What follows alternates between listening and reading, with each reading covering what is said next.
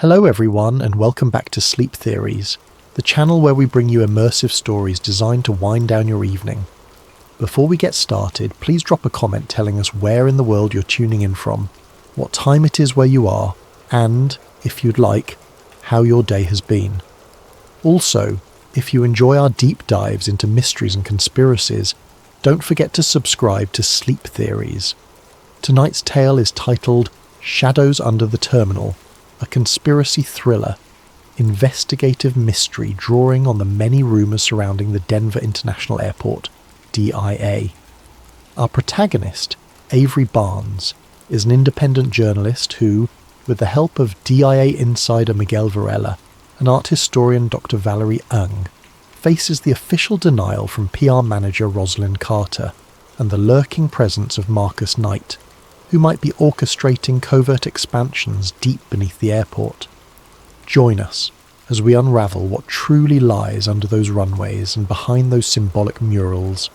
Let's begin. Avery Barnes carefully navigated the bustling terminal of Denver International Airport, clutching a small digital recorder in one hand and a tangle of press passes in the other. She had come ostensibly to cover a routine story about passenger satisfaction and the airport's new automated train system. But her real reason for being here was an itch in the back of her mind, a swirl of rumours, from suspicious murals depicting apocalyptic scenes to talk of hidden bunkers. She'd glimpsed swirling claims online about the DIA being a front for a New World Order base, replete with deep subterranean facilities. Most mainstream outlets dismiss such chatter as nonsense, but Avery was determined to see if there was anything more than smoke. As she walked, the overhead announcements droned about flights departing for Los Angeles or Chicago.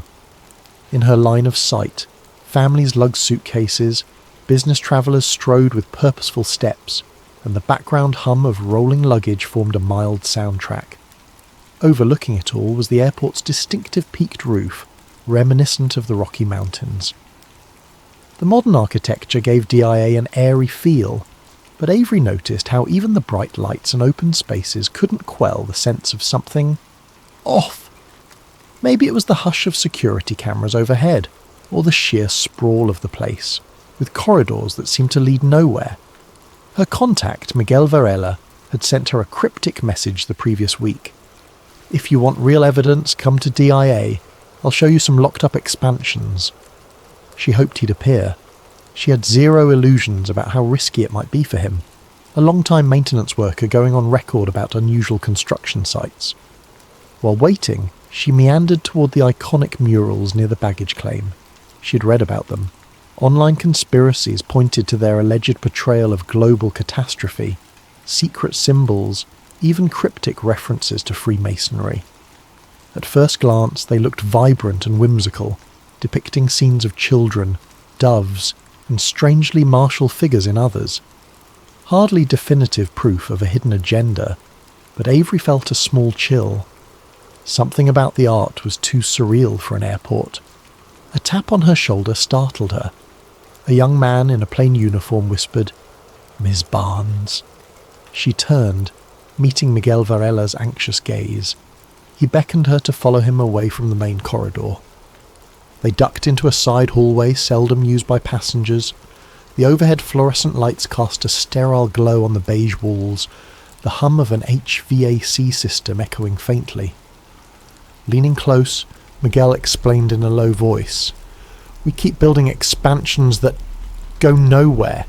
Sealed corridors, huge subterranean sections not on official maps. Management is hush-hush.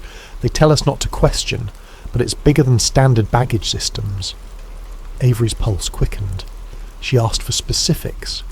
Miguel described how, during overnight shifts, entire shipments of unmarked crates arrived at restricted docks.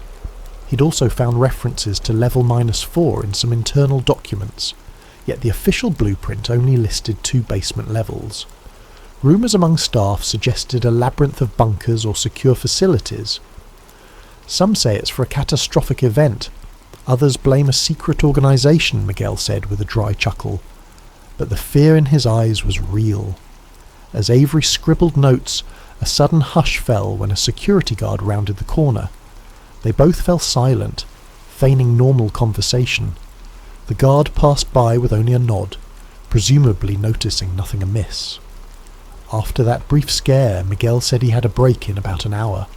He'd try to slip her into a maintenance corridor that might reveal part of the subterranean expansions. She agreed to meet him near a staff cafeteria, mind bristling with curiosity. With that, they parted. Needing more background, Avery strolled to an out-of-the-way lounge where she set up her laptop to browse additional leads. She found references to the infamous Blue Mustang statue outside. Locals nicknamed it Blucifer after an accident that cost its sculptor's life. Then there was the Masonic dedication plaque with mention of a New World Airport Commission, fueling conspiratorial chatter about an NWO. Every piece fit the mosaic of hush-hush expansions and weird symbols. Her email pinged. A note from an art historian doctor, Valerie Ung, responding to Avery's inquiry about the airport's mural designs. She offered to meet soon to discuss the symbolic iconography. Good. Another puzzle piece in place. Time passed, and Avery made her way to the staff cafeteria. True to his word, Miguel arrived, wearing an uneasy expression. Quietly, he guided her through a corridor marked "Authorized Personnel Only." As they passed locked doors, the environment took on a more utilitarian look. Concrete floors, dull overhead lamps. No travellers in sight, just occasional workers or carts. At a certain door with a coded keypad, Miguel typed in a code. The door hissed open, revealing an industrial staircase descending into a faintly lit space. "Down here is part of the old baggage system everyone jokes about," Miguel whispered. "But deeper, there's sealed expansions. I've only glimpsed them." Avery's heart thumped. She carefully followed him down the steps. The air grew cooler, the hum of machinery more pronounced. They reached a wide corridor with overhead pipes and cables. Miguel led her to a set of double doors labelled "Restricted, No Entry." He pressed his ear to it, then motioned for Avery to do the same. The hush behind the doors felt charged, as though a large empty chamber lay beyond. He quietly tested the handle. Locked, of course. "Any chance you can get me inside?" Avery asked, adrenaline spiking. Miguel shook his head. "Not without triggering alarms. But I saw large shipments vanish behind these doors at night." Avery snapped discreet photos, her camera's flash turned off. She noticed a small symbol etched near the door's corner, a stylized pyramid with a single eye. It was no official airport mark. Her breath caught. Could this be evidence of a bigger conspiracy? She put a gentle hand on the door, imagining the subterranean space behind it. "I suspect deeper passageways lead from here," Miguel said softly. "Word is, staff used to joke about bunkers for VIPs during Doomsday, but management calls them nonsense." Their covert exploration ended abruptly when footsteps echoed from further down the corridor. Startled, they retreated, hurrying back up the stairs. At the top, Miguel parted with a whispered, "Be careful." They watch everything. Then he slipped away, presumably returning to his normal tasks, leaving Avery with her mind racing. She quickly made her way to a more public area, melding with the crowd of passengers to avoid suspicion. That evening, Avery sat in a corner of the airport's main concourse reviewing her notes. 1,000 questions whirled in her mind. She typed a quick message to Dr. Valerie Ung, setting up a meeting for the next day to examine the mural's hidden or symbolic references.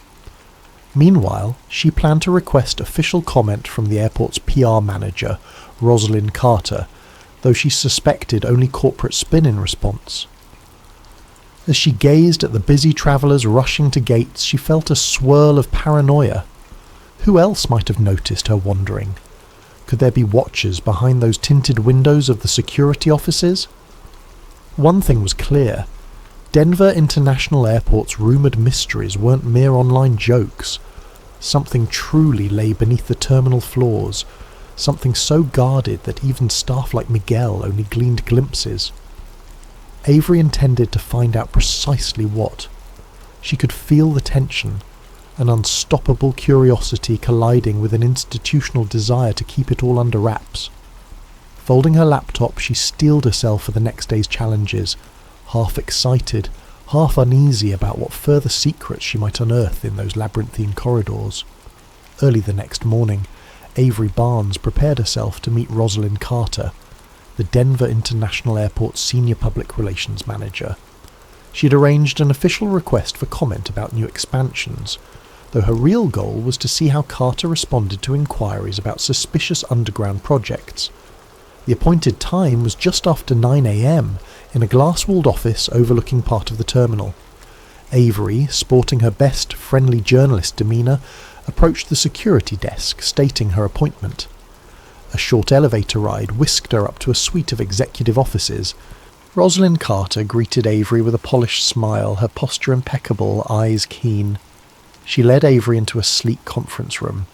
Floor-to-ceiling windows revealed the vast runways and the iconic white tents of DIA's main terminal. Carter offered a seat, poured a small cup of coffee, and inquired politely about Avery's interest in writing an article. Avery explained she was focusing on the airport's continuing expansions and addressing some online rumours. Carter's tone stayed cordial, but had an undercurrent of practiced deflection. She spoke about ongoing improvements to enhance passenger experience, referencing new gates, updated baggage systems. When Avery gently probed about levels beneath the terminal or sealed corridors, Carter let out a short laugh. We're aware of the conspiracies floating around, bunkers, secret societies, but truly, there's nothing beyond standard sub-basements for baggage handling and mechanical equipment. She flashed a perfect PR grin. The airport is big, yes, but we only close off sections for maintenance or safety reasons, not for anything clandestine. Avery pressed a bit further. What about employees who claim to have seen sealed expansions or shipments at odd hours? Carter's smile tightened. She insisted that any off-hour shipments were typical supplies for ongoing construction or large-scale vendor deliveries. We operate 24/7, Ms. Barnes. We have to. This is an international airport.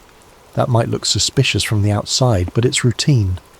She maintained impeccable composure, never letting a crack show. Her eyes, however, flickered with a trace of caution.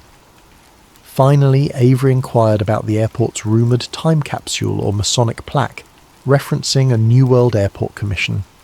Carter explained in clipped monotone. That was a local civic group from the 1990s, not some secret society. People read too much into a harmless plaque. The quickness of her answer felt rehearsed. She ended with a polite wrap-up. I'm sure your readers will find the real expansions quite ordinary once your piece is done. Let me know if you need more official statements. Avery concluded the meeting with a forced smile, suspecting Carter had meticulously avoided any direct responses to the deeper allegations. Leaving the executive suite, Avery felt both frustration and renewed suspicion. Carter's polished disclaimers were exactly what one might expect if the airport indeed had hidden compartments. She decided to reconnect with Miguel soon, to see if he could give her more tangible leads. Meanwhile, she had an afternoon appointment with Dr. Valerie Ung to discuss the mural's alleged symbolism. She hurried across the main concourse, scanning the crowds for watchers. A creeping sense of being followed nagged at her, though she spotted no one specifically. She chalked it up to paranoia. Dr. Valerie Ung suggested they meet in a quiet corner of the terminal near a large mural. With lines of travellers passing by, Avery found the professor, a petite woman wearing glasses, flipping through a folder of reference images. Dr. Ung greeted Avery with a handshake and wasted no time in pointing out certain details in the largest mural. Bold, dreamlike images of children from various cultures, a figure that seemed to represent war or destruction, arcs of colour signifying peace overshadowing conflict. Many interpret these as allegories for global unity after strife, Dr. Ung said, but some see coded references to a new world order rising from chaos. The painter's intention is ambiguous. He did talk about bridging differences, yet conspiracists fixate on the militant shapes or the anguished faces in the background. Avery studied the artwork's corners, noticing images of extinct animals, weeping mothers, and a menacing figure in a gas mask. It does look unnerving in parts, more intense than typical airport art. Dr. Ung nodded. Yes, a strange choice for a public terminal. Possibly the airport's commissioning board wanted to provoke thought. But I do see curious symbols. A stylized letter resembling the Freemason square and compass, hidden within a swirl, subtle enough to be unconfirmed. Some lines do read as coded messages if you look from certain angles. They stepped to the next mural, which depicted a peaceful scene of children celebrating around a blossoming tree. Dr. Ung pointed at a portion of the painting's corner. Here, the initials N-A. Officially, it stands for the artist's note referencing native Western art or something, but conspiracy folks tie it to the New World Airport Commission. Avery's mind churned. She recalled Carter's denial about that group. Everything felt connected by faint threads. She asked if Dr. believed the rumours about secret societies. The professor shrugged. Hard to say. Artistic coincidences happen, but the sheer volume of strange references does give me pause. Possibly a sponsor had a strong symbolic intention. That's the missing piece. Who guided these commissions? After analysing the final mural, Dr. Ung parted ways, leaving Avery with a deeper sense that the airport's art might be more than random.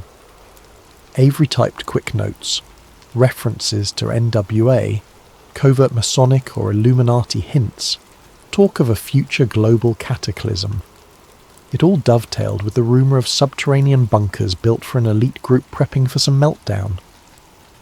She stepped away, noticing how passers-by took photos of the murals, unaware of their alleged deeper significance. By late afternoon, Avery's phone buzzed. A short text from Miguel. Meet me at 8 p.m, staff door B19. I found something else. She felt a thrill of anticipation. Possibly new evidence about the sealed expansions. But caution soared too.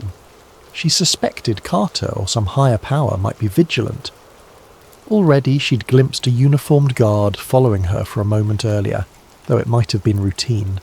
She mentally prepared to keep a low profile. Before the evening meet, Avery decided to do more reconnaissance.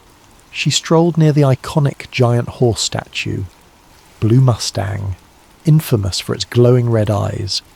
People joked it was cursed or ominous. Up close, the statue's size and intense gaze were disconcerting. She circled it, half hoping to find a hidden panel or code. Nothing stood out, but she couldn't shake the feeling that even that sculpture was part of a bigger tapestry, an attempt to signal something deeper about the airport's underlying purpose. Finally, night fell. The airport's bustling crowds thinned somewhat, though DIA never truly sleeps. Avery found her way to staff door B19, a poorly lit area near a lesser-used terminal hallway. Checking no one was around, she loitered casually, phone in hand. Right on time, Miguel slipped from the shadows, motioning her inside. Fear prickled in Avery's stomach. This was stepping over a line. Trespassing, possibly. Yet the thirst for truth overshadowed caution. As the door clicked shut behind them, overhead fluorescent lights buzzed. She sensed the weight of unseen watchers. No turning back now. She followed Miguel deeper, preparing for the confrontation with real, hidden expansions or whatever secrets the airport's powers sought to bury.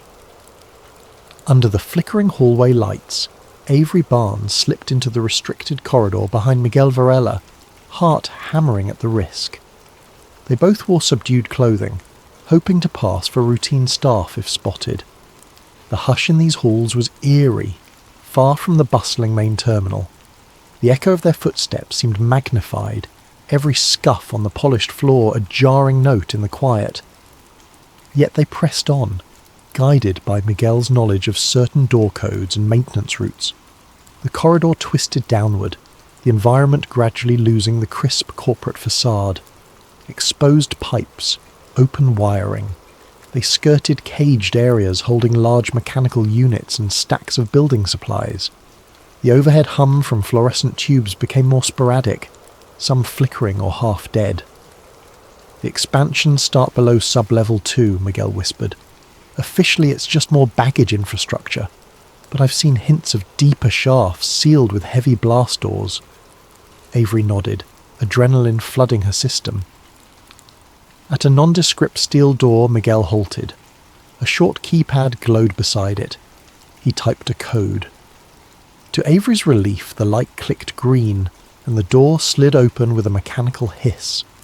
The air inside carried a faint chemical tang, reminiscent of fresh construction or sanitized surfaces. They stepped through, the door sliding shut behind them. Ahead, a broad hallway spread out, lined with crates labelled with bland descriptions: electrical components, ventilation, stock. The floor was newly tiled, the walls unpainted concrete. It was the kind of place that felt half-finished. Miguel paused, brow furrowed. This corridor's new. Even a month ago it wasn't here. Avery marvelled at the scale. The ceiling soared above, industrial lighting mounted in neat rows. A sign read Section 4B, as if referencing a discrete zone. She snapped a few covert photos with her phone.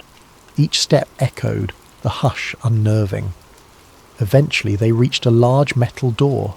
It bore a sign that read, High Security, No Access, along with a card reader lock. Miguel frowned. I don't have clearance for that. He tried an older code to no avail. Avery approached the small window slit, trying to peer in. She made out dim overhead lighting, but no sign of activity. Possibly a massive chamber beyond. They pressed on, following side corridors branching off the main hall. Over time they discovered a locked gate leading to what looked like a vertical shaft with an elevator platform. Lights inside glowed faintly. So, an elevator to an even lower level, Avery guessed. Miguel nodded, lips set. We never had mention of a third sub-level in the official plans. She quietly documented the elevator's existence. The deeper they went, the more convinced she became that these expansions were about more than baggage or typical airport systems. Suddenly, footsteps approached from around a corner. Miguel gasped, motioning Avery to hide. They ducked behind a cluster of crates. Two figures in security uniforms walked past, engaged in quiet conversation. From the snippet Avery overheard something about timing for the next supply intake, and Knight wants the East Corridor sealed by next month. She tensed. Knight? Could that be a reference to Marcus Knight, the rumoured big shot who oversaw hush-hush government contracting? She wanted to follow them, but the risk was too high. After they moved on, Miguel released a breath. They must be top-level security. Regular staff rarely come down here. They resumed exploring, quickly but carefully. Avery found doorways labelled storage, ventilation control, server node. Some opened easily, revealing large server racks or mechanical piping. Others were locked tight. In a small maintenance closet they discovered a blueprint pinned to the wall. It was partially covered by a coffee-stained sheet, but when they lifted it, they saw a rough schematic referencing S4L3 access shafts, indicating multiple sub-level connections. The blueprint extended beyond the known basement levels, indicating large open areas labelled reserved. Avery's heart pounded. This was near proof of a massive subterranean facility.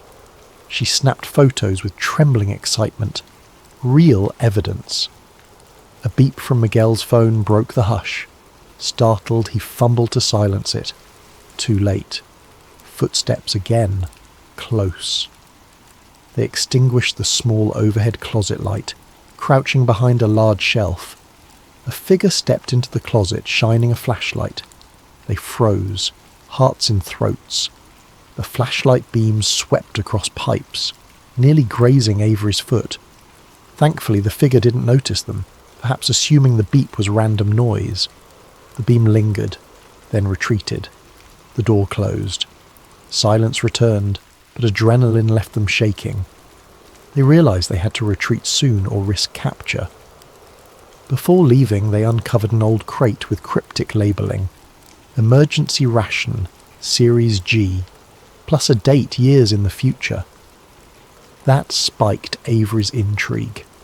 Who stores rations labelled for use years away, as though planning for a doomsday scenario? She snapped another photo. It was almost too bizarre.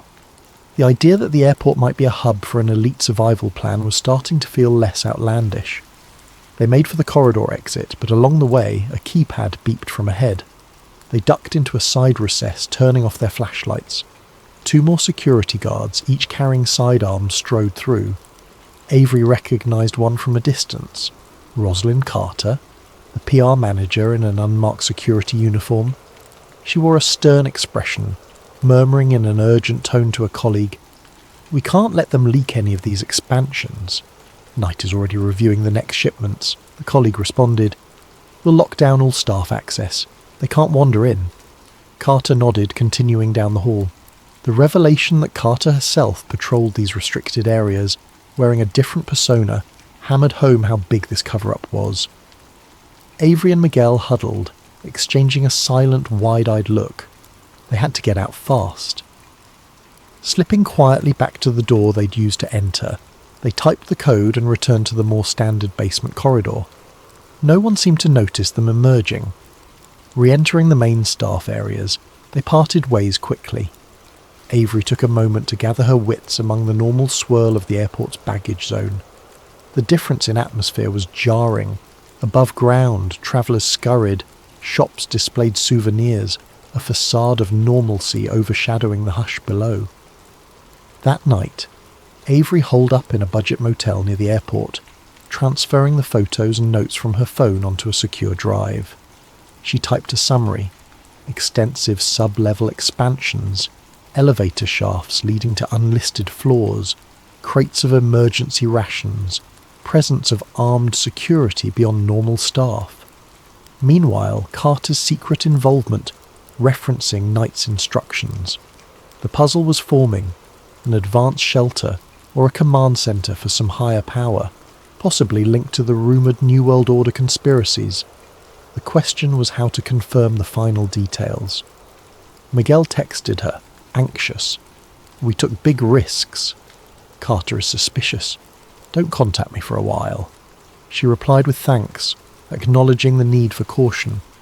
Next, she emailed Dr. Ung a cryptic clue about the expansions, inquiring if the airport's time capsule or Masonic references tie in with large-scale bunkers. Dr. Ung responded that the time capsule's plaque included symbols reminiscent of those found in certain clandestine groups, but needed more direct evidence to connect it to the expansions. The path forward was treacherous. But with real photographic proof in her hands, Avery felt unstoppable. She planned to contact a small independent news site or blog to release a preliminary story. However, she knew she might face immediate backlash or sabotage if she published too soon. She decided instead to attempt a final infiltration, one that could gather conclusive video footage.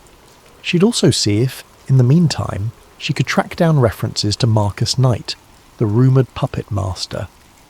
Resolving to hold her nerve, she settled in for a restless sleep, half dreaming of corridors beneath the airport, where every locked door concealed a piece of a grand conspiracy. Tomorrow, she would push further, or risk losing the chance to unmask the truth entirely. Morning brought Avery Barnes a subdued sense of urgency. Over coffee at the motel, she reviewed her phone notifications. A message from Dr. Valerie Ung, offering to meet at the airport's infamous time capsule marker. Another from an anonymous address read simply, "Be careful, they know." The short note cast a chill over her. Possibly a friend of Miguel or a concerned insider. She exhaled slowly, steeling herself for another day in the belly of the beast. Returning to DIA, she found it as busy as ever. Travellers hustling, overhead announcements echoing. She kept her camera gear discreetly stowed in a shoulder bag. Dr. Ung awaited near a subdued corner of the main concourse, close to a stone marker with a Masonic symbol. That marker, Avery recalled, was said to mention the New World Airport Commission. Conspiracy forums fixated on it, believing it indicated a hidden sponsor behind the airport's design. Dr. Ung greeted her with a polite nod, then quietly pointed out the inscriptions. The plaque indeed read, "Dedicated to the people of Colorado, the New World Airport Commission," referencing a date in the mid-1990s. The Masonic square and compass insignia sat in the corner. A time capsule was rumoured to lie beneath it, to be opened decades later. While passers-by strolled by without a second glance, Avery snapped photos, Dr. Ung providing commentary in a low tone. Masonic influences do appear now and then in public projects, but usually it's overshadowed by typical civic stuff. Yet the phrase New World Airport Commission is truly odd. No official record of that group existing outside DIA documentation. It does feed the speculation that some elite collective quietly guided the project. She touched the plaque lightly. Some say inside the time capsule are hints of this global or New World Order plan. Avery's mind connected the dots. Hidden expansions, Masonic references, hush-hush shipments. She asked Doctor if the symbol matched some of the shapes from the murals. The professor nodded. Yes, it's the same stylized geometry. The artist used shapes reminiscent of Masonic angles in background corners. Possibly a coincidence, but in total, it's suspicious. Dr. Ung then offered a slender envelope. I dug up older press photos from the airport's grand opening. Some shots show the site with deeper excavation than official stories mention. Might be relevant. Avery thanked her, glimpsing the black and white prints of huge pits, seemingly deeper than typical infrastructure demands. More fuel for her story. Their quiet meeting ended abruptly when a uniformed guard approached, politely but firmly asking them to clear the area for staff cleaning. A mild excuse, but Avery recognised they might be monitored. She parted ways with Doctor, promising to share any final revelations. The professor told her to be cautious. Rumours circulated among local academics about how persistent investigators into DIA's mysteries sometimes found themselves blacklisted or visited by officials. Avery ducked into a restroom, checking her phone. Another message from Miguel. I can't talk more. Carter's men are on to me, but meet me at the far end of Concourse C at 10 p.m. if you want the final route to the sublevel. Night might be here tonight. She swallowed, nerves flaring. So this was it. The final infiltration. The attempt to catch Marcus Knight in the act.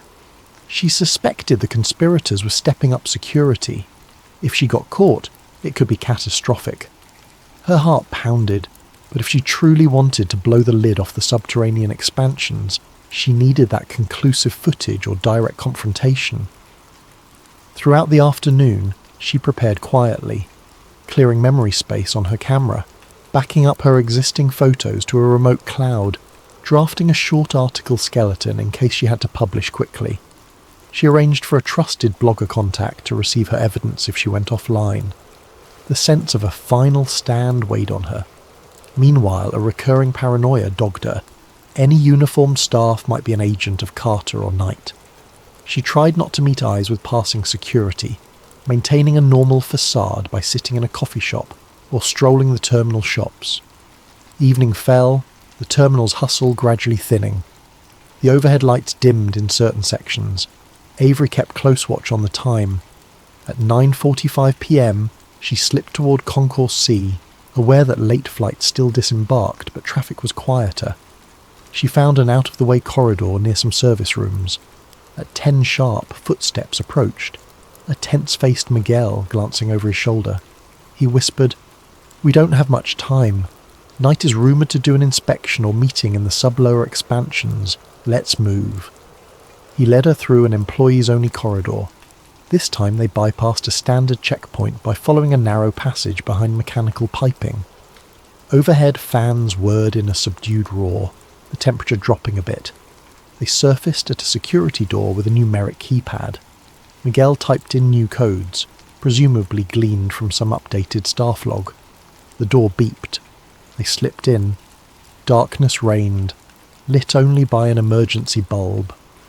Avery's heart hammered with the knowledge that any camera footage might blow her entire investigation wide open. Descend. The corridor led to a freight elevator. Miguel produced a keycard, scanning it. By some stroke of luck, it worked. The elevator shuddered downward. The panel displayed no floor numbers, just a blank readout. As they descended, the hush thickened. Only the hum of machinery thrummed in the background. When the doors slid open, they stepped into a wide sub-level corridor quite unlike the standard basement. The space was furbished with advanced electronics and thick cables running overhead. The overhead lights had a faint flicker. Avery quietly turned on her camera, hoping to capture raw footage.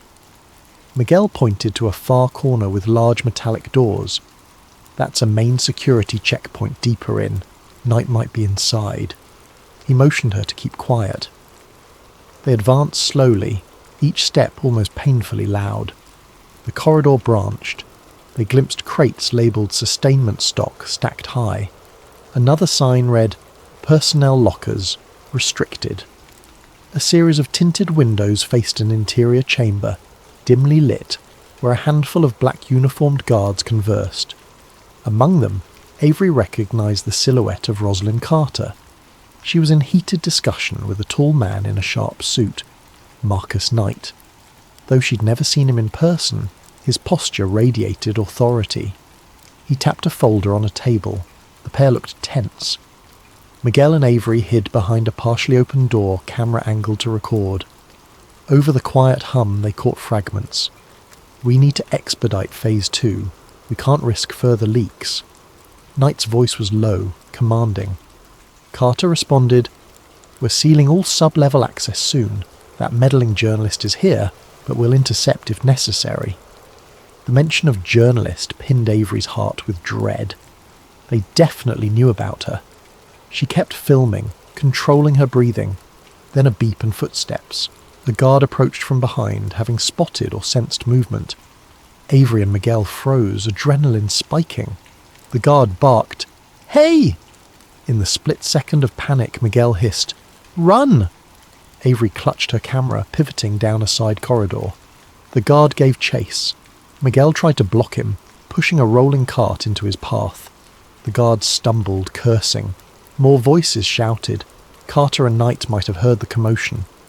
Alarms beeped, a swirling red light illuminating the corridor. Avery found a door half ajar, darted inside. Another hallway, possibly an emergency exit route, leading to a flight of metal stairs. Behind her, footsteps pounded. She glimpsed a second guard, weapon drawn. The hush now overshadowed by harsh warnings. She took the stairs, hearing shouts to stop. Ears pounding, she pressed the camera to her chest, determined to keep the footage safe. The staircase wound up. She prayed it led to an exit, or at least an unguarded zone in the standard basement. She heard no sign of Miguel behind her. Fear clenched her stomach. He'd likely drawn the security away. She had to trust he'd find a way out. At last, she emerged into a smaller mechanical room. The door from there to the main baggage level was locked from the outside. She rummaged quickly, found a crowbar near a tool rack. Jamming it into the door's edge, she pried it open with a grunt. The metal screeched. She darted through, slamming it behind her, then found herself in the standard baggage zone. Workers there stared in confusion. She dashed into the open corridor, blending with a small crowd of late-shift staff. Her breath came in ragged gasps, but none recognised her as an intruder. She slowed to a brisk walk, heart in her throat. The alarm behind her soon died away. With surprising ease, she reached the passenger area. She discovered a cluster of travellers milling around a late flight. Security apparently hadn't locked down the entire airport yet. She took advantage, calmly heading to an exit, camera hidden under a jacket. Night air greeted her outside. She hopped into a taxi, telling the driver to step on it. Her entire body trembled from adrenaline. She had video footage, recordings of Knight's words, glimpses of the sub-level expansions. Possibly more than enough to confirm a major cover-up. But the cost was high. Miguel's fate worried her, and the conspirators might attempt a full meltdown to kill the story. In the midnight hush, Avery Barnes sat in her cheap motel room, laptop open, camera cables snaking from it. her pulse still hammered from the infiltration. Shakily, she reviewed the footage. Shaky images of the corridor expansions, the crates labelled sustainment stock, and the glimpse of Rosalind Carter with a commanding figure, likely Marcus Knight, discussing Phase 2 and leaks. Despite the frantic camera movements, the content was unmistakable. This was real, tangible evidence that the Denver International Airport had advanced subterranean expansions well beyond typical infrastructure. The references to Phase 2 implied something deeper, some looming next step.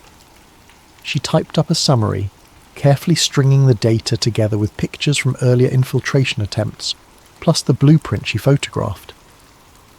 On a second phone, she tried calling Miguel. No response. Fear gnawed at her.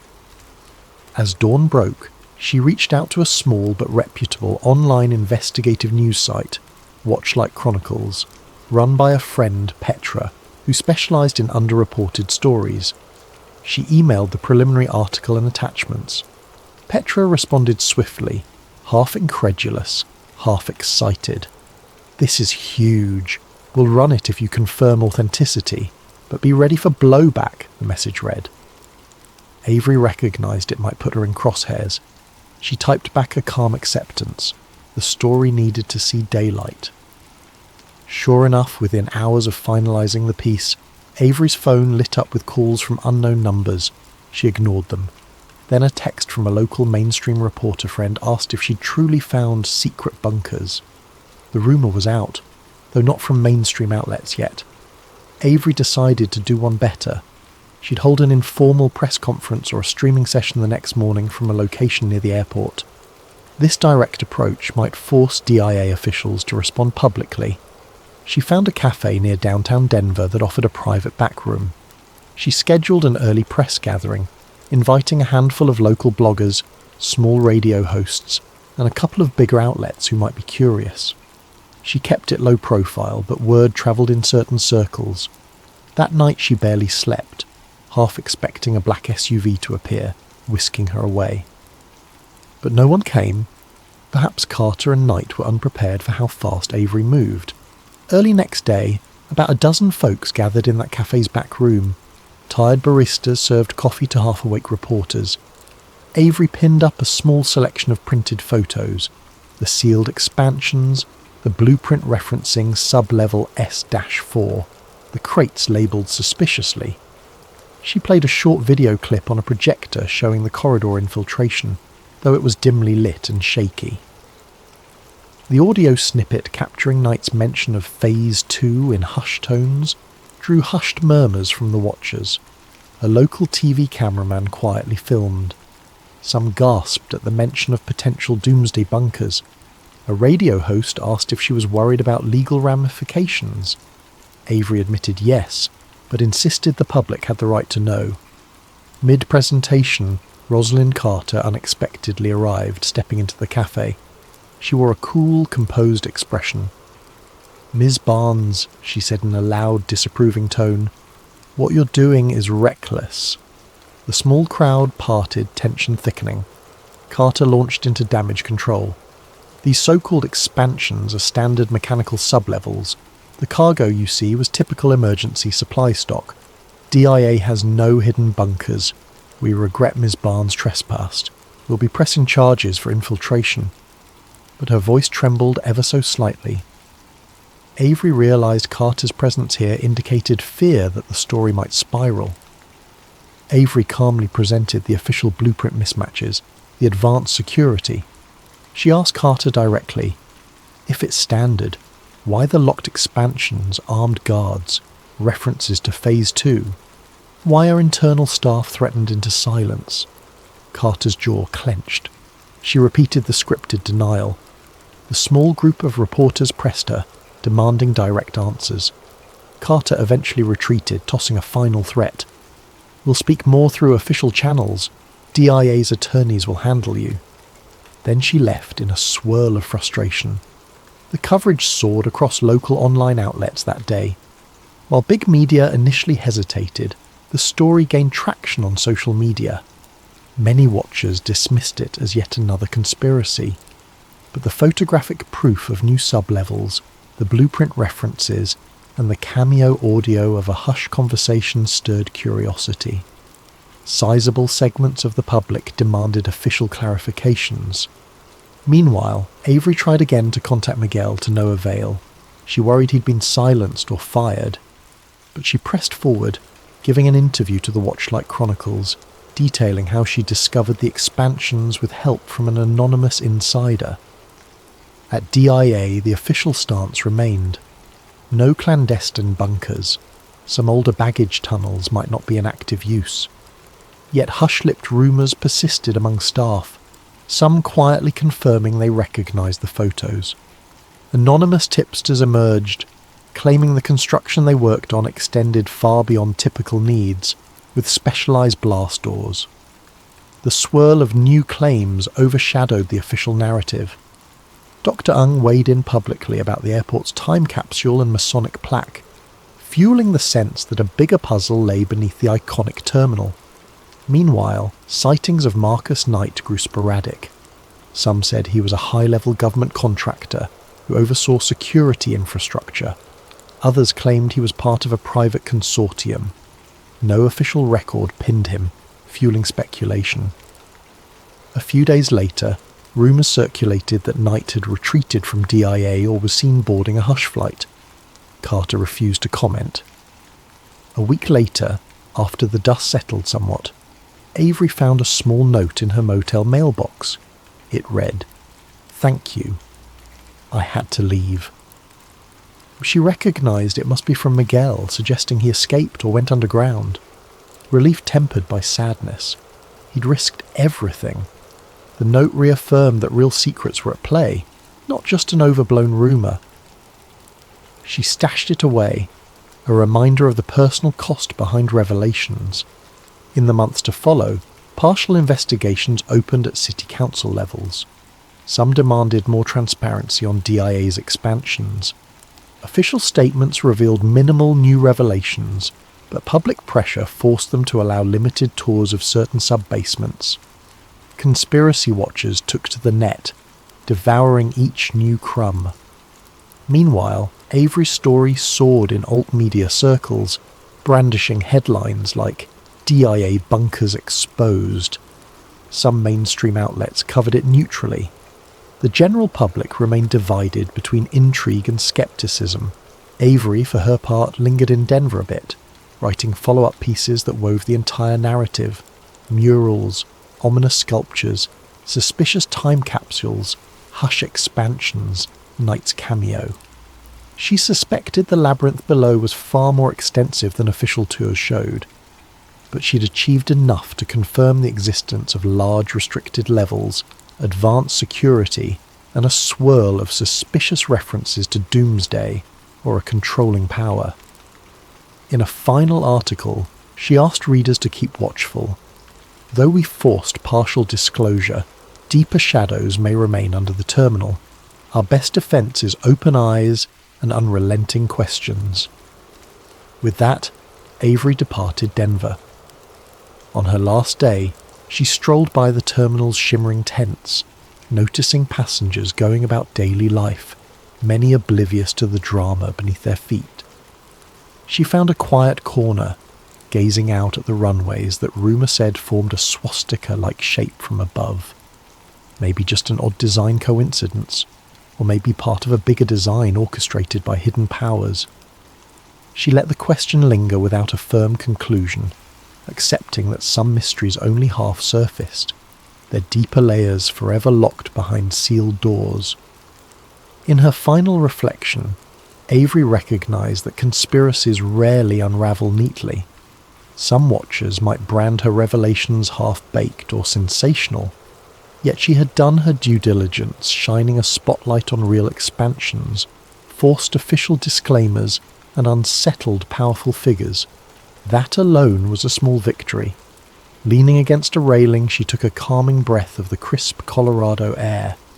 The sun glinted on the distant snow-peaked mountains, a stark contrast to the labyrinth of secrets below. She whispered a silent thanks for not losing herself to the hush of intimidation. Then she grabbed her bag, heading for the main exit, leaving Denver International Airport behind, yet carrying forward the memory of corridors in the deep, flickering fluorescent lights, and a truth so big it rattled the complacent narrative.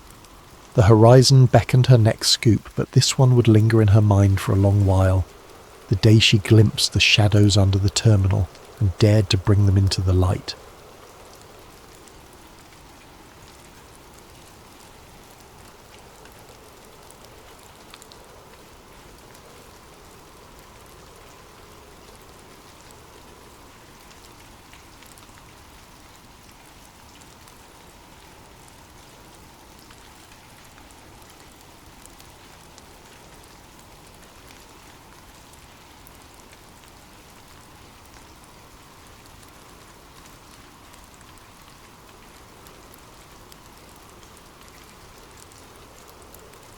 The desert wind rattled loose tin on the Navarro ranch house as lightning clawed at the sky.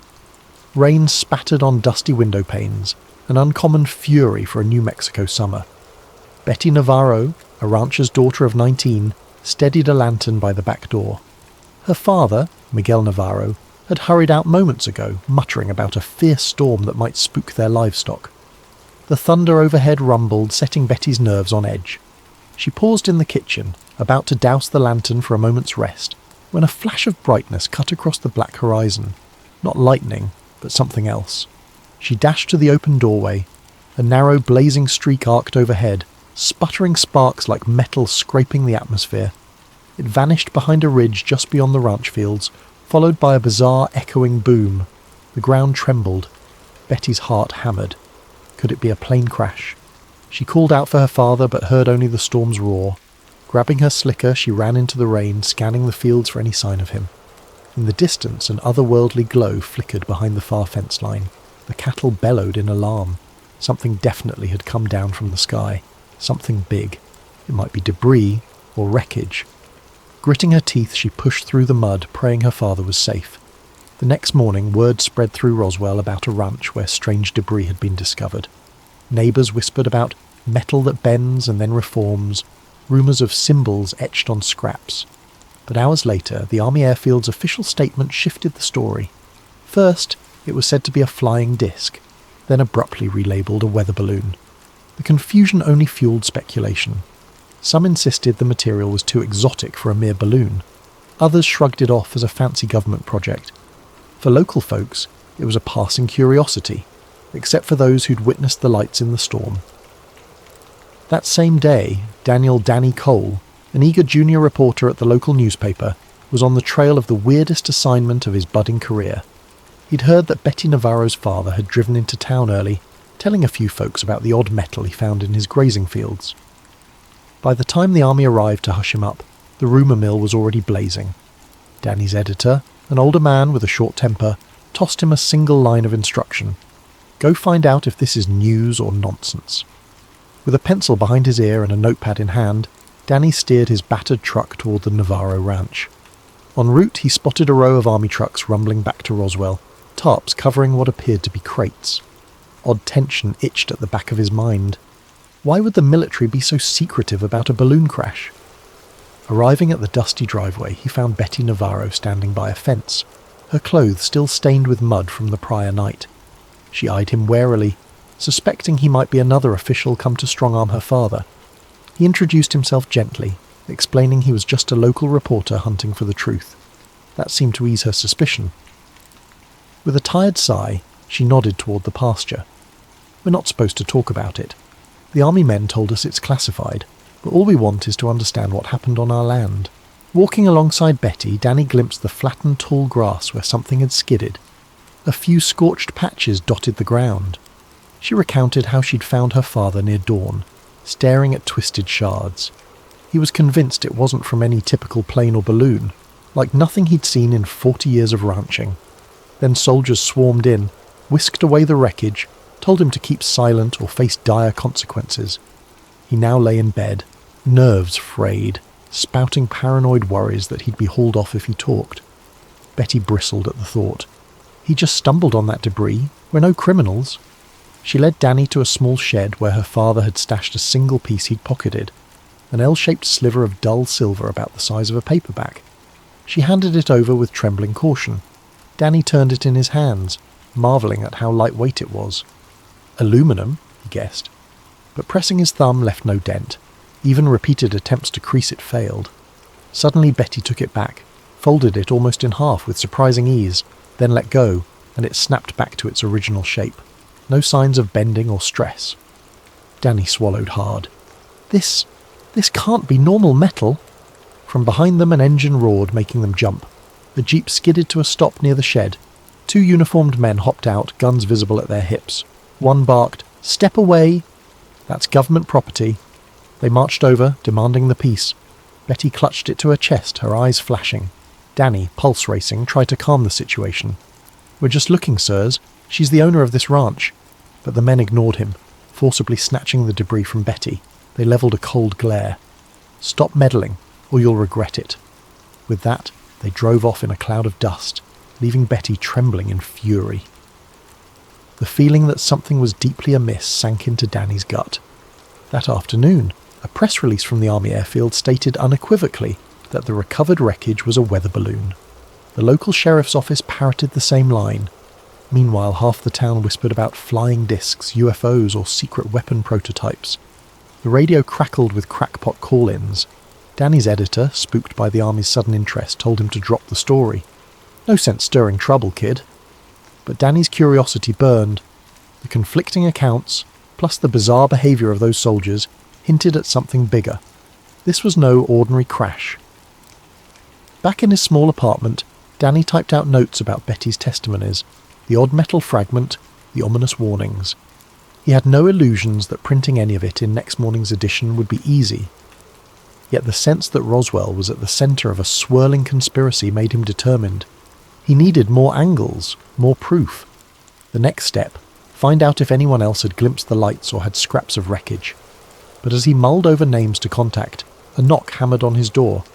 Peering through the peephole, he saw 2 strangers in plain suits. He opened the door a crack. One man hissed, "Cole? We know you've been snooping at Navarro's place. Let it go." The second man stepped forward, voice low and menacing. "You didn't see anything unusual. Remember that." Then they left, footsteps echoing in the hallway. Danny's pulse thundered. In one day he'd witnessed a crashed object of unknown origin, encountered bullying soldiers, and now faced intimidation at his own doorstep. He realised that whatever fell in Roswell wasn't just scraps of metal. It might be the key to a story that could upend everything the public had been told. The question was, how far were these unseen forces willing to go to keep a lid on it? And was Danny, a fledgling reporter, brave or foolish enough to push onward? Clutching his notes, he sat on the edge of his bed, mind racing. Something extraordinary had shattered that New Mexico sky last night, and the shadowy efforts to hide it were as real as the desert thunder still rattling in his memory. He decided, I won't be scared off. Tomorrow, he'd dig deeper, step by step, determined to uncover the truth. The day after the men in suits threatened him, Danny Cole woke early, consumed by a sense of purpose. He typed up what he had so far, the unusual debris with shape memory properties, the contradictory official statements, the intimidation attempts. But in rereading it, he realised the piece lacked definitive evidence. A sensational claim needed more than hearsay. He needed additional eyewitnesses or a smoking gun. Without that, his editor would never run the story, and the Army might label him a crank. He headed first to the local sheriff's office, hoping for a chat with the deputy who'd initially tipped him off about the Navarro ranch. The station's waiting area smelled of stale coffee, but the deputy seemed cagey now, eyes darting as he spoke in hushed tones. "Look, kid, I told you about the ranch because I figured something smelled fishy, but now folks from the Army in some unknown suits have shown up, telling me to keep quiet. They're using words like national security." The deputy looked genuinely spooked, refusing to say more. "Don't drag me deeper into this, Danny. I got a family." With that, the conversation ended. Next, Danny tried visiting local ranchers, who might have glimpsed unusual lights during the thunderstorm. Several admitted hearing a bizarre boom, or seeing flashes that didn't match normal lightning. But none had concrete proof. One ranch hand mumbled about metal scattered across the field, but the Army confiscated everything the next morning. Another said she saw army trucks hauling large tarps. Still, speculation remained rumour level. Despite the swirl of talk, there was no tangible artefact to show. The net apparently had been cast wide. The army seemed determined to erase all physical traces of the crash. As Danny walked down Roswell's main street late that afternoon, a voice hissed from an alley. "Psst! Cole!" He glanced over, startled, to see a tall, lanky figure beckoning. Oliver Grayson, a local recluse known for odd theories about secret government tests. He wore rumpled clothes and clutched a rolled-up sheet of paper. "I have something you'll want to see," he whispered. Danny approached warily. Oliver's eyes darted left and right, as though expecting watchers. Oliver led him to a dingy back room behind a boarded-up photography studio. There, he unrolled the sheet. It was a large negative from a camera, apparently capturing streaks of light in the sky. "Took this the night of the storm," Oliver said, voice trembling with excitement. The negative showed multiple lines, perhaps meteor-like trails, except one line curved oddly, as if under controlled flight. "I was out trying to snap lightning shots. Then I saw these lights. They moved too intelligently to be random." Danny squinted. The negative quality made it difficult to interpret, but it definitely looked peculiar. If real, it might bolster the claim that something extraordinary flew overhead that night. "Why not show the police? Or the paper?" Oliver snorted. "They'd call me a crank. Also, those men in suits rummaged through my place. I barely hid this negative before they arrived. They took everything else." He inhaled shakily. "I know they're covering up something big." That evening, the Roswell Army Airfield held a hasty press conference. Major Harold Tate, a tall, composed officer, took the podium. Beside him, a bland visual display of a weather balloon's diagram was pinned up. Journalists from the local paper asked if the Army still stood by their explanation. Tate nodded gravely. "Yes, we recovered a balloon and related radar reflectors. No evidence suggests anything unusual." He urged citizens to trust official channels, denouncing wild rumours about unknown craft. Danny was in the back, scribbling notes.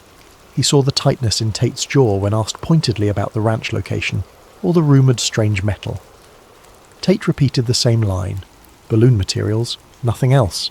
The tension in the room was palpable. Then, in a moment of quiet, Danny asked, "Major, can you confirm you visited or seized property from any civilian homes, like the Navarro Ranch, for purely weather balloon debris?" Tate's eyes flickered. "Those are routine procedures," he replied stiffly. "If folks have mistaken ordinary junk for something else, we clarify and remove what belongs to the government." No further explanation. Over the next few days, Roswell's rumour mill intensified. Some insisted the entire crash was a hoax. Others whispered about little men taken to the base. In local diners, talk alternated between scornful jokes and uneasy speculation. Meanwhile, the army presence around the outskirts grew. Patrols began restricting access to remote desert roads, claiming it was for safety. They're systematically shutting down the story, Danny thought. One morning, Betty Navarro arrived at the newspaper's office, flustered. She explained that her father had been visited again by men in suits, who repeated the weather balloon line and threatened legal trouble if he said otherwise. "He's a proud man, but he's frightened," Betty said, eyes flashing with anger. She placed a battered envelope on Danny's desk. Inside was a second chunk of that bizarre metal. "We'd kept it hidden. I can't just let them stomp on the truth." Danny touched the fragment. Indeed, the same strange properties. He promised to safeguard it. Through a contact at the local airfield, Danny arranged a secret meeting with Dr. Evangeline Parker, rumoured to be an aerospace engineer quietly assisting Major Tate's project. Late one evening, they met in a deserted hangar's shadows. Parker, her face etched with worry, confirmed that the debris was not from any standard balloon or plane. She'd run tests showing unearthly durability and superlight composition, yet official instructions forced her to classify it as common. She felt deeply torn, a sense of duty to her country versus moral unease about perpetuating a lie. She showed him lab notes, incomplete but revealing anomalous chemical structures. "I suspect it's a technology we can't replicate with known alloys," she whispered. "But if I speak openly, I'm done, possibly imprisoned." Danny gulped. "So the army's lying, systematically?" Parker nodded. "They claim it's to prevent mass hysteria or foreign exploitation, but it's bigger than that. They might be dissecting something that rewrites everything we know about flight." She urged him to be cautious. As dawn neared, Dr. Parker disappeared into the gloom, leaving Danny reeling. Advanced metal, reverse engineering. The puzzle pieces aligned. The Army's clampdown was more than mere pride or embarrassment. They wanted to harness an unearthly find. Could it truly be from beyond Earth, or was it advanced domestic tech? Regardless, the secrecy suggested a massive conspiracy. With Oliver Grayson's photograph, Betty's second metal piece, and Dr. Parker's hints, Danny now had potential proof. Yet he felt watchers behind every corner. Each phone call crackled suspiciously. An unmarked sedan loitered near the paper's building. Even his editor avoided him in the hallway. Fear weighed heavy. If Danny published, would these men in suits escalate? Could he vanish like some folks rumoured? At midnight in his cramped apartment, Danny typed a draft article titled "Debris in the Desert, More Than a Balloon." He included everything. The rancher testimonies, the inexplicable metal, Oliver's photograph, Parker's anonymised statements. He planned to show it to the editor in the morning. If only I can get the paper to run it. But something told him the next 24 hours would decide whether the truth saw daylight or was buried deeper than the desert dunes.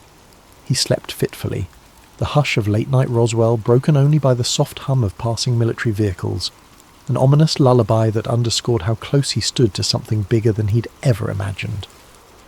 The next morning, Daniel Cole arrived at the paper with a glimmer of hope, only to discover the editor's door locked and a meeting in progress sign.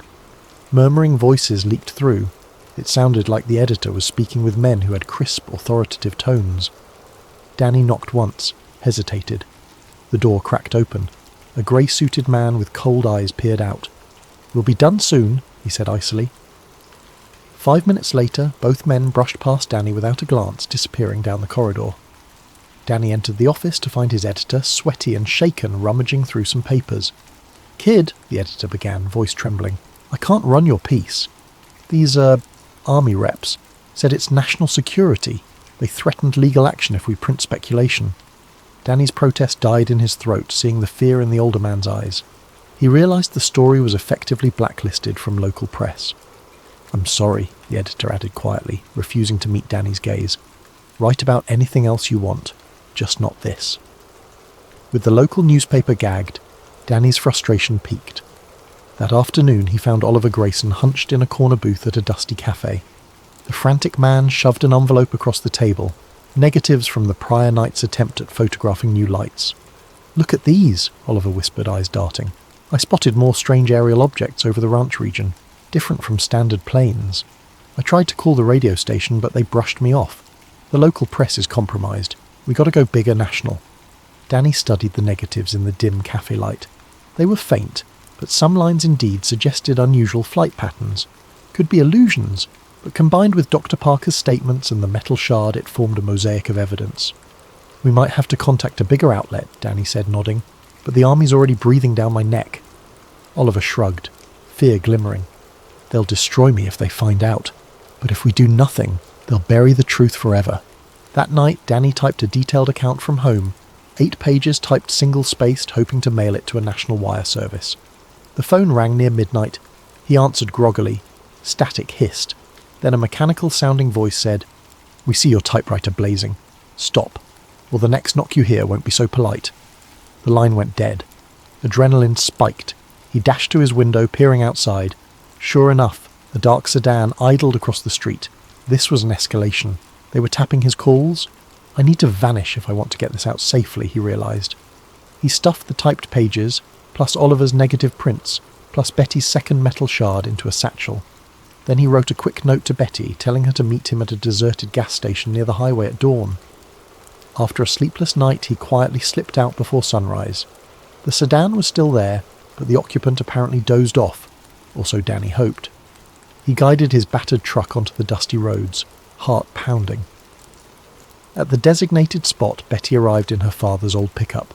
She looked anxious, hair tied back. They compared notes. She'd had more visits from stoic men claiming the family best remain silent. They demanded the last piece of debris. She'd feigned ignorance. "We have to get this to someone who'll help," she said. "But who?" Danny decided to contact Dr. Evangeline Parker again. Maybe she had scientific colleagues outside the region who'd verify the artifact's authenticity. Betty agreed. They set out to find Parker at a secret location, a friend of a friend's empty barn on the outskirts. where Parker occasionally retreated for privacy. The drive felt surreal, desert wind whistling past. Both half expected a military checkpoint at any moment. They found Parker waiting in the barn's shadowy interior, eyes shadowed with fatigue. She had news. The base was intensifying its security. Major Tate was rumoured to have formed a special unit to track subversive elements in Roswell. She also claimed she'd seen glimpses of a second site where more debris had been stored, and possibly biological materials. She refused to elaborate, but her haunted expression said it all. "I'm done playing along," Parker murmured, scanning the artifact shard Betty extended. "We need to publish proof, or history might rewrite itself as a trivial balloon incident." Just then, a booming voice rang out. "Freeze!" A group of uniformed soldiers, led by none other than Major Harold Tate himself, emerged from behind bales of hay, their rifles aimed unwaveringly. The trio, Danny, Betty, Parker, raised their hands in alarm. Tate's eyes glinted with cold triumph. "Breaking onto private property, conspiring to steal government assets, you're all in serious trouble." He nodded at a subordinate who grabbed the metal shard from Parker's hands, sealed it in a pouch. Danny's breath caught. "We're simply verifying the truth, Major. You have no right." Tate cut him off with a sneer. "I have every right. This is a matter of national security. You meddle beyond your depth. People who push too far in matters like these often vanish." Betty bristled, fists clenched, but a soldier pointed a gun barrel her way. She glared silently. Tate motioned for them to be bound with zip ties. Another soldier rummaged through Danny's satchel, extracting the typed documents and Oliver's negatives. Tate eyed them, mouth twisting in disgust. "You journalists think you can decide what's best for the public. Sometimes they must be protected from truths that sow panic." He gestured for a nearby soldier to confiscate everything. As Danny was shoved to the ground, he glimpsed Parker trying to maintain composure. She locked eyes with him. Some quiet signal passed between them. Then, unexpectedly, an old caretaker from the barn area stepped in, feigning confusion, stumbling with a lantern that spilled oil, igniting a small flame on the dusty floor. Soldiers panicked, distracted by the sudden smoke and possible barn fire. In the chaos, Parker lunged, snatching a single negative from the soldier's hand. She tucked it into her coat. Another swirl of dust, and the caretaker yanked a side door open, beckoning the captives to flee. Disoriented, Tate barked orders to secure the perimeter, but the smoke gave Danny, Betty and Parker precious seconds. They scrambled out the side door, stumbling across the yard to Betty's truck. Shots rang out, bullets whining overhead. Parker slid into the back, Danny hopped in the passenger seat. Betty gunned the engine, tyres spewing gravel as they roared away. Soldiers tried to chase them on foot, but the swirling desert dust obscured the pursuit. In the rearview mirror, Danny saw Tate's furious silhouette receding into the haze. Once they were miles away, hearts pounding, they pulled the truck onto a sidetrack. Parker breathlessly produced that single negative she'd saved. It's not everything, but it's something. She rummaged in her pocket, revealing a crumpled note she'd scribbled about the chain of custody for this exotic metal. A hush fell. They'd lost most of their evidence, again, but they still had enough for a partial exposé, especially with Parker's direct testimony. "We have to leave Roswell," Parker said quietly. "Tate will lock the town down searching for us. The only way is to get these documents to an outside journalist or radio station that's not under their thumb." Betty swallowed, gazing at the desert horizon. "If we vanish, who takes care of my father? The ranch?" Danny placed a reassuring hand on her shoulder. "We'll come back once this is out in the open, but right now, we either reveal it or watch it get buried." Parker nodded resolutely, glancing at the negative. "Let's drive. I know a contact in Santa Fe who might help." And so they set off, headlights cutting through the twilight. The net around them had never been tighter, but they still had one path forward. Gather allies beyond Roswell's borders, show the world a glimmer of the truth, and hope it would spark the unstoppable question: what really happened in the desert sky?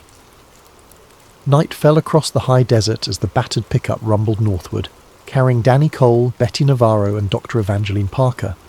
They kept to back roads, skirting major highways where military checkpoints might lurk. The hush was broken only by the whir of the engine and the trio's tense whispers about next steps. Parker clutched the negative and her partial notes like lifelines, conscious that each piece of evidence could vanish with one ill-timed ambush. They arrived in Santa Fe near midnight, parking behind a nondescript boarding house. Dr. Parker led them to a second-floor room lit dimly by a single lamp. Inside waited Hank Beringer, an ex-war correspondent turned freelance journalist known for publishing controversial exposés. Parker had met him briefly at a scientific conference and knew he had a penchant for stirring trouble. He listened wide-eyed as they recounted the Navarro's ranch debris, the Army's hush campaign, Oliver Grayson's photo negatives, and the persistent threats from Major Tate. Hank rubbed his stubble, glancing through the negative. "You sure about the unearthly angle?" he asked, sceptical. Parker offered a battered envelope containing her scribbled analysis of the debris' extraordinary properties. "I can't claim it's alien," she clarified, "but the composition defies known alloys. We suspect the official line is a cover for advanced tech. Possibly foreign, possibly beyond anything we've seen." Hank's eyes flickered. He sensed a goldmine of a story, yet fear tempered his excitement. "This is bigger than a typical scoop. You realise the consequences if they've decided this is top secret." Betty exhaled. "We do, but we can't let them intimidate the entire region. My father's ill, my ranch is crawling with men who bark classified at every turn. People deserve the truth." Hank suggested an immediate plan. Broadcast a shortwave radio bulletin at dawn to a friendly station, then telegram certain national newspapers. "I know some folks in Chicago who might run it if I vouch for authenticity," he mused. That way, the story would break faster than the Army could muzzle it. But the group also realised that if the Army got wind of their location, they might be raided any moment. They set watch shifts, snatching brief hours of restless sleep. At dawn, the group used Hank's radio set to contact a small independent station on the west coast. Parker spoke carefully, summarising, "Unidentified debris, not consistent with weather balloons, suppressed by local authorities, eyewitness intimidation." The station's operator sounded astonished, promising to broadcast snippets soon. Meanwhile, Hank drafted a telegram to a Chicago desk editor, hinting at Roswell fiasco unraveling, unearthly materials confirmed. He left out direct mention of aliens to keep it credible. Then, the group braced themselves. If the cavalry was coming, it'd be soon. They didn't wait long. Mid-morning, a knock rattled the boarding house door, tension spiked. But when Betty cracked it open, it was Oliver Grayson, dusty and dishevelled. He'd hitchhiked after escaping another ransacking of his place, surmising they might have fled to Santa Fe. In his satchel was a battered film canister. "A second set of the best negatives," he wheezed, chest-heaving. "I stashed them in an abandoned well. Good thing, because men came at dawn, turning my place upside down." Oliver's images depicted not just the original streaking lights, but subsequent late-night captures of more patrol flights. Possibly the Army searching or retrieving more fragments. "This is proof they're conducting operations out there," Oliver insisted. Hank carefully examined the negatives, nodding. "We can incorporate these into the telegram, combine them with Parker's data to form a cohesive angle. The Army found advanced debris, is conducting covert retrieval, lying about it." Before they could finalise the story, Parker's face fell. She confided that while analysing the material at the base, she'd overheard rumours of a body, some alleged occupant discovered at the crash site. Officially, it was said to be a test dummy or a small monkey from a high-altitude experiment. Yet whispers suggested something more bizarre. "I can't prove it," she admitted, but the hush surrounding it was intense. Tate seemed fixated on sealing that aspect in particular. This possibility unsettled everyone, even Oliver, who thrived on outlandish theories. If a body, human or otherwise, existed, the cover-up stakes skyrocketed. "Now we're dealing with cosmic-level secrets," Oliver breathed. Betty, however, maintained composure. "We share only what we can verify. The rest remains rumour." They typed up a comprehensive piece, scanning the negatives for partial prints to attach. Hank proposed they physically deliver the story to a bigger city, like Denver, where the newspapers might risk printing it. But travelling was risky. Any attempt to cross the desert roads might result in capture. Meanwhile, the dawn shortwave broadcast had already teased a bombshell revelation from Roswell, setting the stage for a confrontation. "It's a gamble either way," Danny said. "If we stay put, Tate's men might swarm in. If we move, we might get intercepted. We need to outmaneuver them." Oliver suggested a decoy plan. He'd drive his beat-up car in one direction, making it conspicuous. The rest would slip out at dusk in another route, carrying the final story. With luck, the Army or men in suits would chase Oliver's decoy, letting them escape. The group agreed. Time was too short to refine it further. That evening, tension ran thick as Oliver took off, windows down, radio blaring, heading south. About half an hour later, Danny, Betty, Hank and Parker quietly loaded into the truck and turned north. They stuck to back lanes, avoiding main highways. The desert twilight cloaked them. For a while all seemed calm. Then, near a lonely stretch, headlights appeared behind them, quickly closing in. "They found us," Betty muttered, pressing the gas. The pickup rattled dangerously. 2 black sedans flanked them, forcing them onto a dusty side path. Gunshots cracked. Parker ducked, cradling the precious documents. The truck wove between cacti and scrub brush, dust plumes swirling. Betty proved an adept driver, swerving at high speeds. The sedans lost traction in the shifting sand, sliding. The truck seized that gap, bounding over a small ravine. The chassis groaned, but held. In the rearview mirror, Danny saw the sedans come to a halt, one stuck in the gully. The men leaped out, shouting, but the truck kept rolling away. Through it all, Hank clutched the seat, white-knuckled, muttering curses under his breath. At last, they rejoined a firmer dirt road. The headlights behind them had vanished. Each occupant exhaled in relief. They pressed on under starlight, aiming for a safe haven rumoured to be a small printing press in the next county. Somebody who might put out a short-run publication, or at least forward their story to a national wire. The sense of dread lingered, but they had come too far to turn back. With every mile, the major pieces of the puzzle, fragments, photos, testimonies, burned in Danny's mind. If they succeeded, the official narrative might shatter. If they failed, the army would bury this story once and for all. In that moment, Danny realised how razor-thin their advantage was. They had the story that could change everything, but that truth carried a heavy cost. Recalling the crashed object's memory metal and the hush around rumoured occupants, he wondered if the public was truly ready. Yet he believed people deserved to decide for themselves, no matter how extraordinary. "We're nearly there," he thought, gripping the satchel. Soon, they'd stand at a press that might finally echo the real events from the desert sky. But fate still had a few moves left in this dangerous game. Under the faint glow of dawn, the pickup rattled into the modest farm where a small independent press was rumoured to operate. An old barn doubled as a printing workspace. The owner, Miriam Solis, greeted them with wary eyes. She'd heard rumours of mysterious soldiers roaming the countryside, but agreed to help, if it truly was as urgent as they claimed. Dr. Parker, with all the seriousness an aerospace engineer could muster, affirmed they carried evidence of an unprecedented find and an active cover-up. Miriam sighed, sensing their desperation. "I can set type for a short print run," she said, "but distributing it widely might be tricky." They hauled in the battered documents and the partial negatives. Hank began writing a final introduction that framed the story for an outsider. He avoided hyperbole, sticking to verifiable points: ranch debris, memory metal, army intimidation, Parker's partial lab results, contradictory official statements, Oliver's photos. Meanwhile, Betty hovered near the door, scanning the horizon for any sign of approaching vehicles. Each time a dust swirl appeared, her heart kicked up a notch. Midway through typesetting, tyres crunched outside. Everyone froze. Betty peered through a crack in the barn door. A single black sedan parked in the yard. Out stepped Major Harold Tate, alone. He raised his hands as if to show no immediate threat, calling out calmly, "I know you're in there." Danny stepped out, jaw tight. The group formed a semicircle behind him: Betty, Parker, Hank and Miriam. Tate's eyes flicked over them, landing on Parker. "Doctor, I'd hoped you'd see reason. Your brilliance is wasted in these theatrics," she glared. "I've seen enough twisted orders. I won't be your pawn." The Major exhaled, then turned to Danny. "You're about to put the entire region at risk. Our country is not ready for this. Our enemies might exploit the technology." Tate's voice softened. "This crash, whatever it is, should remain under top security. Why feed the public hysteria? Why give foreign powers an edge?" Danny clenched his fists. "Because the truth belongs to everyone, not just the army. People have died for lesser secrets, and your men threatened innocent ranchers who stumbled on it. That's not how we do things in a free country."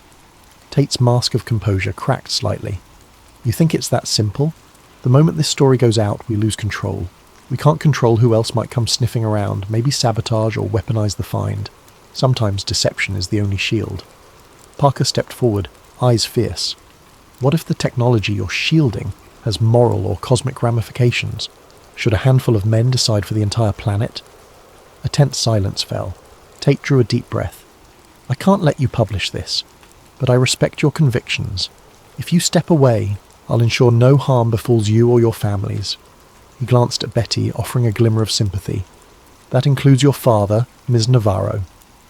The threat was implicit. Defy him, and all bets are off. The group exchanged grim looks. A wave of doubt flickered in Danny's mind. Was the truth worth the potential blowback? But then Betty's voice, quavering but resolute, broke the hush. "We've seen how your men bullied an old rancher. We know you confiscated the debris. If you hush us now, what about tomorrow or next year? This story is bigger than any one of us." Parker lifted the manila envelope containing the last negative.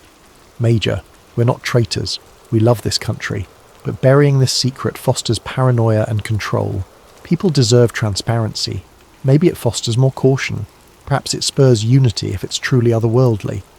Tate's expression hardened. The conflict was ideological, irreconcilable. He extended a hand. "Give me the envelope. Walk away from all this." Time felt suspended. Danny recalled how he started this as a fresh reporter, stumbling onto an odd debris story. Now he stood on the brink of shaping national headlines with revelations that could alter how humans view their place under the sky. Could he trust that the Army's paternalism was right? Or was it a smokescreen for consolidating power? The moment weighed heavily. He sensed the ghosts of the thunderstorm's illusions, the memory metal glinting, the hush in the desert that seemed to hold its breath. He turned to the press owner, Miriam Solis, who was trembling but determined. She whispered, "If we do this, we do it now." Hank took the typed copy to the press machine. With a screech of hinges, he began inking plates. Parker clutched the negative. Tate stepped forward, voice raised. "Stop! I won't let you do this. You'll regret." But he paused as Parker pointed out how many copies they could churn out in an hour. Even if Tate destroyed the press now, some copies might slip out, or the negative might be mailed. The cat was out of the bag. Suddenly another vehicle rumbled in, kicking up dust. Out leapt Oliver Grayson, wearing an exuberant grin. "I led more army men on a wild goose chase, circled around to help." He toted a spare camera, battered but functional, possibly for capturing any final confrontation. Major Tate, pinned between them, realized his position. Physically outnumbered, his backup misled. He glared, fists clenched, but couldn't forcibly stop the printing. He might shoot, but that would cause a scandal. The standoff ended with Tate stepping back, face pale with anger. "You're making a mistake, but I won't kill you over it. When chaos breaks from your revelations, remember this moment." In the tension-laden barn, the press whirred. Sheets came out bearing headlines: "Unexplained debris," "Scientists denounce balloon claims." The story included Parker's partial analysis, Oliver's photo of strange lights, Betty's testimony about the ranch, Danny's chronicle of intimidation. Only a small local print run, but enough copies to mail to key radio stations, newspapers, or allies. The group, fueled by relief and adrenaline, prepped envelopes. They distribute them discreetly, ensuring the news spread beyond Roswell's sphere of control. Major Tate stared, chest heaving. No bullets flew, no arrests occurred. He simply gave a final glare and turned away. The black sedan roared off. Possibly he'd craft a new strategy or blame incompetent subordinates. But at least for now, the honest story would surface. Danny's chest tightened with both triumph and a pang of worry. The Army might spin fresh narratives, might brand them cranks or seditionists. Still, if the seeds of doubt were planted, public scrutiny might keep the Army from fully smothering the truth. Within days, a handful of radio hosts read excerpts from the newly minted pamphlet on air. A few out-of-state journalists visited, intrigued but cautious. The Army responded with more official statements about advanced weather balloons, Project Mogul, or test dummies. The broader press remained uncertain. Some newspapers printed small pieces referencing contradictory Roswell reports, but larger outlets hesitated. The official line overshadowed the local pamphlet's claims, leaving the general public divided. For some, Roswell became a fleeting curiosity. For others, a symbol of suppressed truth. Nevertheless, the conspirators, Danny, Betty, Parker, Oliver, secured small victories. A few investigators believed them, quietly gathering more evidence. Parker found a new job under an assumed name, continuing to speak out in coded ways. Betty's father improved in health once the ranch was left alone. Oliver dropped out of sight soon after, rumoured to be trekking the deserts in search of hidden crash remains. Danny kept writing, penning long articles about the Roswell affair for any magazine or newspaper that would listen. Reception was lukewarm, but seeds of doubt grew. As months turned into years, the mania died down. The official story grew codified, taught as case closed. Yet in Roswell's dusty corners, whispered recollections persisted. Some nights, old ranchers told grandchildren about the day government trucks hauled away metal that defied logic. Dr. Parker, in an interview decades later, would recall her fleeting contact with that impossible alloy and how it changed her perspective on Earth's place in the cosmos. Danny Cole's battered pamphlet copies would circulate among UFO enthusiasts, fueling endless speculation. One evening, not long after the press run, Danny returned to the Navarro ranch. The storm clouds had rolled in again, thunder echoing across the desert. At the fence line, Betty joined him, each leaning on a post. They remembered that first night, the uncanny flash overhead, the ground shaking. Beneath the star-flecked sky, they wondered if the truth ever fully emerged. Did the exotic debris come from beyond Earth, or was it some hush-hush tech tested by shadowy labs? Did the occupant rumours hold weight? They might never know, but they had tried. They had pried open a corner of secrecy, leaving a crack for future revelations. In the hush of that desert evening, an odd hush reminiscent of the calm before a storm, they felt the weight of what they'd ignited. The official narrative might stand for decades, but the real story lived on in these few who had touched the impossible. Echoes in the desert sky lingered, beyond disclaimers, and for those who cared to look, the dusty roads near Roswell still whispered that something extraordinary once fell from above, and the effort to hide it was equally extraordinary. In the end, the story's impact was measured less by immediate media frenzy than by the subtle shift in public imagination. The seeds of suspicion and wonder blossomed into modern UFO lore. Others would pick up the thread, investigating anew.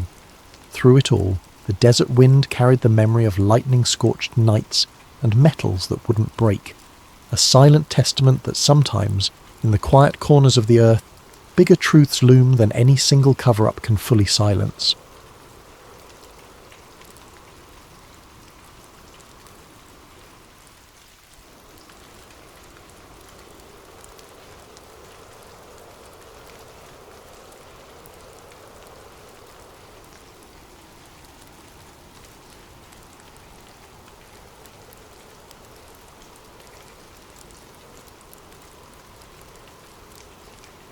Poor visibility, and the arrogance of an unsinkable ship as the critical factors. Yet, there have been whispers, hushed speculations about switched ships, potential insurance fraud, rivalries among wealthy men on board, or even bizarre sabotage. Over time, these theories have grown more elaborate. In the story you're about to hear, we'll follow one young man's inexplicable journey from an ordinary life into a realm of dark secrets hidden deep within government files and naval records. It is a journey that will ultimately change him forever. Our main character, Jonah Whitfield, was never a conspiracy buff. He was a rational thinker with dreams shaped not by ghost stories or rumours, but by a sense of duty and a longing for adventure. For him, the Navy represented a chance to see the world, to prove himself, and to uphold a legacy of service that stretched back generations in his family. Little did he know that in the bowels of an old storage room at a naval base, he would stumble upon fragments of information that pointed to a version of the Titanic disaster far more convoluted than he ever imagined. You will follow Jonah as curiosity ensnares him as he attempts to separate fact from fiction. You will see how a single decision, opening a file he was never meant to see, becomes the spark that ignites the fuse of his destiny. Of course, this story is fiction. Or is it? Legends spring from kernels of truth after all. Perhaps all conspiracies do. We ask ourselves, how many hidden documents rest in quiet corners of governmental archives, never meant to see the light of day? Could the Titanic's sinking have been orchestrated for financial gain, or to eliminate certain wealthy individuals who were obstacles to powerful interests? Accounts vary, but the question remains, why do stories like these continue to persist, generation after generation?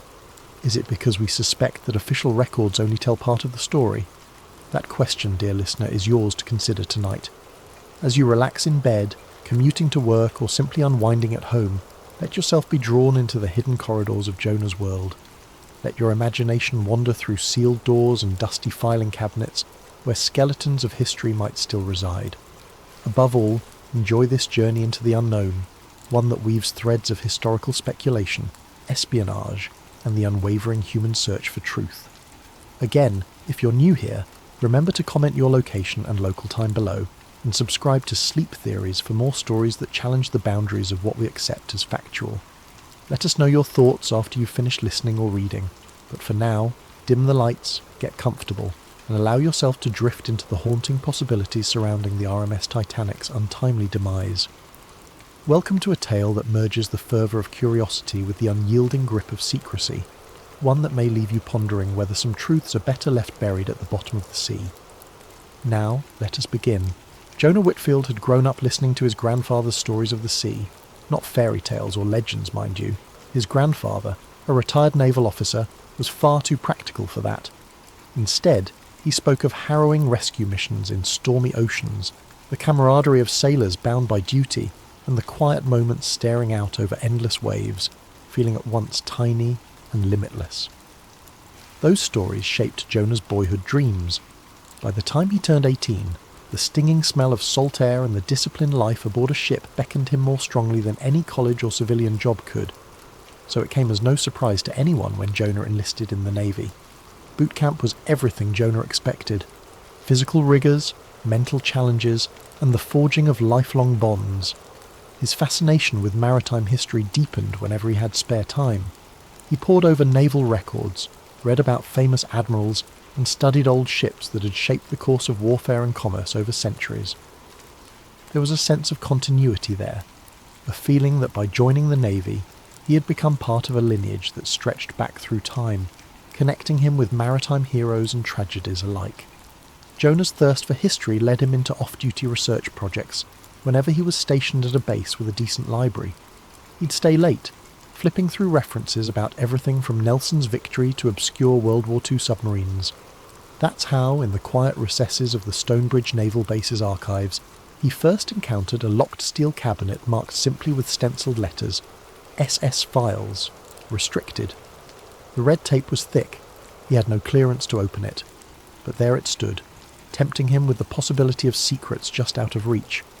He learned from a passing remark that SS might stand for Secret Service or Special Studies or maybe even ship secrets. The rumour mill churned half a dozen guesses. Despite the curiosity, Jonah had no intentions of prying. After all, a sealed cabinet in a restricted corner of the archives was none of his business, and one misstep could jeopardise his Navy career. He had worked too hard to be reckless, but fate sometimes has a way of unravelling the best of intentions.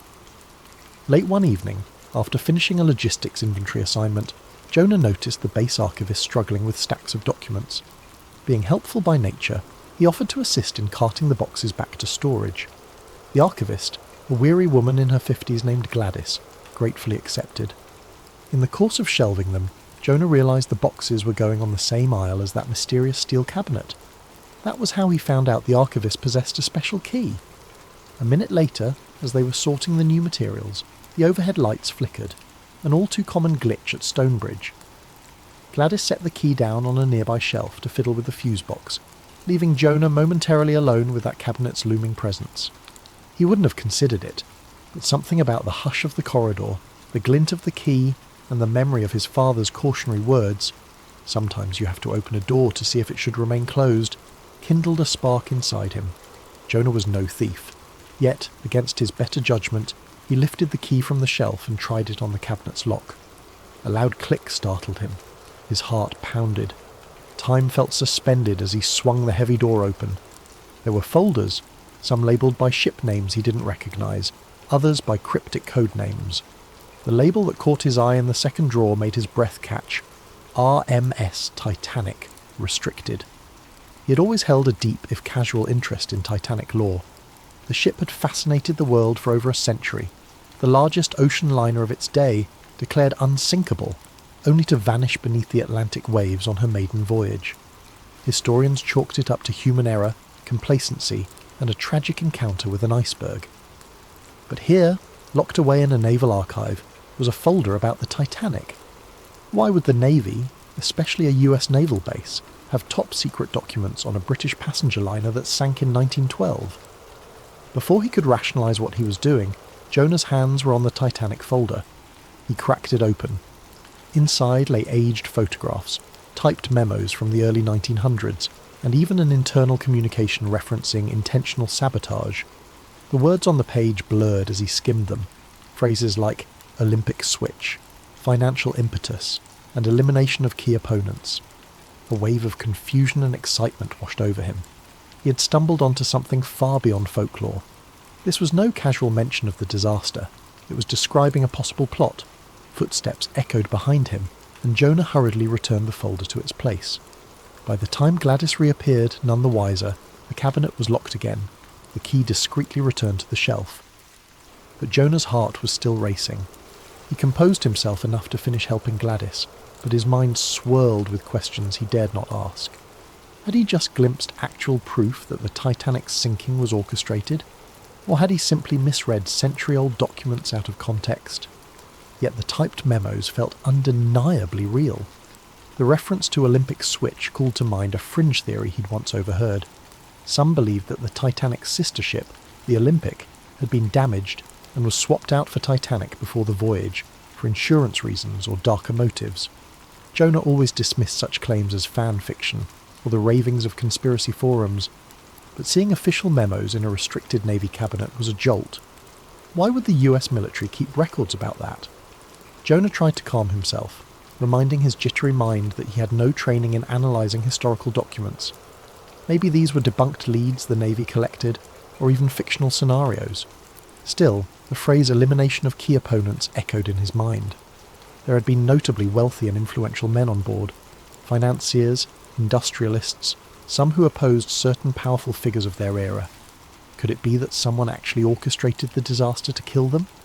The notion was too monstrous to consider, yet he couldn't shake the chill snaking up his spine. He vowed to keep the incident to himself. But as the days passed, a gnawing hunger for clarity consumed him. That single, fleeting glimpse of words like intentional sabotage and Olympic switch felt like a puzzle piece. He wanted, needed, to know more. Little did he realise that the deeper he ventured into that labyrinth, the more precarious his position would become. The Navy valued loyalty and secrecy. If they discovered what he had done, his career would be the least of his worries. What Jonah did next set him on a collision course with forces he never knew existed. Forces that, for over 100 years, had quietly guarded the truth behind one of the world's greatest maritime disasters, and would do anything to keep it concealed.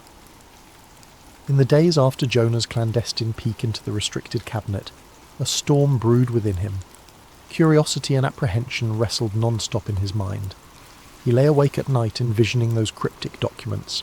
A typed letter dated 1912, referencing a hush-hush directive to ensure vulnerable hull plates gave way under stress. Another memo, bearing an American corporate letterhead, hinted at financial deals contingent upon the sinking.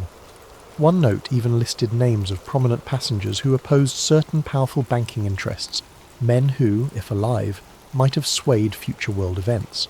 Of course, it all seemed too grand, too improbable. The official story, that an iceberg gashed the hull, that the ship lacked sufficient lifeboats, that she sank with tragic speed, remained the accepted narrative. Yet Jonah couldn't escape the feeling that powerful institutions sometimes orchestrated dark events for profit or political gain. History had enough examples, from false flag operations to secret dealings shaping wars. Could the Titanic's demise be part of that shadowy tradition? Determined to learn more, Jonah devised a plan. Each evening he volunteered for extra archiving tasks at Stonebridge's Records Centre, claiming that he wanted to get ahead on his administrative duties. The archivist, always short-staffed, was happy to accept free help. This gave Jonah a legitimate reason to be near the locked cabinet. He didn't dare open it while others were around, but he hoped to glean additional context from the archived ship logs, personal diaries, or naval correspondences from around 1912, anything that might provide clues. He started with public records, standard references to the White Star Line, the official Titanic inquiry transcripts, radio telegraphs from the night of the sinking. He found nothing unusual at first, Only the well-known timeline of distress calls, the Californians' debated proximity, and the Carpathia's heroic rescue. Late into one night, hunched over a table with a single flickering lamp overhead, Jonah found a brittle folder marked Naval Exercises, Atlantic, 1912. Inside, he discovered something curious, a typed instruction sheet for a US naval vessel to manoeuvre unusually close to the North Atlantic shipping lanes on the very same week Titanic set sail. The rationale cited was cold water endurance training. Oddly, the coordinates placed this naval vessel near areas later rumoured to be filled with pack ice. What was an American Navy ship doing there? The Titanic was a British vessel sailing from Southampton to New York. Why would the US Navy be anywhere near that corridor, specifically during that fateful time? The official record offered no clarity. It merely provided logistical notes. But Jonah's gut told him this was not mere coincidence. He dug deeper, sifting through cross-reference telegrams. He found a coded exchange about monitoring certain cargo consignments. Another mention, ensure no direct involvement is traceable. Tension knotted Jonah's stomach. Could it be that an American warship had been placed to guarantee the liner's demise? Or to confirm that none survived who weren't supposed to? These late-night investigations didn't go unnoticed. One evening, while Jonah hunched over a desk reading old manifest pages, he sensed someone watching him. The hair on the back of his neck prickled. He turned to see a petty officer from another division, a man he recognised only vaguely, standing in the shadows. The officer's gaze flicked from Jonah to the scattered documents, then back to Jonah. He said nothing, just offered a curt nod and left. Jonah's heart pounded. Had he been too careless? Could word get back to the commanding officers that he was snooping into topics well beyond his pay grade? Trying to be more discreet, Jonah waited until the base was nearly empty. He'd show up with a duffel bag full of groceries, pretending he was grabbing a late snack in the rec room, then slip into the archive. He copied notes by hand rather than photocopying them, for fear of leaving a paper trail. Each new detail he uncovered painted a more alarming picture.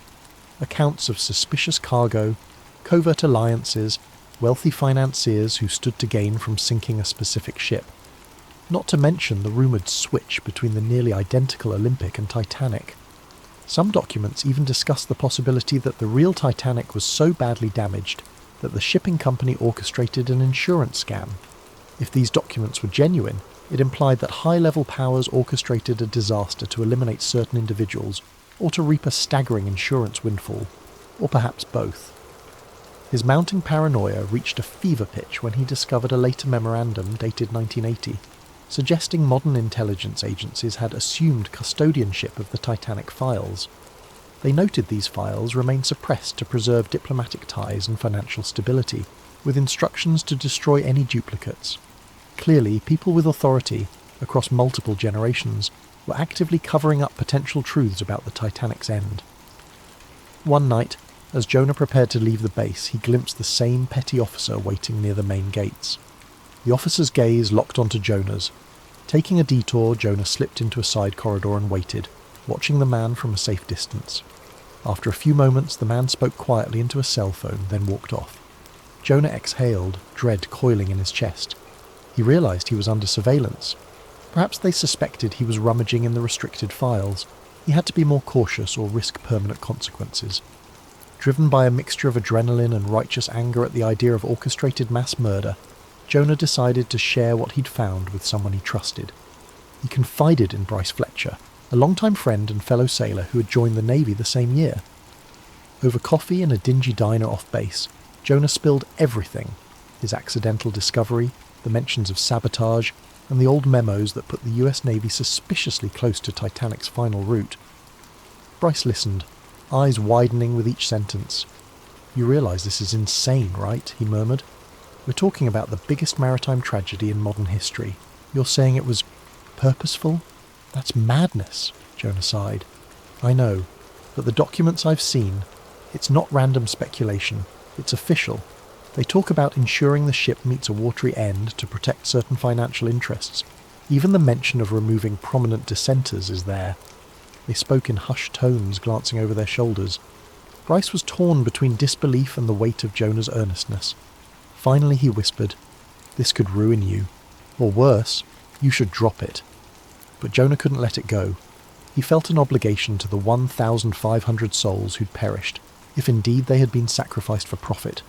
He believed the truth deserved to be known, no matter how long it had lain hidden. Their next question was how to proceed without incurring the wrath of powerful institutions. Bryce, chewing a thumbnail, suggested they quietly compile evidence and leak it anonymously to journalists or historians. That way at least the documents might see daylight. Neither of them realised the enormity of what they were up against. In the grand scheme, it wasn't just the US Navy. It wasn't just a shipping company. It might be an entire clandestine network that spanned nations and decades. One that had successfully buried the Titanic's real story for over a century. That night, Jonah made a fateful decision. He would gather physical copies, enough to prove authenticity, and contact an investigative reporter. He didn't yet know how he'd manage it. The restricted cabinet was obviously off limits, and digitising the documents risked detection. But the idea of doing nothing, of letting the lies remain entombed in watery secrecy, felt unbearable. In a single impulsive act, Jonah set in motion a chain of events that would shake the foundations of his life. There was no turning back. The deeper he dug, the tighter the noose of secrecy would become around him. A few nights later, under the fluorescent hum of the nearly deserted archive, Jonah made his move. He waited until Gladys, the archivist, headed to the supply closet for her nightly restock. Then he used her own key, lifted from her desk for the second time, to open the restricted cabinet. His pulse hammered. Every creak of the cabinet door felt like a cannon blast in the silence. He selected two of the thickest folders labelled Titanic.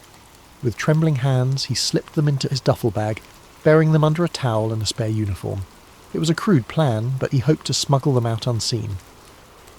He locked the cabinet carefully, returned the key, and left the base, forcing a calm stride. Every passing guard or petty officer made his heart jump, but no one stopped him. Once he was clear of the main gates, relief washed over him. He'd done it. Jonah headed straight to Bryce's cramped-off base apartment. He arrived flushed and breathless. Bryce's eyebrows shot up when he saw Jonah pull the folders out. "You actually did it?" he hissed, helping close the blinds. "My God, man!" They spread the documents on the coffee table, scanning them under a lamp. Each new page amplified the sense of dread. Detailed accounts revealed how White Star Line's parent company was on the verge of financial collapse.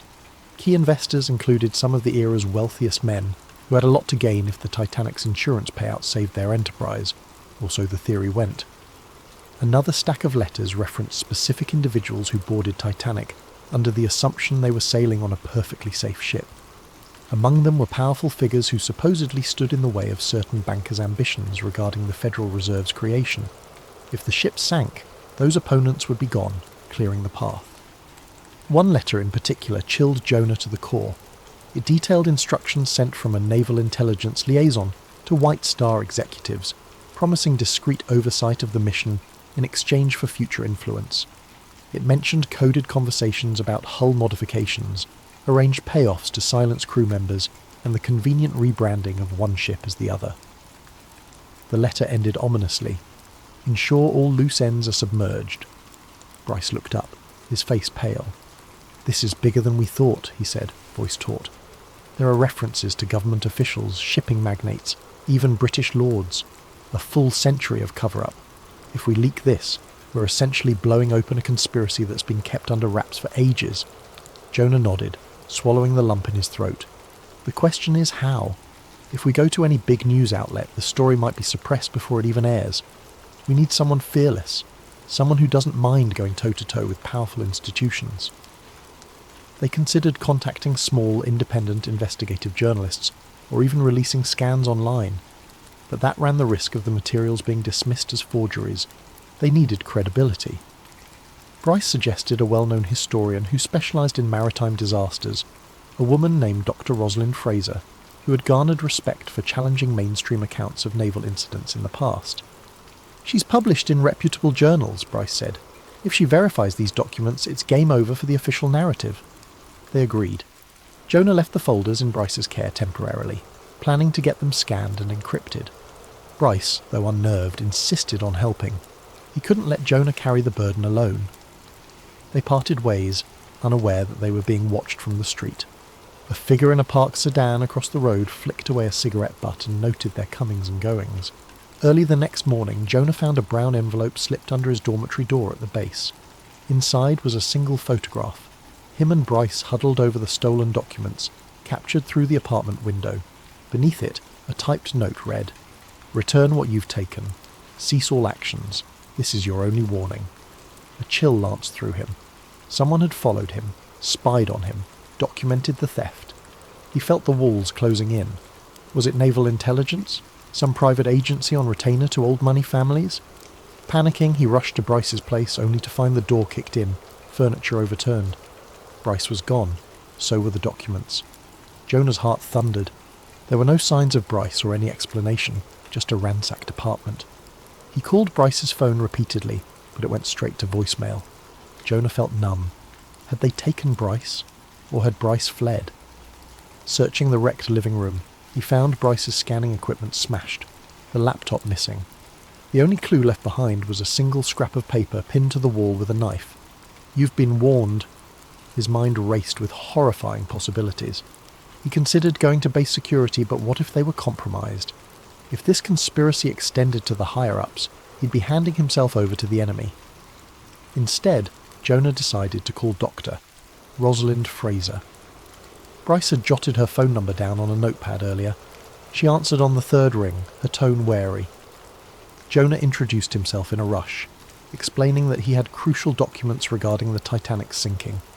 He didn't go into detail about how they'd been stolen or how Bryce was missing. Dr. Fraser listened quietly, then told him to meet her at her university office in 3 days, provided he could bring proof. He prayed that Bryce had managed to secure backups. If not, he had nothing. His mind whirled. Did Bryce have a second location for scanning? Had he emailed digital copies anywhere? The only possibility Jonah could think of was an old external hard drive Bryce sometimes used for personal projects. Maybe, just maybe, Bryce had saved something there. Jonah hunted through the apartment's debris until he found the drive hidden behind a bookshelf. It seemed intact. Heart pounding, he stuffed it into his pocket. He had no idea what it contained, but it was his last hope. As he exited the building, the floorboards squeaked behind him. He spun around, only to see the same petty officer from before standing in the hallway, his features shadowed in the gloom. "Whitfield," the man said, voice low, "don't do this to yourself, or your friend. Return what you took and walk away." Jonah's pulse hammered, but he didn't reply. He dashed out the door, footsteps echoing in the corridor, the petty officer not far behind. He sprinted down the stairs, out to the street, weaving between pedestrians. Eventually he slipped into a nearby alley and by luck or desperation lost his pursuer. Breathing hard, Jonah realized he was alone, frightened, and in possession of dangerously incriminating evidence. He feared for Bryce's life, uncertain if his friend had been abducted or coerced. Yet Jonah felt a fierce resolve burning within him. If these conspirators were ruthless enough to kidnap Bryce, they were capable of worse. Surrendering the evidence would solve nothing. It would only bury the truth again and leave Bryce's fate unknown. That night, Jonah crashed at an old motel on the edge of town, paying in cash. He secured the door with both locks, shoved the dresser against it, and pulled the curtains tight. Sleep eluded him. He spent hours hunched over the external hard drive, using his personal laptop to check if anything was there. Relief flooded him when he saw a set of scanned images and text files labelled RMS Titanic Proof. In them were the very documents they had spread on Bryce's coffee table. Bryce had managed to scan them before everything went south. Now Jonah had tangible proof.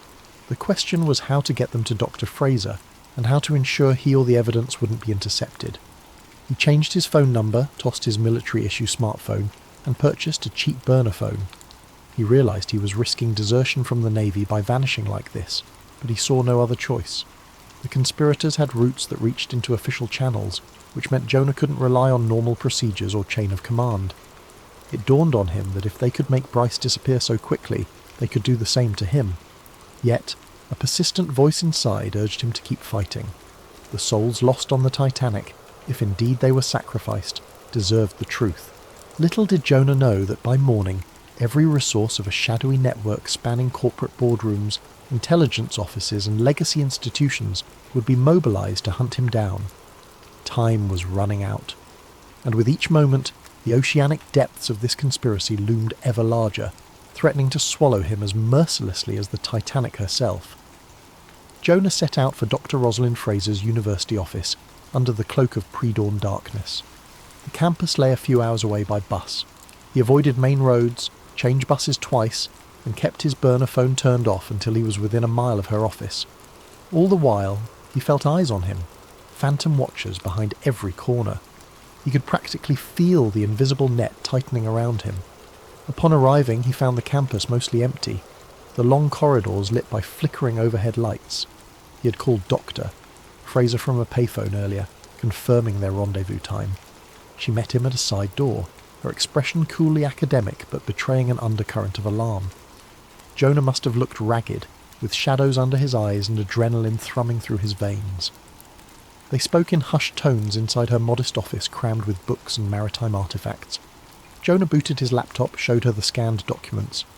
Dr. Fraser's eyes widened as she read the memos referencing sabotage and deliberate plans. Her initial skepticism ebbed, replaced by fascination and horror. "Where on earth did you get these?" she breathed. Jonah hesitated. "You're safe for not knowing the details, but I need you to confirm if these are legitimate. If they are, I want the world to know." She nodded gravely, pulling out her reading glasses. For the next hour she pored over each scanned page, cross-checking signatures and letterheads with reference materials in her extensive library. Occasionally she would mutter something like, "This watermark, I recognise it from early 20th century White Star documents," or "This phrase matches the formal naval style of the 1910s. The further she delved, the more her hands seemed to tremble. Finally Dr. Fraser looked up. "In my professional opinion," she said, her voice hushed, "these documents are authentic. Some of the letterheads and ciphers I've never seen before, but they align with archival references. It's potentially the most explosive revelation about the Titanic in a century. If the public sees these, it could rewrite maritime history." Jonah nodded, a swirl of relief and dread. "So you'll help me reveal them?" She took a long breath. "I will, but we must do this carefully. If these are real, then whoever's guarded this secret for so long won't hesitate to silence us." Before Jonah could respond, a thunderous crash broke the silence. The office door splintered as two men in dark suits forced their way in. One brandished a gun. Dr. Fraser gasped. Jonah dove for the laptop, but the nearest intruder's foot slammed down on his wrist, pinning him to the floor. "Don't move!" the man snarled. Jonah struggled, adrenaline surging, but the second intruder aimed the gun at Dr. Fraser. She froze. "You don't understand," Jonah managed. "The world needs to know," the gunman sneered. "The world needs to remain stable, and you're endangering that." With that, the man snatched Jonah's laptop. The other rummaged through Dr. Fraser's desk, seizing her phone, notebooks, anything that might contain a copy of the files. She tried to protest, but he shoved her roughly into a chair. "Let her go!" Jonah shouted, struggling beneath the intruder's weight on his wrist. Dr. Fraser's voice shook with anger. "You can't silence history forever," she spat. The gunman's gaze flicked from her to Jonah. "Keep talking, and we'll see how quickly your academic career comes to an end, along with everything else." Jonah mustered his courage. "What did you do with Bryce Fletcher? Where is he?" The intruders exchanged a glance.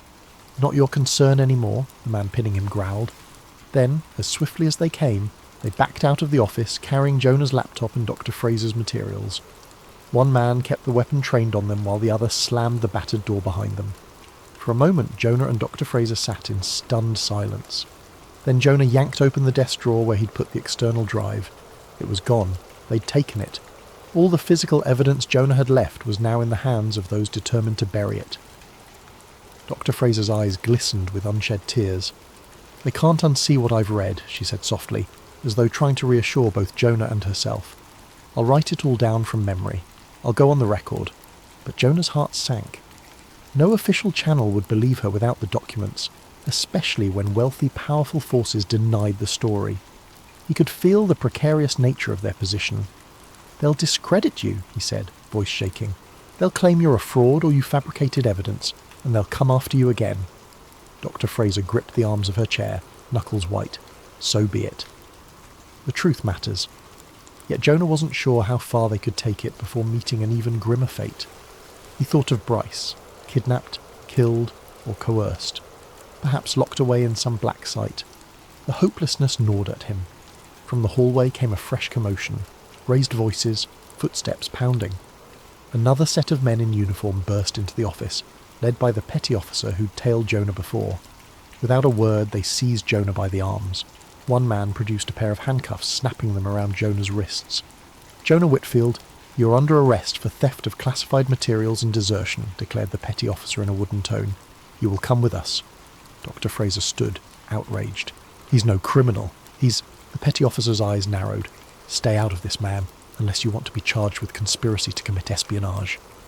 Jonah, handcuffed and powerless, felt Dr. Fraser's desperate gaze follow him as he was dragged away.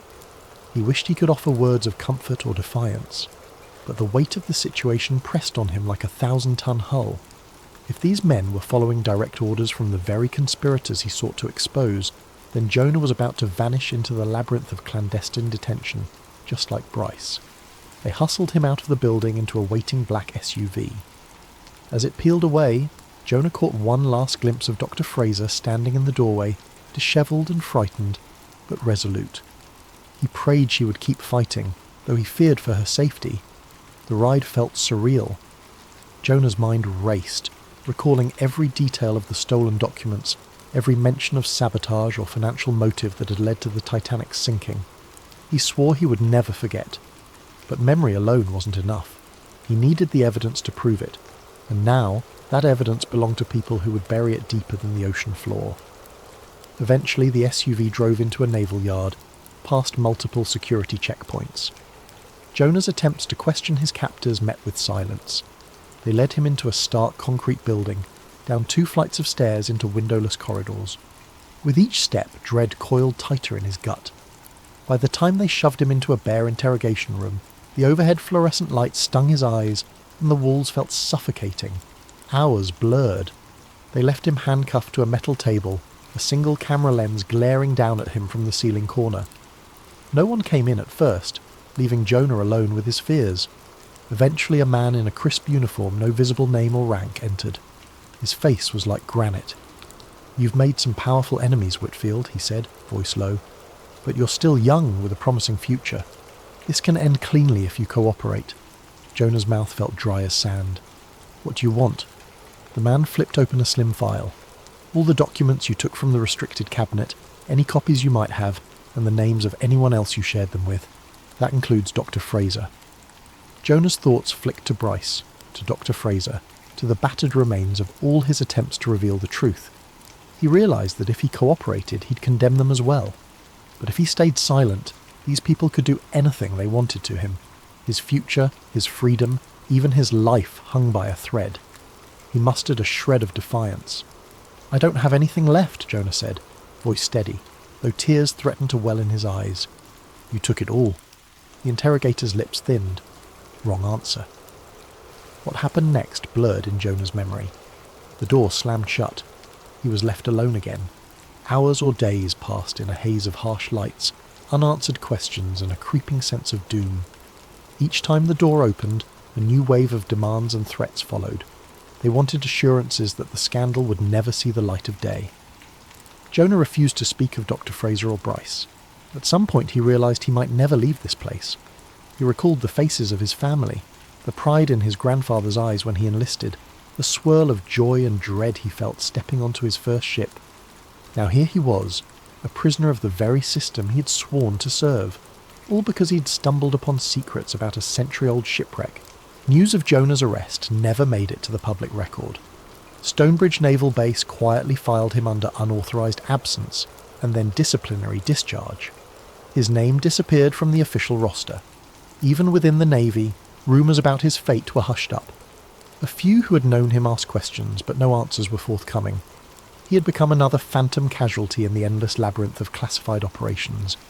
As for Dr. Fraser, she tried in vain to piece together an exposé based on her recollections, but without the original documents, no reputable outlet would accept it. Anonymous threats arrived by mail, and after a few months she resigned her university post, citing stress and health concerns. The world never saw her promised revelations. In the years that followed, an obscure rumour persisted among certain conspiracy circles that a young sailor named Jonah Whitfield had discovered proof that the RMS Titanic was deliberately sunk, forging a chain of hidden alliances and insidious motives. Some claimed he was still alive, locked away in a secret naval prison. Others insisted he'd been quietly executed. Mainstream historians dismissed these tales as rumour, just another layer to the endless swirl of Titanic myths. Yet, in the corners of hushed conversation, on late-night forums, and at clandestine gatherings of maritime enthusiasts, Jonah's story lived on. They whispered that the Titanic's watery grave was not the sole repository of that ship's ghosts. Somewhere on land, behind steel doors and armed guards, an unbroken young man still carried the truth, if only he could be freed to speak it. That truth, of how a majestic liner, loaded with innocent passengers and marked for destruction by hidden agendas, remains locked away, just like Jonah. And as the decades roll on, the question endures. How many tragedies labelled accidents are, in reality, contrived illusions in service of power and profit? For now, we may never know. But the memory of Jonah Whitfield flickers like a faint light in the darkness, calling us to look beyond official stories and question the illusions cast by those in power. Perhaps one day, that spark will reignite. Perhaps then, the real story of the Titanic will finally rise from the depths. Thank you for joining us for this special 4-part story. Don't forget to drop a comment telling us where you're from in the world and what time it is for you right now. If you enjoyed this journey into the hidden corridors of history, be sure to subscribe to Sleep Theories for more stories that will make you question everything you thought you knew.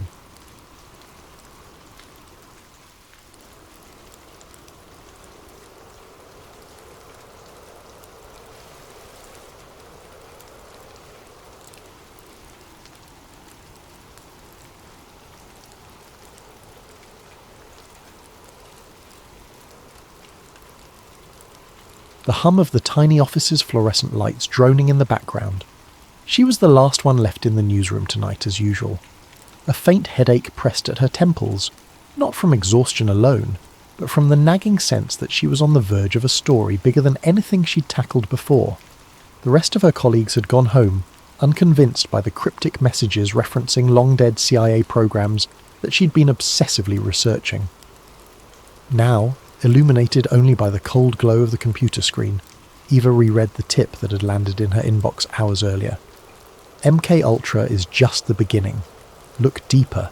They never fully stopped. They only changed names. Start with the lost transcripts in the 1950s, then see how new subjects appear even after the official closure. The truth is rotting in old boxes. A friend. Her heart pounded each time she scanned those lines. She'd been aware of MK Ultra, the CIA's infamous mind control experiments from the 1950s and 1960s. Everyone with an interest in conspiracy law had heard about LSD trials and rumoured psychological torture. But she'd assumed it was ancient history, relegated to half-baked documentaries and disclaimers about different times. Yet something in the tip implied an ongoing presence, a lingering shadow. Could it be possible? She found herself both sceptical and intrigued. It was this tip that had her rummaging through declassified archives posted online, scanning for anything that might confirm or deny the cryptic claim.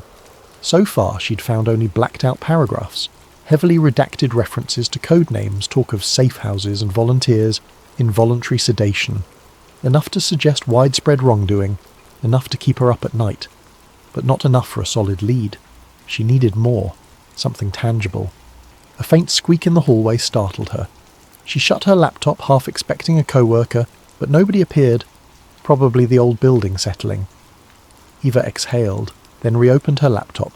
She typed a short piece for the next day's editorial updates, just a small mention of newly revealed CIA documents, but her editor had already made it clear, "We can't run some half-cocked conspiracy as front-page news, Eva."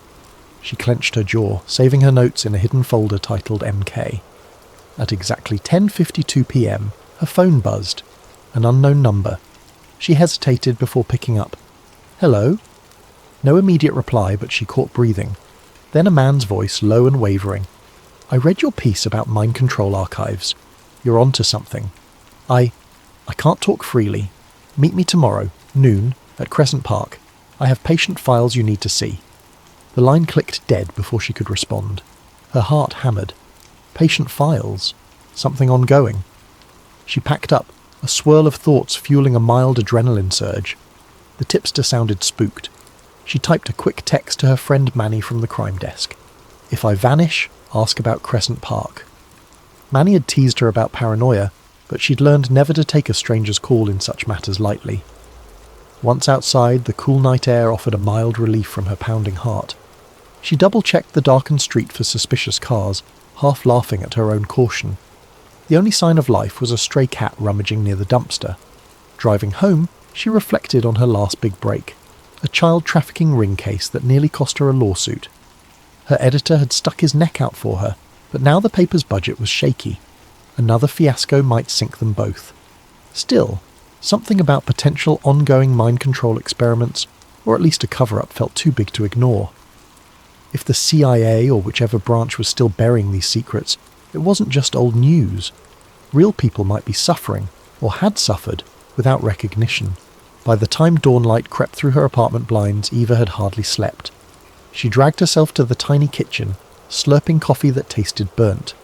The TV on low volume recapped mundane local updates.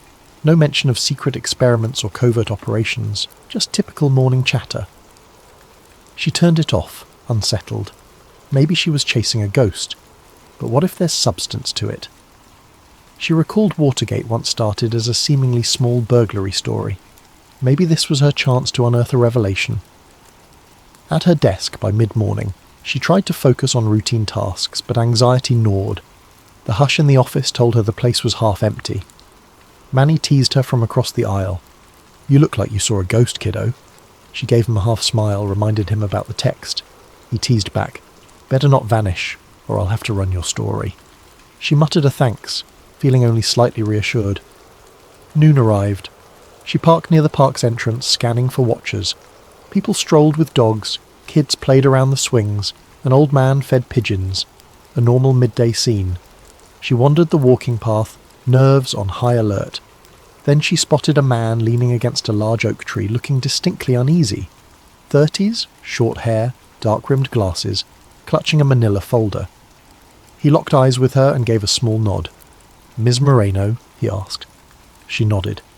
He introduced himself as Doctor Samuel Green, a psychiatrist who had stumbled upon irregularities in certain patients' backgrounds, cases that seemed linked to bizarre LSD-induced trauma from decades past. But these patients were younger, not old enough to have participated in the historical MKULTRA. I suspect a follow-up program, or inherited impact. I'm not sure. But their nightmares, phobias, they mirror something deeper, and I found partial mention of questionable sessions in old files. Dr. Green's voice quivered. He handed over a few pages. "I can't go public alone. The hospital board would discredit me. But maybe you can gather enough to make them speak." Eva skimmed the pages, glimpsing references to unusual therapy sessions, sensory deprivation, and dose regimens. The language was reminiscent of those old CIA docs, yet these logs were dated within the last decade. Chills ran down her spine. Could it be a direct link or a copycat operation? As they spoke, Dr. Green's phone buzzed. He glanced at it, face blanching. "I have to go. They're calling me in. Just be careful, Ms. Moreno. I fear we're stirring something bigger. If you dig deeper, try to find an ex-operative named Renee Walker. She might talk, or she might vanish first." With that, he hurried off, disappearing behind a hedge, leaving Eva with the folder in hand. She sat on a park bench reading over the patient notes, disjointed references to memory wiping, reinforcement loops, post-hypnotic triggers. If authentic, it was horrifying. Then a presence behind her made her jump, a well-dressed man with a calm smile. "Researching old conspiracy myths?" he asked, voice smoothly polite. She recognized the chill that overcame her. This must be someone from that side. She stammered an excuse and stood. The man casually said, "Take care, Ms. Moreno. Some things are best left alone." He walked away, leaving her heart pounding. It had begun. An intangible cat and mouse. She watched him fade into the crowds, uncertain if she was imagining the threat. But her gut said no. She clutched Doctor. Green's documents. Something real was at stake. She swallowed, recalling Manny's wisecrack. Better not vanish. She willed herself to remain resolute. If these covert experiments were ongoing, ignoring them was unconscionable. She'd chase each lead, despite the lurking menace. The story had chosen her, or so it felt. She refused to let fear muzzle the truth. Eva pressed the elevator button for the sub-basement at her newspaper office. She rarely ventured down there, only old archives, dusty microfilm, and a supply room that smelled of mildew. Yet after meeting Dr. Green, she needed any historical angle the paper's meagre records might hold. If MKUltra's rumoured follow-up programmes left any footprints, perhaps scraps of local coverage existed in the stacks. The elevator rattled downward, flickering overhead lights giving it a slight horror movie vibe. She tried to calm her nerves. The strange man in the park, the phone call with Dr. Green, these felt like the opening act of a noir thriller. Yet real life was seldom that cinematic, she reminded herself. Fear only helps if it spurs caution. She rummaged through rusted file cabinets in a dim corner. A single flickering bulb cast dancing shadows. Among manila folders labelled Health Medical 1970 to 1985, she found an unremarkable subfolder titled PsyOps/LSD Trials. Her pulse raced slightly. She'd never known that the local paper had such a subfolder. Inside were a few yellowed clippings from the late 1970s, referencing a rumoured government clinic that tested psychoactive treatments. But the articles were incomplete, ending abruptly. One paragraph suggested a link to a travelling Project Mindscape, but no follow-up piece was found. Eva carefully snapped photos with her phone. She recognised the hallmark, references to CIA disclaimers, local officials claiming ignorance. The bylines were from a now-deceased reporter, Margaret Allen. If only Margaret were alive to share her notes. Maybe Manny, the crime reporter, could help her find more leads on Margaret's old records. She swallowed the dryness in her throat, trying to quell the sense that she was venturing into territory that left previous reporters spooked or worse.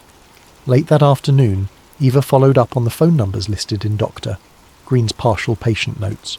Many were out of service, but one answered, the trembling voice of a middle-aged woman named Anya Caldwell. She was hesitant.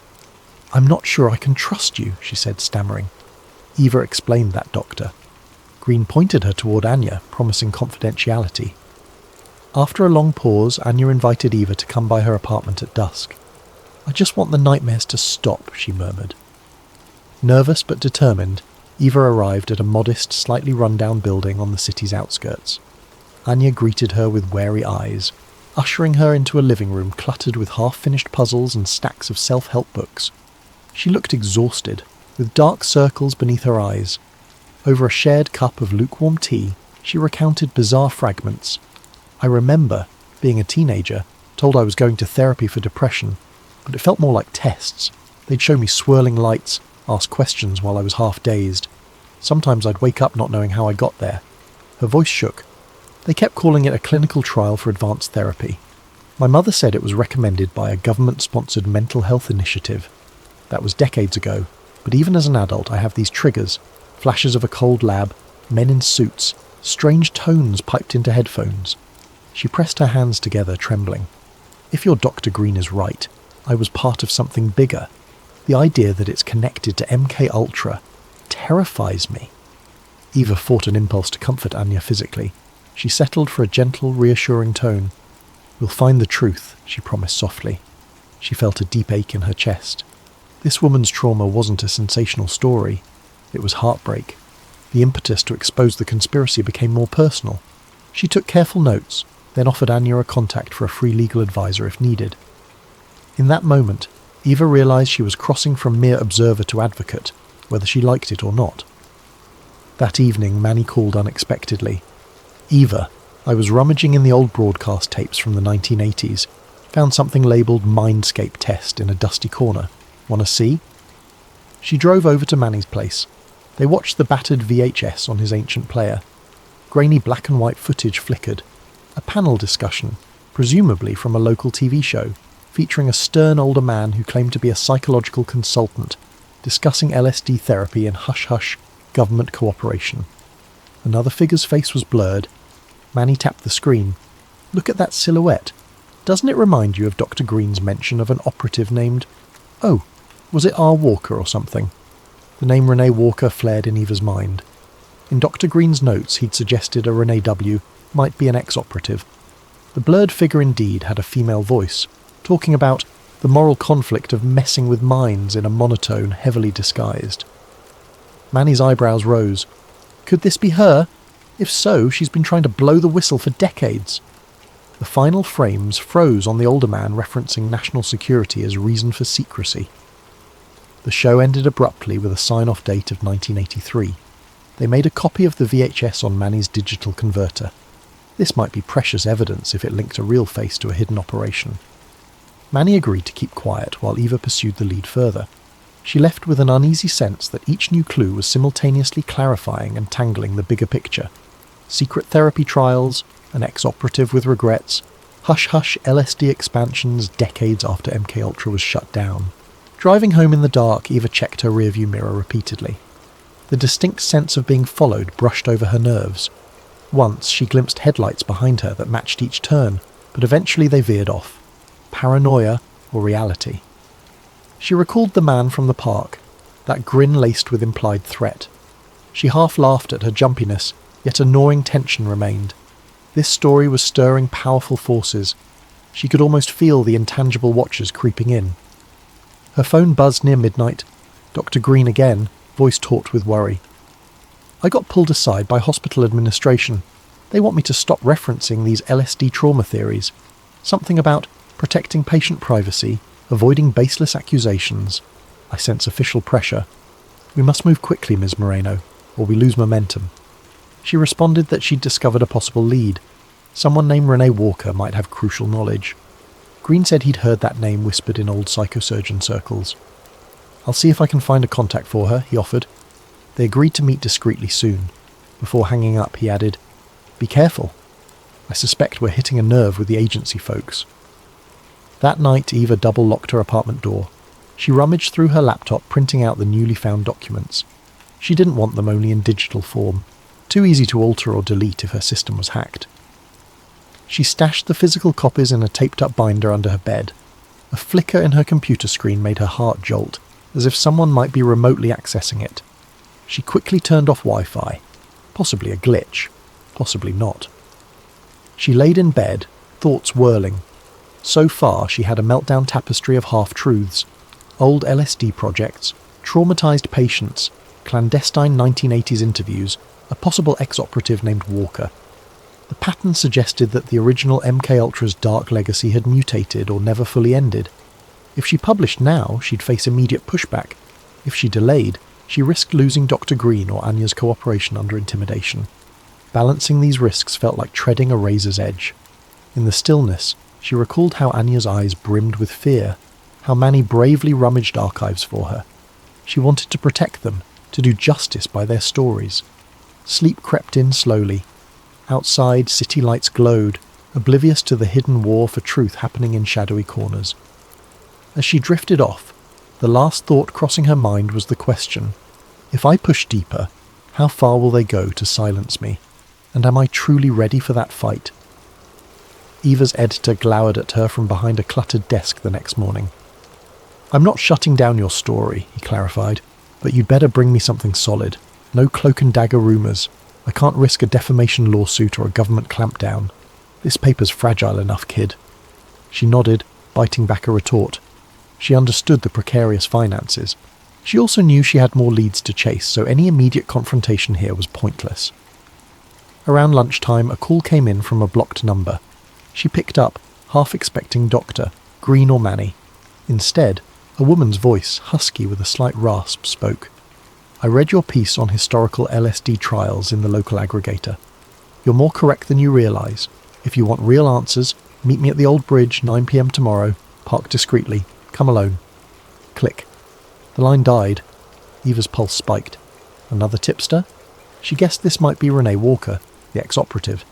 The hush in that voice suggested caution. She decided to keep the meeting from Manny for now, not wanting more people at risk. She texted Doctor. Green. Potential major source. Will update if it pans out. He simply responded, Watch your back.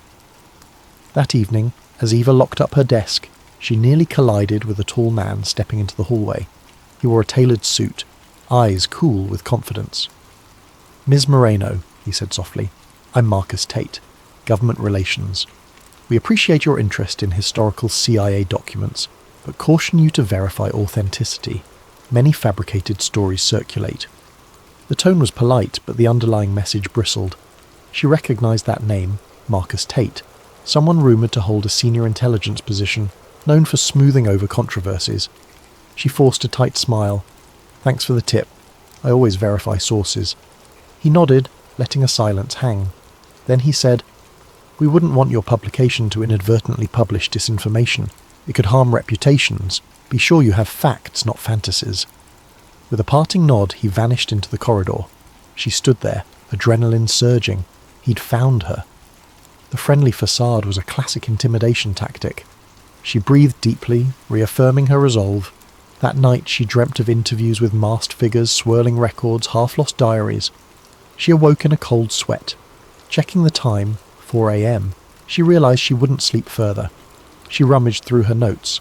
Anya Caldwell's anguished recollections, Dr. Green's partial patient logs, the hush around Project Mindscape, plus Manny's discovered VHS clip. The puzzle edges were forming. They all indicated that MKUltra had spawned follow-ups under different names. The cruelty of it, unwitting subjects manipulated for psychological experiments, fired her outrage. She jumped at the ping of an incoming email. A hush of dread passed over her. Possibly Manny with a new find. She opened it to see a single line. "Stop. We see you. Remember the children's story that ended in tragedy. No sender, no signature." Her hands trembled. She quickly forwarded it to Manny with the subject line, "Threat." Fear and anger twisted in her chest, but backing off now would be cowardly. She decided to press forward. Come morning, Manny visited her desk, eyes grim. "That threat email. Should we call the police?" She shrugged wearily. "The police might brush it off as a random troll, or they might be compromised if this is deeper. I'll keep it documented, though." Manny frowned, placing a small digital recorder in her hand. "At least carry this for tomorrow's meeting. Record everything. If you vanish, we'll have a clue." She gave a shaky smile, appreciating the support. She also texted Dr. Green to ensure he was safe.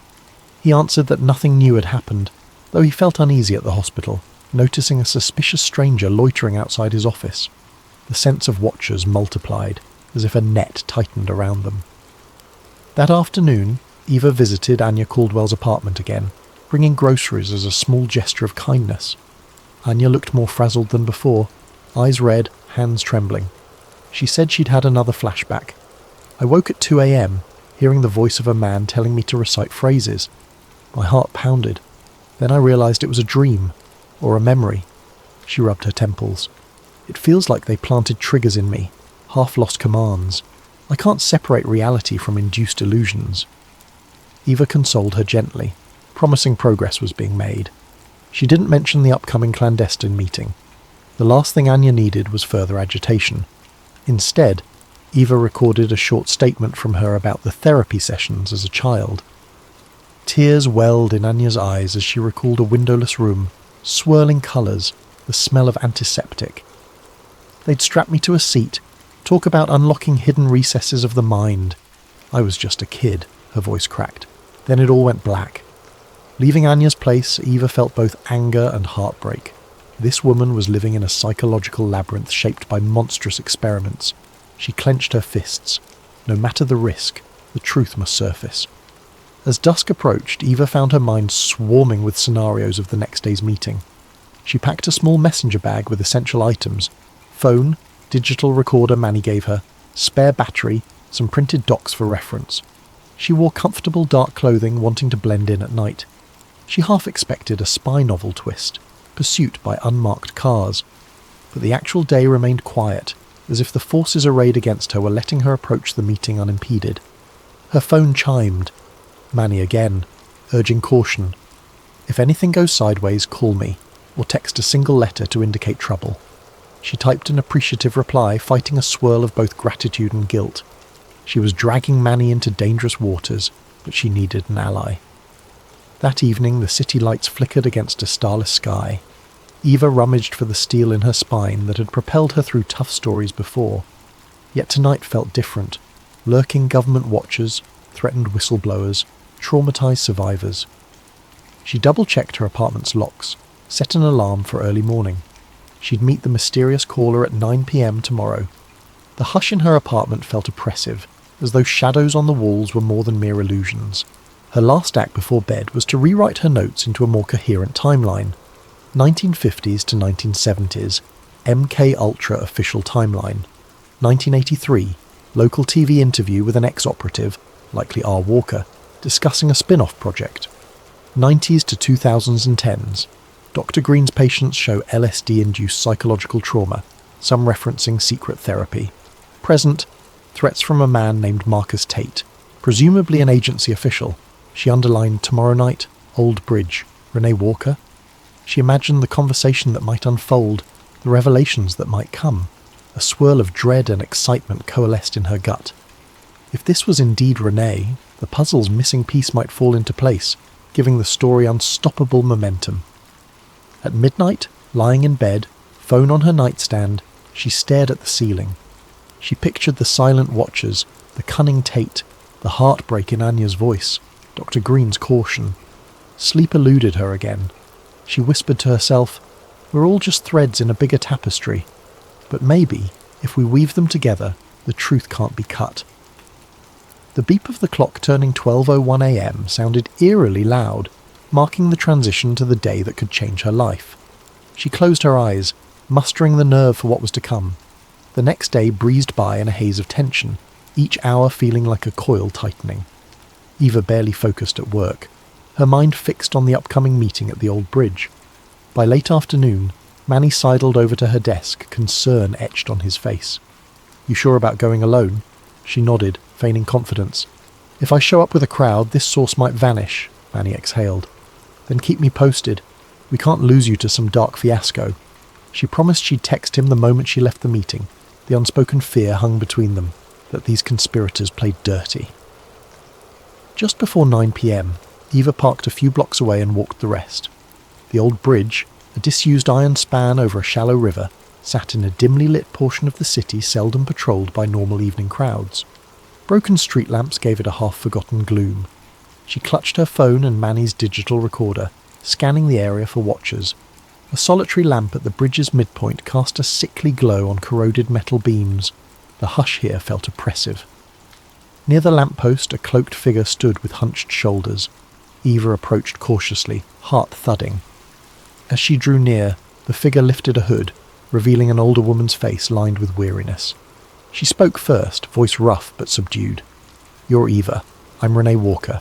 That's all the introduction we have time for." Renee's gaze flicked about as though expecting an ambush. "Listen closely.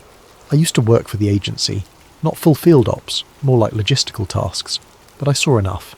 MK Ultra was official from mid-50s to 73, we know that. But they rebranded.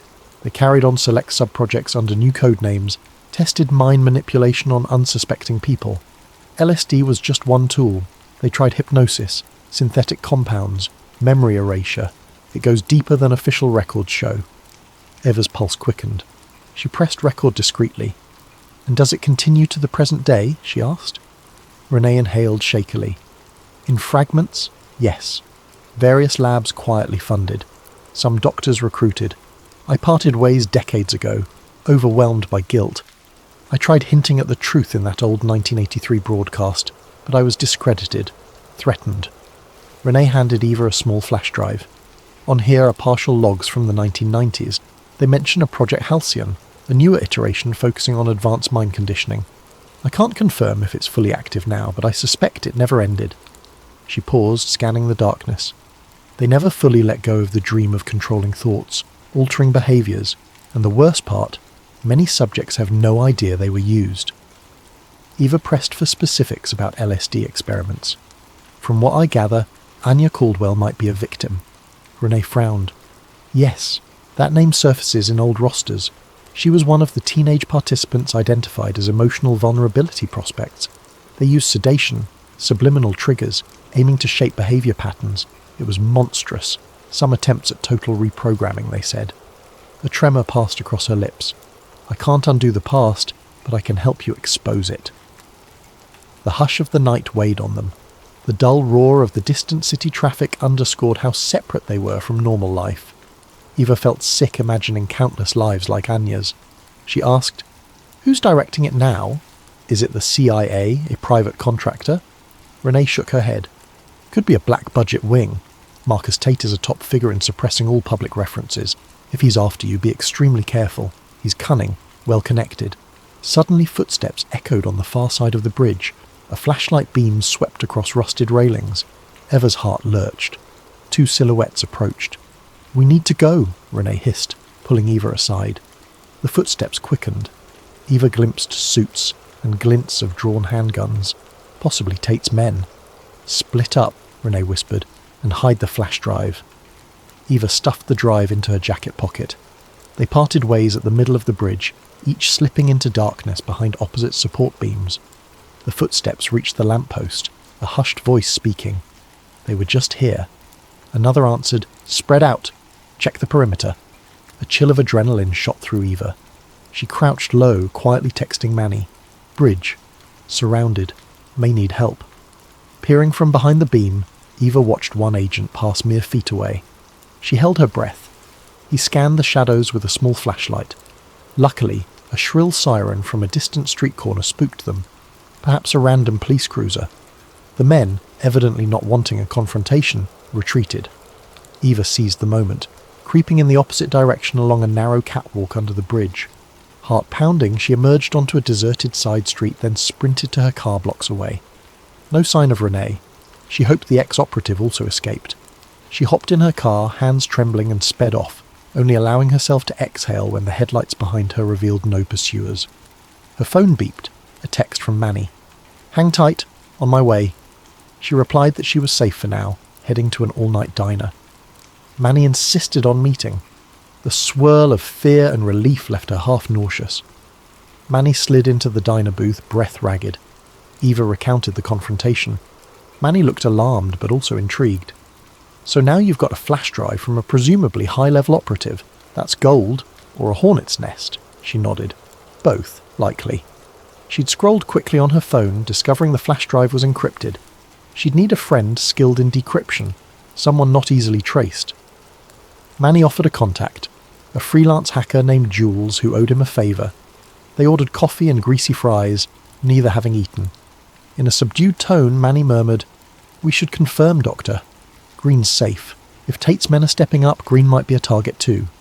Eva texted Green. No immediate reply. Anxiety spiked. "We might check his office tomorrow if we don't hear back." Their phones buzzed simultaneously with news alerts. Local psychiatrist under investigation for data breach. Manny read the headlines in dismay. They're going after Green's professional license. Could be Tate's doing, trying to muzzle him. Eva felt a pang of guilt. Her story might have put Green in the crosshairs. She resolved to push forward faster. The unstoppable momentum of a cover-up often thrives on time. If they revealed enough evidence soon, the conspirators might not contain the fallout. They parted near dawn, Manny heading home to rest, Eva returning to her apartment. The memory of the men on the bridge lingered in her mind. The hush in her living room felt oppressive. She locked her door, triple-checking. Renee risked her life to supply that flash drive. I can't let it go to waste. She shot a final text to Manny. "We'll decode the drive tomorrow. Then we blow the lid off. I won't let them bury this." As she sank onto her sofa, she wondered about the moral weight of dragging all these people into a confrontation with an invisible machine that had been perfecting secrecy for decades. The lingering question, how many times had truth been stifled before? Yet the small voices of survivors, the haunting guilt in Renee's eyes, the betrayal felt by Dr. Green, all demanded an answer. Sleep eluded her once more. Outside, the city's neon glow tinted the horizon. She pictured the blank expressions of Tate's men, the relentless push to keep everything hidden. In the hush of her sleeplessness, she vowed to see the mission through, no matter how deep the shadows extended. Sunlight streamed through the blinds as Eva woke from a fitful doze on her sofa. Her phone beeped incessantly with notifications. She rubbed her eyes, glancing at the screen. Manny's messages and missed calls. "Where are you? Green's gone. His clinic says he's on emergency leave, possibly forcibly taken." Fear jolted her awake. She quickly phoned Manny. He answered breathlessly. "Security cameras at the hospital show men escorting Green into a black SUV last night. Some hush-hush official paperwork. He's vanished." Eva felt her stomach lurch. They'd struck back swiftly, removing Dr. Green. She realized the time for caution was past. She had to blow the story open before more vanishings occurred. Manny reminded her that they had the flash drive from Renee to decrypt. "Jules is waiting in a cafe basement," he said. "We can do it now, then we release everything online." Eva nodded, mind whirling.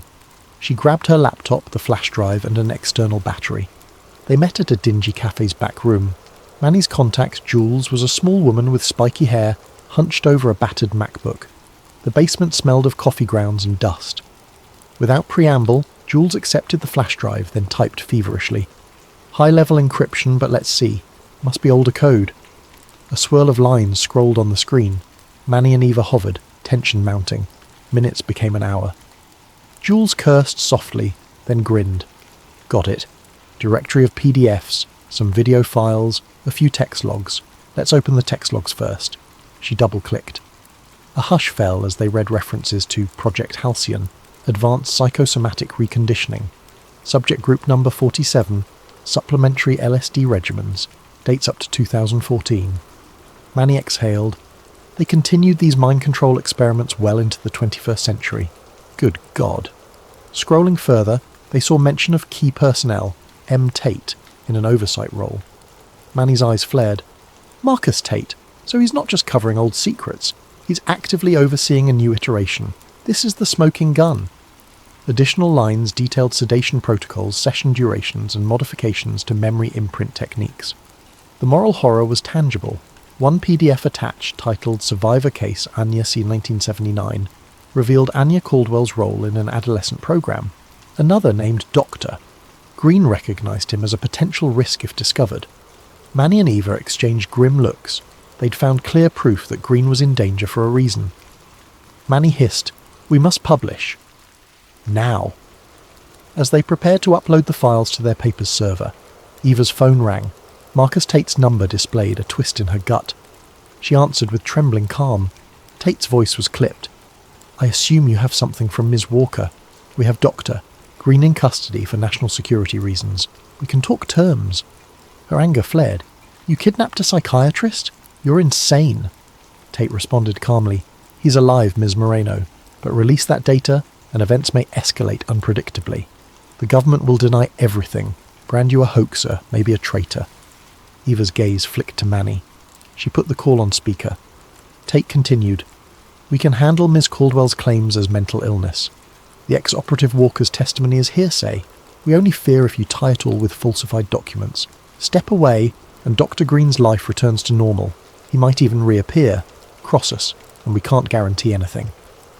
The line clicked dead. Manny shook his head in disgust. "He's basically blackmailing you with Green's safety." Eva's hand trembled over the laptop trackpad. Manny whispered, "If we give in, we bury the story. They keep Green hostage, or at least muzzle him. If we publish, Green's in real danger, possibly Anya or even us as well. But the truth, it could save countless future victims." The weight of that moral dilemma pressed heavily. She thought of Anya's broken memories, Doctor, Green's unwavering courage. The unscrupulous power of Tate's threat hung like an anvil. In that hush, Jules cleared her throat. "I can upload everything anonymously to multiple whistleblower platforms. Once it's out, they can't stop it, but it has to be your call." Eva closed her eyes. A swirl of guilt for Green, but a deeper responsibility for all potential victims. She realized that if she caved, they'd remain forever manipulated. She recalled the vow she made after meeting Anya. No more hiding. Eva typed a quick final note into the top of the doc, summarizing the new revelations, then nodded at Jules. "Do it." In seconds, Jules hammered a few keystrokes. The screen showed progress bars uploading the entire folder, text logs, PDFs, old videos, to a major document leak website. Manny simultaneously drafted a story for their own paper's site, referencing the leaked files. They set it to auto-publish within the hour. No turning back. Within minutes, social media chatter exploded. Major leak reveals possible continuation of MK Ultra under codename Halcyon. Manny's phone vibrated non-stop. Eva's email inbox flooded. The fuse was lit. She expected an onslaught of official denials, trolls, maybe half-truth excuses, but at least the genie was out. The hush of decades was shattered. The next steps unfolded in a blur. Large news outlets picked up the story. Government press liaisons fumbled with, "We're investigating these unverified documents." Statements. Conspiracy forums erupted with triumph. Mainstream anchors expressed cautious skepticism. Eva glimpsed a fleeting moment of satisfaction amid the swirl, though worry for Dr. Green overshadowed it. Late that evening, Manny called, breathless. Breaking news! Dr. Green turned up at a roadside motel, disoriented. He says men dropped him off, told him to keep silent, but he's alive. Eva felt tears of relief. She sped to the motel, finding Green shaky but physically unharmed. He recounted being interrogated in a sealed room, forced to sign a non-disclosure. Then once the story went public, they deemed him worthless as a bargaining chip. They might spin this as me being delusional, Green said, trembling. But the docs are out there now. They can't bury it all. Days later, official inquiries erupted. Politicians demanded clarity on whether new mind control experiments existed. The CIA hammered out statements about historic wrongdoing. Marcus Tate vanished from public view. Some rumoured he was reassigned or quietly retired. Others said he was orchestrating new spin from behind the scenes. Meanwhile, survivors like Anya Caldwell found partial validation. She and others formed a support group. Dr. Green resumed practice with renewed resolve. Eva's article soared in readership, catapulting her from local reporter to national figure. She felt uneasy about the spotlight, but recognised it gave her a platform to continue pressing for accountability. Manny teased that she'd become a journalistic hero, though she felt more relief than pride. The cost had been high: fear, risking her friends, and nearly losing Dr. Green. In the weeks that followed, talk of Halcyon overshadowed earlier controversies. Investigations opened, lawsuits formed. Yet as time wore on, factions in government worked to recast the data as inconclusive or tampered with. The net effect? Some believed wholeheartedly, others dismissed it as a sensational hoax. The full truth remained muddled. But at least the seeds were planted, shining a harsh light on an unsavoury legacy that refused to be quietly erased. In a reflective moment, Eva visited Anya's small apartment, bearing a fresh bouquet. They sat quietly, sipping tea. Anya thanked her for exposing the hidden hand that scarred her youth. "I may never get all my memories back," she said softly, "but knowing I wasn't crazy, that means everything." Eva squeezed her hand. She realised that even partial victories matter in a landscape of secrecy. One drizzly morning, Eva received an unmarked package at her desk. Inside lay more classified files, referencing tangential mind experiments in other states. No note, no return address, perhaps from another whistleblower. She gazed at them, heart heavy. The shadowy machine was bigger than she'd imagined, still shifting, still covering tracks. But she felt neither terror nor despair this time, only a renewed sense of mission. We've come this far, we keep going. Standing by the office window, she watched raindrops on the glass. The hush of the day felt oddly comforting. She recalled the swirling LSD session logs, the battered survivors, the hushed voices. A swirl of regret for those who never saw justice, but also a sense of hope that one day more pieces would come to light. The truth, once illuminated, can't fully be shoved back into darkness. And thus, among the swirling secrets, Eva Moreno resolved to remain that persistent light, shining however she could into the darkest corners of shadows of the mind.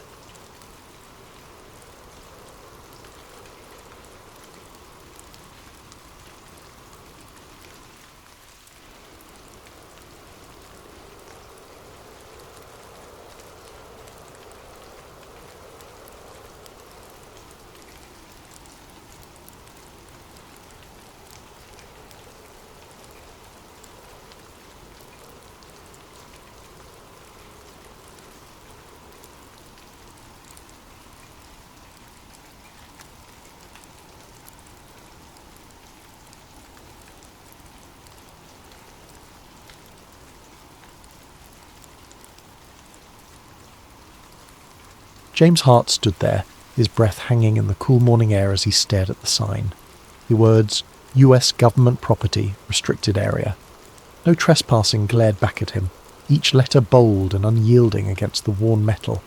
It was the kind of warning you didn't take lightly, the kind that usually sent law-abiding citizens like James turning back the way they came. And yet, he couldn't move. His boots stayed planted in the damp earth, his curiosity outweighing the rational part of his brain that screamed for him to leave. He scanned the area, turning his head slowly to look down the length of the fence. It was taller than he had realised, with rows of rusting barbed wire curling menacingly at the top. The trees around it were dense, their branches clawing at the metal like nature itself was trying to reclaim the land. What struck him most was the silence. The usual forest sounds, chirping birds, rustling leaves, were gone, replaced by an almost oppressive stillness that seemed to press down on him the longer he lingered.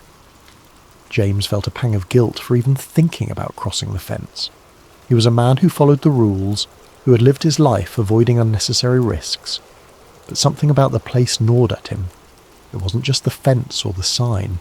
It was the feeling that he had stumbled onto something significant, something he wasn't supposed to see. He told himself it was probably nothing.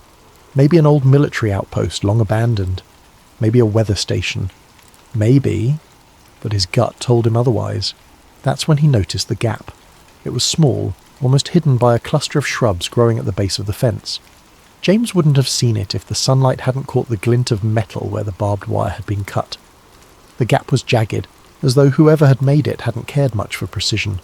It looked fresh, too. Bits of the metal fencing still clung to the ground, as if it had been forced apart recently. He stepped closer, his heart beginning to pound.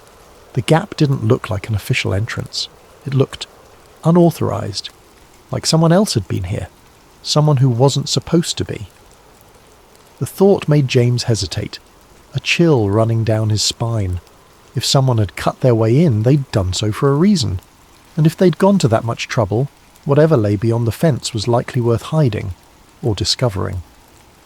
James knelt down, brushing a hand over the torn edges of the wire.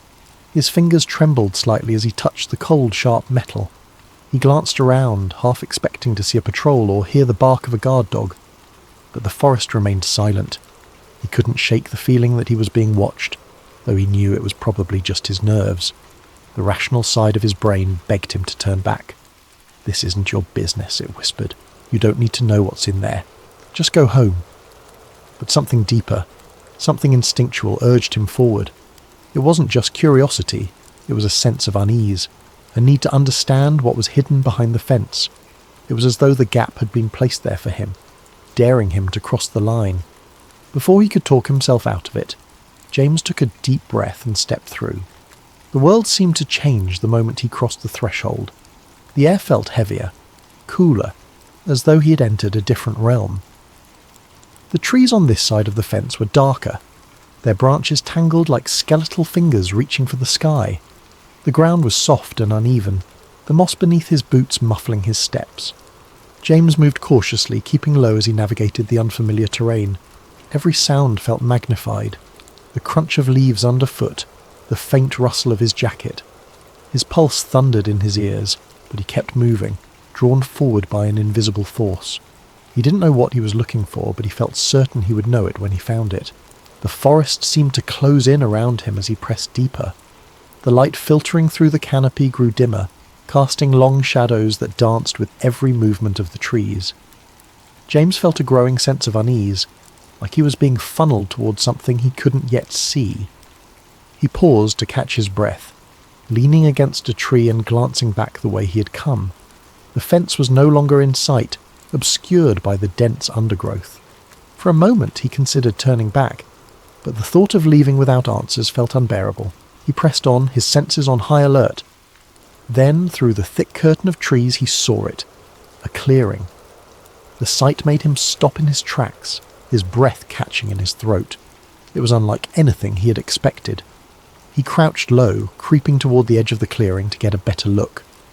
As he drew closer, details began to emerge. It wasn't just the clearing that was unusual. It was what stood in its centre. James squinted, his pulse quickening as he realised what he was looking at. A cluster of buildings, squat and nondescript, stood in the middle of the forest. Their concrete walls were stained with moss and streaked with rust, their windows covered with wire mesh. A dirt road wound through the clearing, leading to a set of large steel gates. Nearby, a handful of vehicles sat parked in a neat row, trucks with government plates, their sides marked with stenciled letters he couldn't quite make out. James ducked behind a tree, his mind racing. What was this place? It didn't look abandoned. Lights flickered in the windows and faint voices carried on the wind. He spotted figures moving between the buildings, some in lab coats, others in military uniforms. They moved with purpose, as though part of a carefully choreographed routine. Whatever this place was, it was active, and it was hidden for a reason. James's heart pounded as he crouched in the shadows, watching the scene unfold. Every instinct told him he shouldn't be here, that he was stepping into something far bigger than he could understand, but he couldn't look away. Something about the place drew him in, a nagging sense that he had stumbled onto something important, something he wasn't supposed to see. And yet, despite the fear gnawing at the edges of his mind, James couldn't bring himself to leave. Not yet, not without answers. Inside, the forest grew darker, the trees denser. James moved cautiously, his footsteps muffled by the soft earth. He expected to find... well, he didn't know what he expected. Maybe a weather station, or some kind of outpost. But what he found was something else entirely. After about a mile, the trees gave way to a clearing. In the centre stood a cluster of nondescript buildings, their concrete walls stained with moss and grime. A few trucks were parked nearby, their tyres caked with mud. The place looked abandoned, but as James got closer, he realised it wasn't. Lights flickered behind the windows and faint voices carried on the wind. James crouched behind a tree, his heart pounding. What was this place? He watched for a while, trying to make sense of what he was seeing. People in lab coats walked between the buildings, carrying files and equipment. Soldiers patrolled the perimeter, their rifles slung casually over their shoulders. It looked like something out of a spy movie, and James couldn't shake the feeling that he had stumbled onto something he wasn't supposed to see. That night, James couldn't sleep. The events of the day replayed endlessly in his mind, the scene at the facility refusing to fade into the background. Every time he closed his eyes, he saw the soldiers again, their movements precise, their presence unnervingly authoritative. Research facilities didn't have armed guards, especially not in the middle of nowhere, and certainly not guards who seemed so vigilant, so ready for trouble. He tossed and turned, trying to rationalise what he'd seen. Maybe it was a military outpost, some kind of training site or a storage depot for sensitive equipment. But that didn't explain the secrecy, the barbed wire fence, or the sense of isolation. It was as if the place was deliberately hidden from the world, tucked away where no one would think to look. He told himself he was overthinking it, that his imagination was running wild. Yet the image of the soldiers lingered, refusing to let him find peace. By morning, his curiosity had turned into something stronger, a need to know.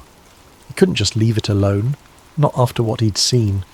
His rational mind warned him against going back, but a deeper part of him, the part that craved answers, overruled the hesitation.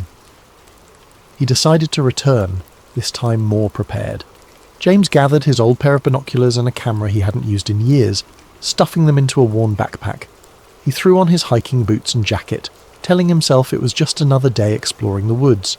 If anyone asked, he was just a curious hiker with a camera, documenting the beauty of the forest. But in his gut, he knew this wasn't a casual outing. He was crossing a line, stepping further into something he didn't fully understand. When he reached the gap in the fence, the forest was eerily quiet. The usual hum of birdsong and rustling leaves seemed muted, as though the woods themselves were holding their breath. James crouched low as he slipped through the gap, his senses on high alert. Every sound, every shadow felt amplified, his heartbeat thudding in his chest like a drum. He followed the same path as before, weaving through the dense undergrowth until the clearing came into view. The facility was just as he had left it, its squat buildings clustered together like silent sentinels. The guards were there too, patrolling the perimeter with methodical precision. James found a spot where the trees provided cover, settling in with his binoculars. At first it was uneventful. Trucks came and went, their drivers unloading crates and disappearing into one of the larger buildings. James adjusted the focus on his binoculars, trying to make out the stenciled letters on the side of the crates, but the angle was wrong. He snapped a few photos anyway, hoping they might reveal more later. Hours passed, and James was beginning to think this trip might have been a mistake. He was cold, his legs were cramped from crouching, and his nerves were fraying from the constant vigilance. He was about to pack up and leave when something caught his eye. A small group of people emerging from one of the buildings. He froze, lifting the binoculars to his eyes. At first it looked like more workers or guards, but then he saw the man. Unlike the others, he wasn't wearing a uniform or a lab coat. He looked like an ordinary civilian, his clothes rumpled and his posture defeated. He was flanked by 2 guards, their hands gripping his arms as they marched him across the clearing. James's breath hitched as he adjusted the focus. The man's hands were bound behind his back, and his face was pale, almost ghostly. There was a hollow look in his eyes, a mixture of fear and resignation that sent a chill down James's spine. He watched as the man turned his head, glancing over his shoulder as if searching for a way out, or perhaps for someone who might come to his aid. The guards didn't give him a chance to hesitate. One of them shoved him roughly, forcing him to quicken his pace. James followed their movements through the binoculars, his grip tightening as they approached a building with heavy steel doors. The building was unlike the others. Its walls were reinforced, its windows small and barred. It radiated an aura of foreboding, as though it held secrets too dangerous to escape. The guards stopped in front of the doors, one of them stepping forward to punch a code into a keypad. James watched as the doors slid open with a low mechanical hum. For a moment the man hesitated, his body stiffening as though he might resist. But the guards didn't give him a choice. They shoved him inside, the doors sealing shut behind them with a finality that sent a shiver through James. He lowered the binoculars, his mind racing. Who was that man? Why was he being treated like a prisoner in what was supposed to be a government facility? Nothing about this made sense. James felt a surge of unease, the questions piling up faster than he could process them. He had stumbled onto something much bigger than he had imagined, something that felt wrong in every possible way. He debated leaving, retreating to the safety of his normal life. But as he crouched there in the shadows, watching the facility from a distance, he knew he couldn't walk away. Not yet. Not without answers. James's stomach turned. Whatever was happening here, it wasn't normal. He knew he should leave it alone, but he couldn't. He spent the next week digging for information, searching the internet for any mention of a government facility near his town. He found nothing. No maps, no records, not even a rumour. But James wasn't ready to give up. The questions gnawed at him, consuming his thoughts and erasing the boundaries of his once quiet life. Each day at the post office felt like an eternity, his mind drifting back to the strange facility hidden in the woods. At night, his resolve only deepened. He had to know more, even if it meant taking greater risks. He began his nighttime visits cautiously, dressing in dark clothing and timing his excursions to align with the guards' shift changes. Through careful observation, he mapped the layout of the facility. There were at least 6 buildings, each with its own purpose. One seemed to be a storage depot, where crates were unloaded and stacked before being transported elsewhere. Another appeared to house the guards, a smaller structure with a steady glow of light and the occasional sound of muffled laughter or clinking cups. But it was the larger, heavily fortified building, the one with the steel doors, that intrigued him most. It exuded an air of secrecy that demanded further investigation. James kept his distance at first, watching from the tree line with his binoculars. He noted the times of deliveries, the duration of guard patrols, and the comings and goings of people in lab coats. His camera captured grainy images of crates being unloaded, their labels too obscured to read clearly. He studied the way the guards moved, the blind spots in their patrols, and the weak points in the facility's perimeter. With each visit he inched closer, his confidence growing alongside his determination. One night, James found himself crouched behind a row of bushes, no more than 20 feet from one of the buildings. A single window was left slightly ajar, allowing faint voices to drift into the night air. He strained to listen, his heart pounding as he caught fragments of a conversation. Latest subject showed increased resistance, one voice said, firm and clinical. We'll adjust the dosage tomorrow, another replied, colder, more detached. James froze, his mind racing. What subject? What dosage? He pressed himself closer to the ground, his ears straining to catch more. Erasure protocols need to be flawless. We can't afford another incident. The words sent a chill down his spine. Erasure protocols? What could that mean? He had heard enough whispers of government experiments in the past to know this wasn't ordinary research. He remained still until the voices faded, replaced by the hum of machinery and the distant chirping of crickets. Emboldened by what he'd overheard, James returned night after night, slipping closer to the facility. He began to piece together a troubling narrative, one small fragment at a time. On one of his visits, he managed to slip into the shadows of an open loading dock, hiding behind stacks of crates as workers moved about. The crates were marked with cryptic codes, but a few bore labels that made his stomach drop. Test Compound 47A, Behavioural Protocols, Cognitive Analysis. As the workers left, their voices echoed faintly in the cavernous space. James crouched low, his camera forgotten as he strained to listen. Dr. Reinhardt wants the new batch prepped by Monday. Has Subject 18 stabilised yet? Not after the last round. They're talking full sedation this time. The words painted a grim picture. James felt his pulse quicken as he realised the scale of what he was uncovering. These weren't just experiments, they were human experiments. His suspicions were confirmed a week later when he found an unguarded corner of the facility, where a small vent emitted a low hum. The air smelled faintly of chemicals, and through the grate he could hear voices, clearer this time. Initial trials showed significant memory suppression. Hallucinations are an acceptable side effect as long as obedience metrics remain stable. James barely dared to breathe. He fished a small audio recorder from his backpack and held it close to the vent, capturing every word. The voices continued, their tone cold and detached, as though discussing a set of tools rather than human lives. MK Ultra is yielding promising results in behavioural modification. We'll present the findings to the higher-ups next quarter. James's blood ran cold. MK Ultra. He had read the name before in conspiracy forums, but he'd always dismissed it as exaggerated speculation.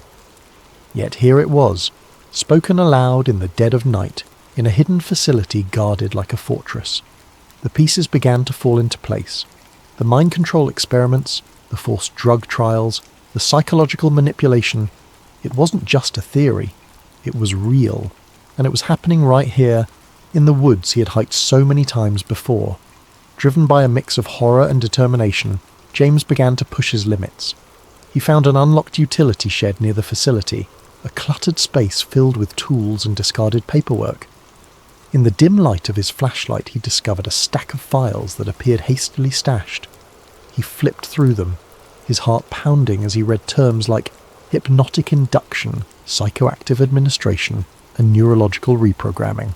One file stood out. It contained a list of names, some crossed out, others annotated with cryptic notes. One name was circled with the words Phase 3, Complete Erasure, scrawled in the margins. James stared at the page, his hands trembling. These weren't just experiments. They were controlling people, erasing their memories, turning them into... what? He didn't know, but the implications were too terrible to ignore. It wasn't long before James became a regular visitor to the facility, slipping past guards and documenting everything he could. He sketched crude maps, took photos of documents and buildings, and recorded snippets of conversations. Each night he returned home with more evidence, his small apartment becoming a chaotic archive of secrets. But the closer he got to the truth, the more the weight of his discovery began to press down on him. He knew he was walking a dangerous line. The facility was guarded for a reason, and the people running it clearly had no intention of letting their secrets escape. Yet James couldn't stop. He was driven by a need to expose what he'd found, to pull back the curtain on a conspiracy that had remained hidden for too long. He didn't know it yet, but his time was running out. But James made a mistake. On his final visit to the mysterious facility, James's growing confidence got the better of him. It was late. The forest cloaked in the thick silence of the night. He had planned this visit meticulously, timing his movements with the guards' rotations and using every shortcut he'd learned over weeks of careful observation. This time, he was determined to get inside the main building, the one with the steel doors and faint flickering lights that seemed to pulse with a sinister rhythm. He slipped through the gap in the fence as he had done before, his heart pounding in his chest. Armed with a flashlight, a notebook and a new camera, James crept closer to the structure. As he approached the building, he noticed a delivery truck parked near the loading dock. Its back was open, revealing rows of metal crates with cryptic labels. He crouched low behind a stack of barrels, taking photos of the crates, hoping the camera's silent shutter wouldn't betray him. But then he heard it, a sharp crack. the unmistakable sound of a branch snapping underfoot. His body froze as the beam of a flashlight swept through the darkness, illuminating the area just feet from his hiding spot. A guard's voice broke the silence, gruff and alarmed. "Who's there?" Panic surged through James. He bolted, his boots pounding against the forest floor as he darted back toward the fence. The shouts of the guards followed him, along with the heavy thud of their boots as they pursued him.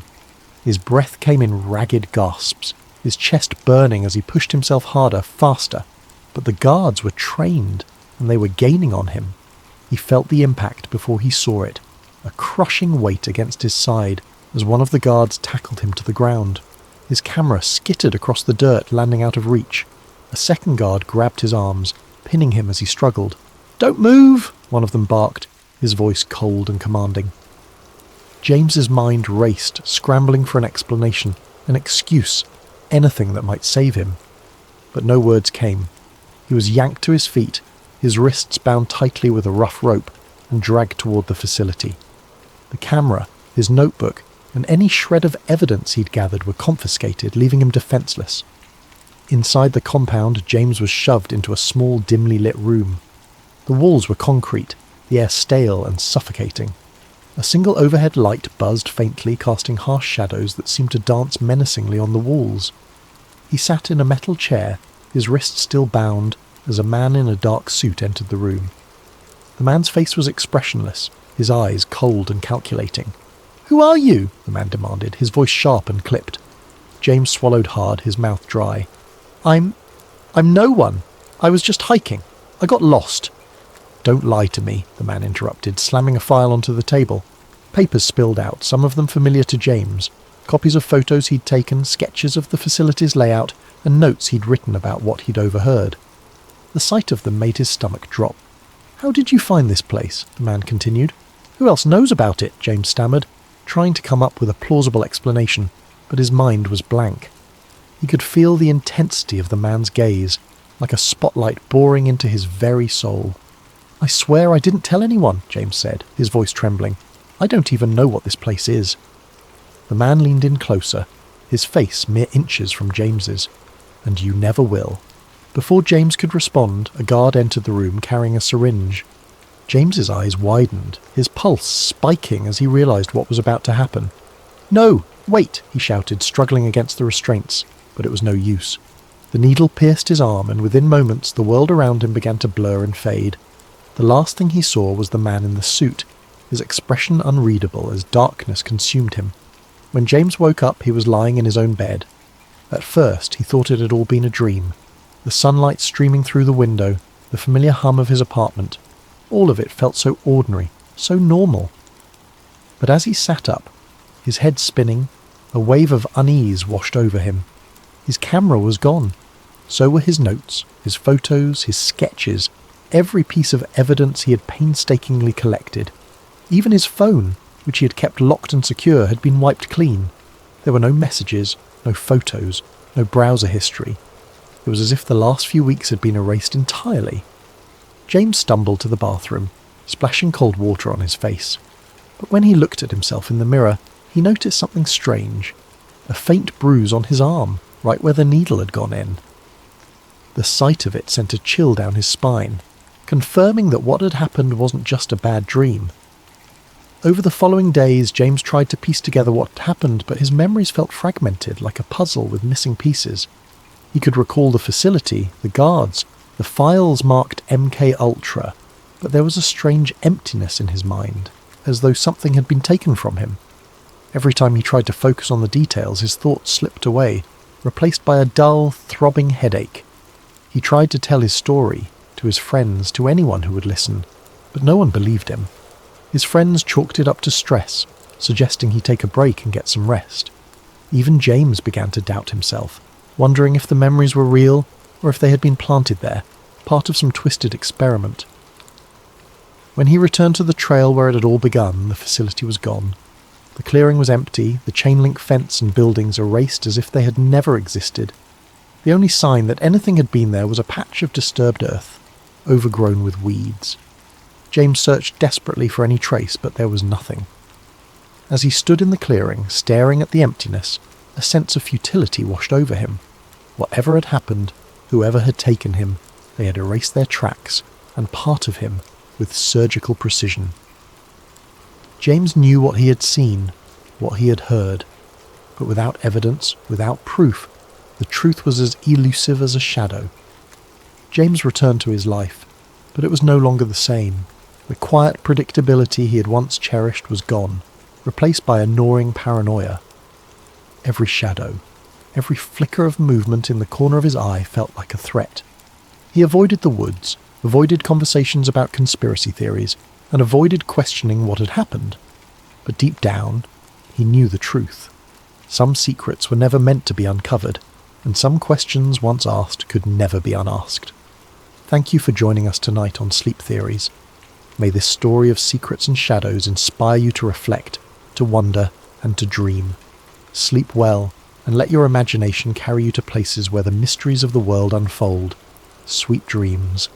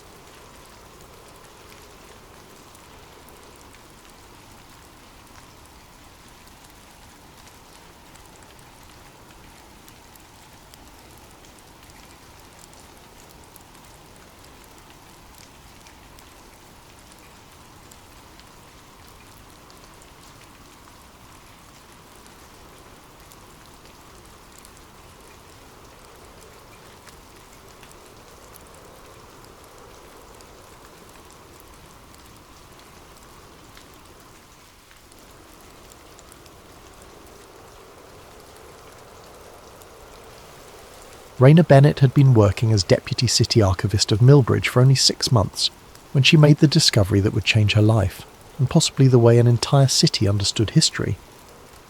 Millbridge wasn't a large metropolis, but it wasn't a rural backwater either. It existed in that liminal space where the hustle of daily life met a tight-knit sense of community. The city archives, housed in a squat, blocky building on Belmont Avenue, were seldom visited by anyone other than genealogists researching their family trees or local journalists digging for old planning permits. Raina found the job easy enough. She spent her days processing requests for historical documents, sifting through old maps and city council meeting transcripts. Occasionally, she uncovered something unusual, an old love letter slipped between official papers, a black and white photograph nobody recognised. Most of the time, these oddities were interesting only for a moment before losing their novelty. But on this particular afternoon, as she was reorganising a set of mislabelled boxes in the far corner of the archival storage room, she discovered a sealed cardboard box with no official city label. Its only identifying mark was a handwritten scrawl in black marker, Renewal 2008. Curious, she opened it carefully. Inside, she found a set of tapes, actual videotapes, labelled with cryptic codes, OBJX, TT Preel, and OPCVR. There were about 7 in total, some in battered plastic sleeves. All had a city seal that looked legitimate, but none bore any standard reference number. Puzzled, Raina dusted them off and placed them gingerly on her sorting cart. She walked the short distance down the hall to the seldom-used media viewing room. This small windowless chamber contained a dusty old VHS player and a handful of monitors. Almost nobody used the old equipment anymore, but the city archivist kept them around for just such an occasion. Raina shut the door behind her, took a seat, and inserted the first tape labelled TT-Preel into the machine. At first, the footage was grainy. An off-center camera angle revealed a table in a stark fluorescent-lit room. She saw a man, seemingly middle-aged, wearing a dark suit. Another figure, off-screen but possibly behind the camera, cleared their throat. A voice said, "This is an official record for the eyes of top-tier clearance only." After a few more seconds of distortion, the man in the suit leaned forward and began to speak. The events of September 11th, 2001 must remain consistent with the narrative approved by the Commission. The public is not prepared for the alternatives that might arise should these details become scrutinized. Our team has successfully... The tape froze in a burst of static. Raina's heart pounded. She carefully ejected the cassette and inserted the next one labelled Object X. This time, the footage showed documents scattered across a table. Technical diagrams flashed on screen, some referencing the structural components of the Twin Towers in New York, with notations hinting at internal shaping charges. The plans bore official-looking stamps and engineering seals, but it was impossible to read them clearly. Words like demolition, support columns, and materials analysis were repeated. Raina had read internet theories about 9/11 conspiracies, controlled demolition, holograms in the sky, missiles disguised as planes, but she'd always assumed these were fringe ideas. Nonsense. Yet here, in front of her, was something that looked alarmingly official. Her mind spun. These tapes appeared to suggest a cover-up linking local city officials to an alternative explanation of the 9/11 attacks, one that aligned more with conspiracy theories than with the official story. The next tape was labelled OPC-VR, short for Operation Cover, she wondered, but the tape was jammed, refusing to play. Overwhelmed, Raina realised she needed to step back. The very idea that these tapes existed in her small city's archives was surreal. Why would a town like Millbridge have records that even hinted at a cover-up of the most scrutinised and monumental event of the early 21st century? She checked the hallway to see if anyone was around. Certain her face must have been pale as a sheet. The corridor was empty. Everyone else was likely getting ready for the weekend, finishing up their Friday tasks. She decided to lock these tapes in her personal storage cabinet and investigate further on her own time. As the evening sky darkened, she signed out of work, her thoughts racing. Raina didn't know if what she'd seen was real, staged for some reason, or part of some elaborate hoax. But she suspected the tapes might be connected to city officials, past or present, who had ties to certain nationwide agencies. Maybe an old mayor or city council member had once worked in intelligence, or had been close to someone who did, but even that seemed far-fetched. Walking to her car, Raina felt a creeping sense of paranoia. She glanced over her shoulder more than once, half expecting to see someone watching her. The night air was crisp, the street lamps humming. She tried to tell herself that these tapes were either mislabelled or part of some half-baked local documentary project, but the knot in her stomach refused to loosen. She spent a sleepless night, replaying those images in her head. After a few hours of tossing and turning, she decided she had to keep digging. A single night's rest wouldn't change what she'd found. Something monumental lay hidden in those tapes, something that might well rewrite the official narrative about a pivotal moment in American history, or at least tie this small city to a clandestine effort to keep the truth hidden. Unbeknownst to her, as she stared at her bedroom ceiling, her phone buzzed with an unfamiliar unlisted number. Somewhere in Millbridge, or possibly beyond, someone knew that the tapes had been discovered. And now, the real danger was only just beginning. Raina returned to the archives early the next morning, slipping inside the building with a sense of determination that battled her growing apprehension. Over a strong cup of black coffee, she stared at the tapes in her private cabinet. She had brought an external VHS to digital converter, an archaic piece of equipment from her university days. If these tapes held sensitive information, the best move would be to digitize them for safer storage and easier analysis. Before she could begin, her boss, Dr. Harold Gwenther, poked his head through the door. "Morning, Raina. You're in early." She forced a casual smile. "Yeah, wanted to get a head start on the backlog." She watched his eyes flick to the cabinet, then back to her face. He looked puzzled for a moment, but said nothing. "I'm impressed," he replied. "Maybe all of us should take a page from your book." With a nod, he left. Once Dr. Gwenther was gone, Raina locked the door and popped in the jammed tape labelled OPC-VR. With some coaxing, the machine whirred, and a garbled image flickered on screen. She knew from experience that these old tapes could degrade over time, especially if stored improperly. But after a moment, the visual stabilized. A female voice, crisp and authoritative, began to speak over a slideshow of heavily redacted documents. Operation Cover was initiated to ensure all engineering assessments align with official findings regarding the collapse of the World Trade Center towers. The ongoing narrative as presented by the 9/11 Commission must remain unchallenged by outside experts. Raina pressed pause, her heart hammering. Operation Cover? So this was more than just a glitch in the official story. This was a deliberate effort to manipulate or suppress alternative explanations.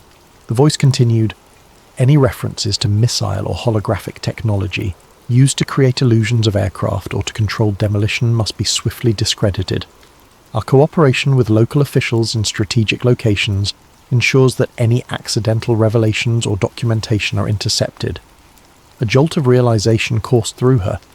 Millbridge, being near a major defense contractor's satellite office, could be one of these strategic locations.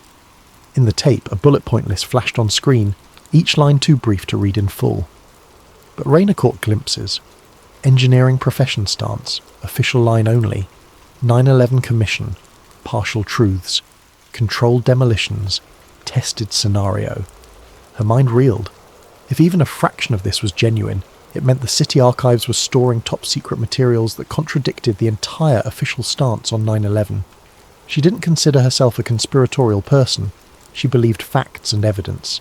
Yet here was evidence, albeit cryptic and unsettling, that conspiracies might not only be rumours of the internet fringe. As the tape sputtered to an end, the last frames showed a black screen with white text. File in compliance with NDA 713, sealed for 25 years from date. Violations punishable by federal law. Raina took a shaky breath and ejected the tape. She realised she was probably already deep in violation territory. Still, questions buzzed in her brain. Why was Millbridge specifically chosen as a repository for these materials, and who else knew about them? She rummaged through the remainder of the tapes, making digital backups as fast as she could. Each one told a slightly different piece of the story. Government officials conferring with local authorities to bury contradictory engineering findings, individuals with thick black bars over their eyes speaking about new technology demonstrations, a hush-hush set of experiments involving holographic projections that could replicate passenger aircraft on radar and in the sky. Between each tape, Raina paused to reflect. Were these real government projects, or a hoax staged by a group of elaborate pranksters? The serious tone and the specificity of the details made it hard to dismiss. She decided the next step was to cross-reference names mentioned on the tapes with official city records. In the quiet hush of the archive's back rooms, she typed furiously on an ancient computer. She looked up references to individuals named or partially named in the tapes. One name, Mayor R. Grimes, popped up repeatedly. She discovered that Robert Grimes had served as mayor of Millbridge from 2000 to 2004. Not exactly a seasoned politician, he'd been a local businessman who unexpectedly won the election. The second name was C. Donovan, presumably Colton Donovan, the head of the City Council's Finance Committee during the same period. Minutes later, Raina located a digital record, an emergency council meeting from December 2001. The summary was minimal, stating only that the meeting was called to discuss potential collaborative efforts with federal agencies on domestic security measures. It was unusual. Millbridge wasn't exactly a hotbed for federal collaboration, at least not that she knew of. While printing out the record, she heard footsteps approaching. She quickly shoved the tapes into a drawer. The door opened, revealing her co-worker, Nadine. "Hey Raina, sorry to bug you. Dr. Gwenther said we might have a new set of microfilms to process." Raina swallowed hard, fighting to regain composure. "Oh, right, I'll get those for you." With a smile, Nadine disappeared, leaving Raina to collect herself.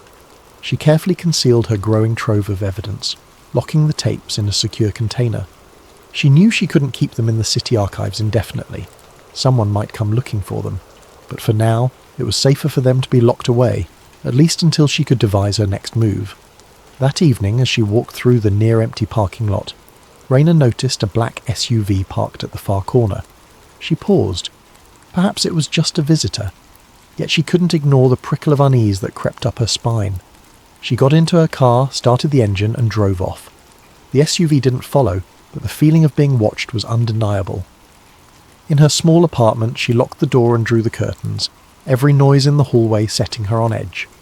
The partial truth spinning in her head stoked more questions. If the Twin Towers were truly felled by controlled demolition, as some fringe theorists claimed, why store evidence in a place like Millbridge? Who orchestrated the distribution of these tapes? And what about the missile or hologram technology references?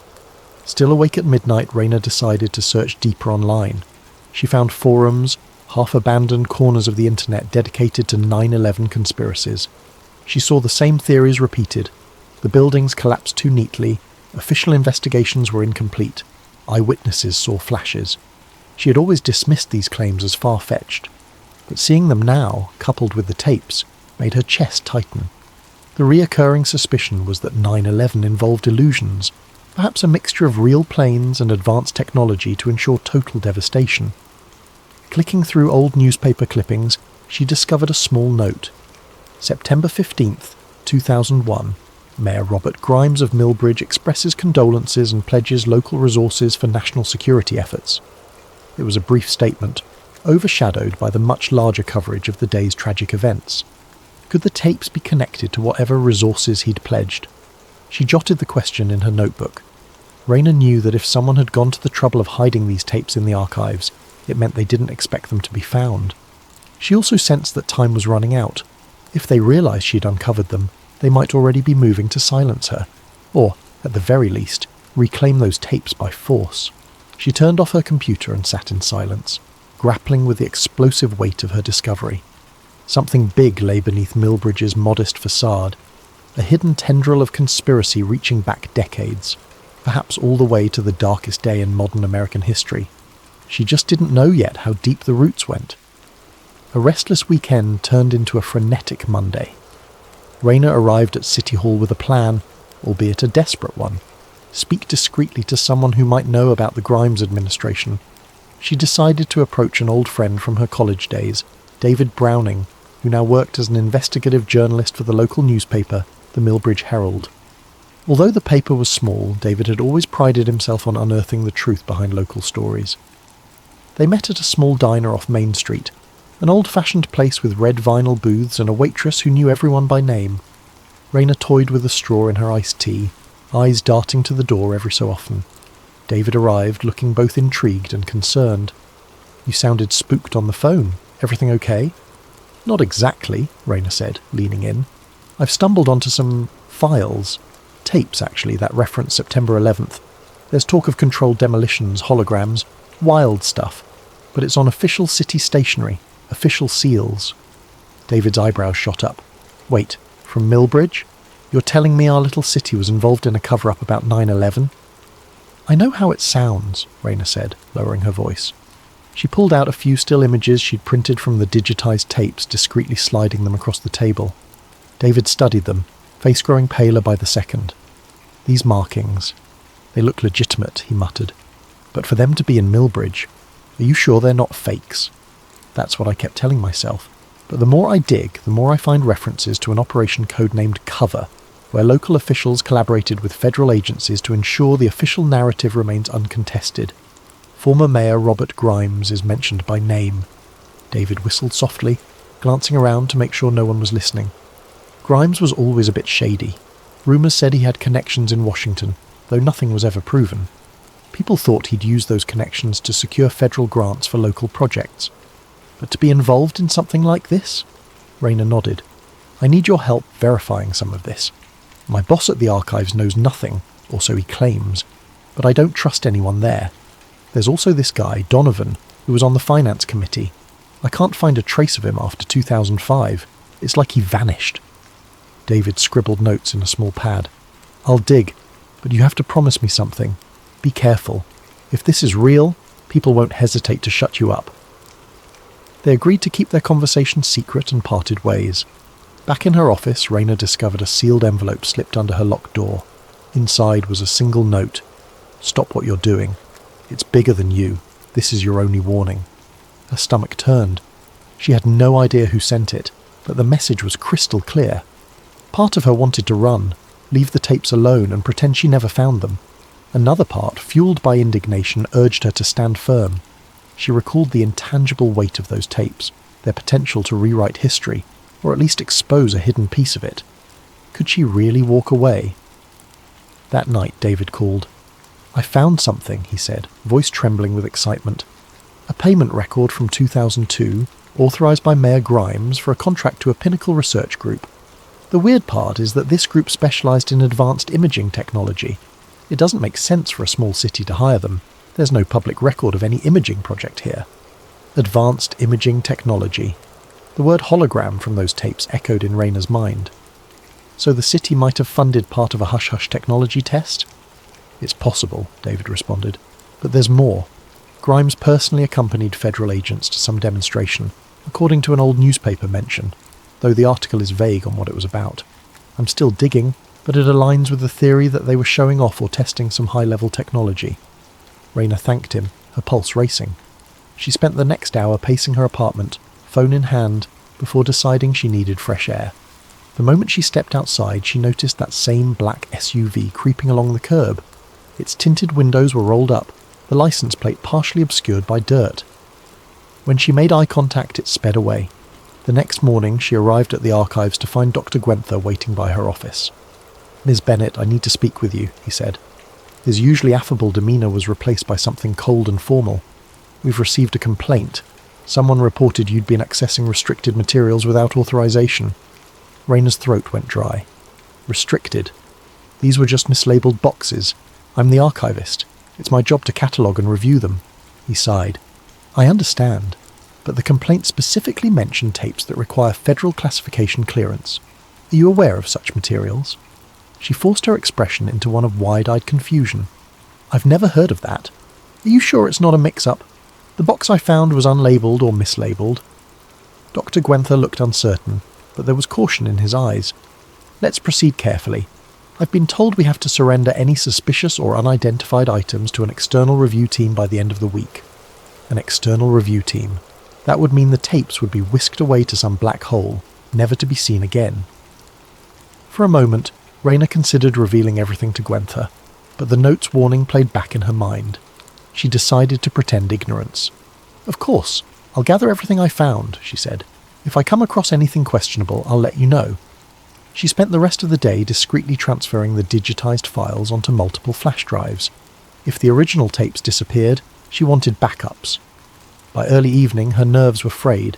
She checked her phone to see a text from David. "Need to see you. Big update." They met in a deserted park by the river. Dusk was settling in, and warm streetlights cast shaky reflections on the water's surface. David, wearing a hoodie pulled low over his face, had an almost conspiratorial look about him. "I connected with a friend at the county records office," he said, voice hushed. "There's a sealed set of documents referencing a special council directive, signed by Grimes. The directive was about relocating or archiving sensitive federal materials in exchange for federal development grants. The city essentially got hush money, and guess what else? Donovan was the liaison."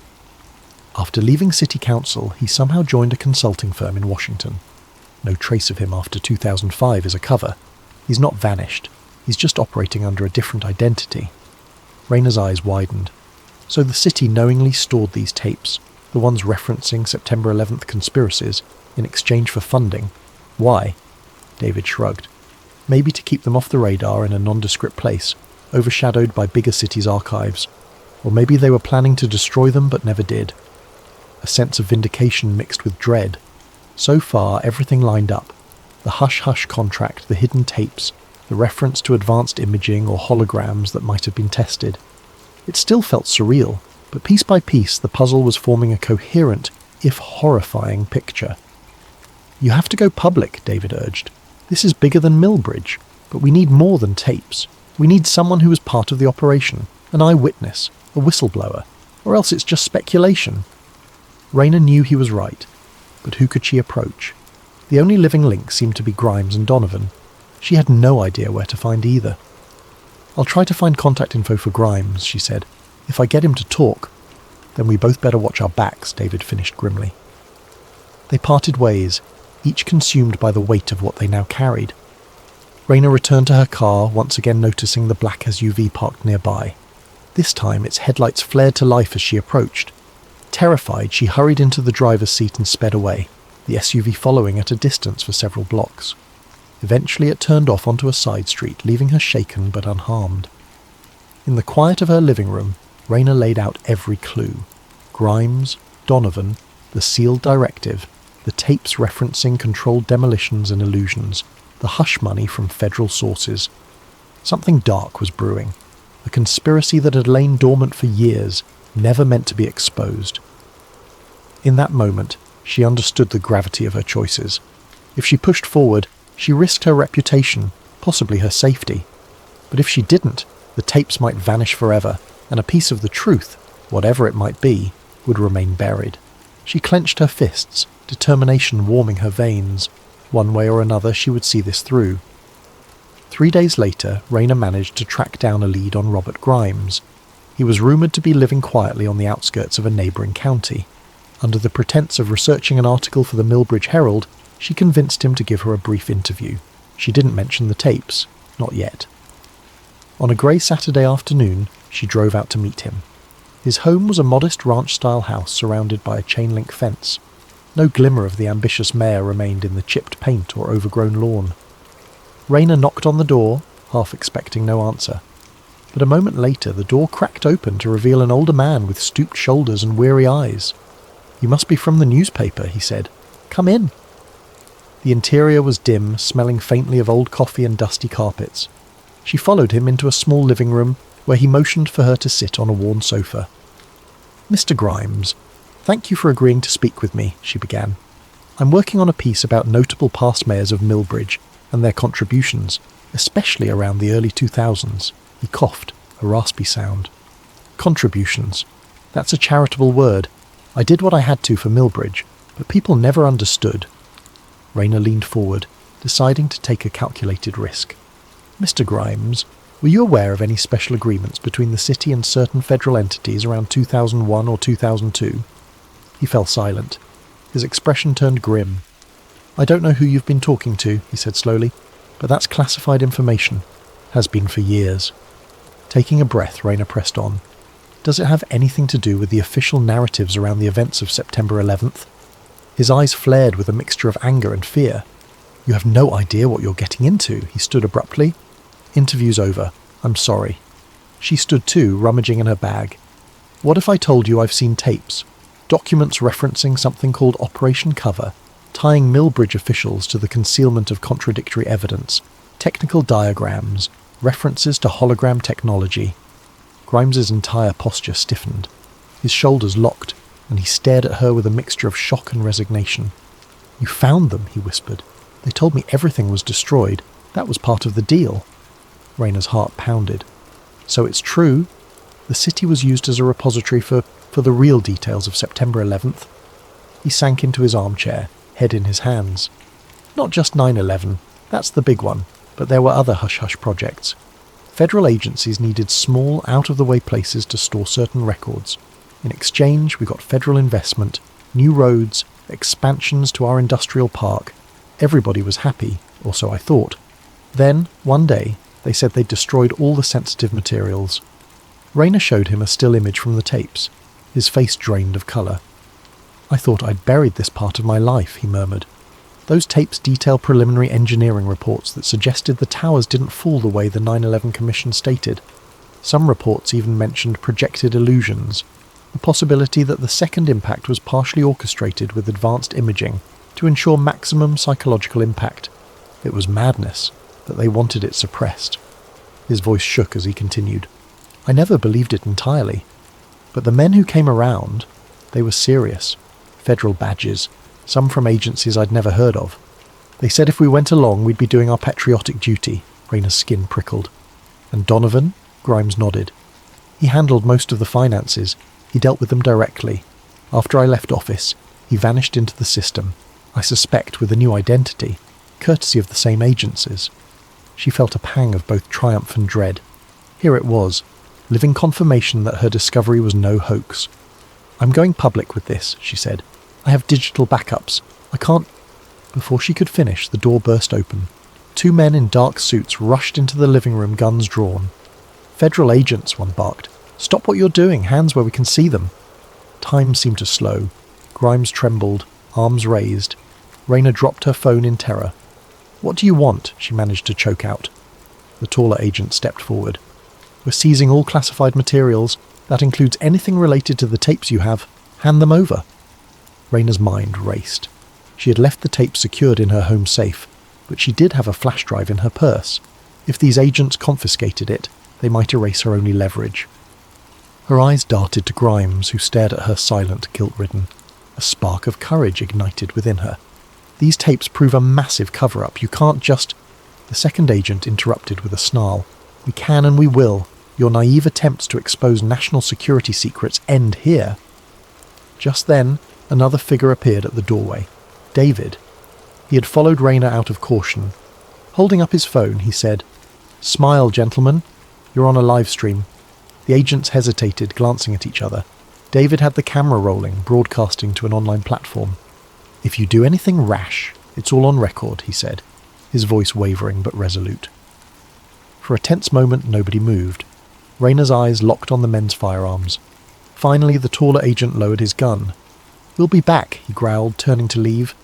The other followed, glaring at David's phone with unmasked fury. Grimes let out a shuddering breath as they disappeared. "That was... I... They'll try again," Rayna said shakily, retrieving her phone from the floor. "But now we have some of this on camera, and we have your testimony." David ended the live stream. "We had about 20 people watching," he said. "Not much, but enough to prove there's something going on." Grimes stood, his face etched with fear. "I'm done hiding. If they're onto me already, I might as well help you."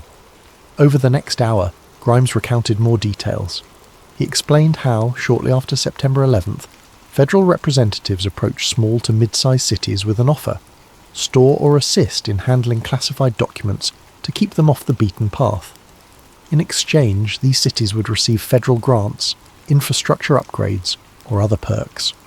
Millbridge had been a perfect candidate due to Donovan's connections in Washington. Those tapes were never meant to be found. They made sure only a handful of people knew. "The day I left office, they told me it was taken care of," Grimes explained, voice trembling. Rayna and David exchanged glances. The story was bigger than they'd ever imagined. "We need to go public in a controlled way," David said. "If we just upload everything online, it might get taken down or discredited as fake. We need reputable sources to see this." They planned a strategy. David would prepare an investigative series, using Grimes's on-the-record statements, plus the digitized tape segments. Rayna would preserve multiple copies, hidden with trusted contacts. They would also contact a national journalist, someone with a large platform. That way, even if Millbridge's local authorities tried to bury the story, the national media might pick it up. Grimes insisted they not reveal his exact location for now. He feared immediate retaliation. "But I'll do an audio interview," he offered. "I owe you that much. I owe the country that much." 3 days passed in a tense blur. David scrambled to verify the tape's authenticity through external experts, who confirmed the city seals and official signatures were legitimate. Rayna lived in constant fear, every night punctuated by mysterious vehicles passing her apartment. Sometimes she'd catch a glimpse of men in suits scouring the area. Finally, with every precaution in place, David published the first installment of an exposé on the Millbridge Herald's website, complete with snippets from the tapes, anonymized images, and a teaser of Grimes's testimony. The internet reaction was explosive. Fierce debates erupted on social media, some people dismissing it as nonsense, others proclaiming it the biggest government scandal of the century. Within hours, mainstream news outlets began to call.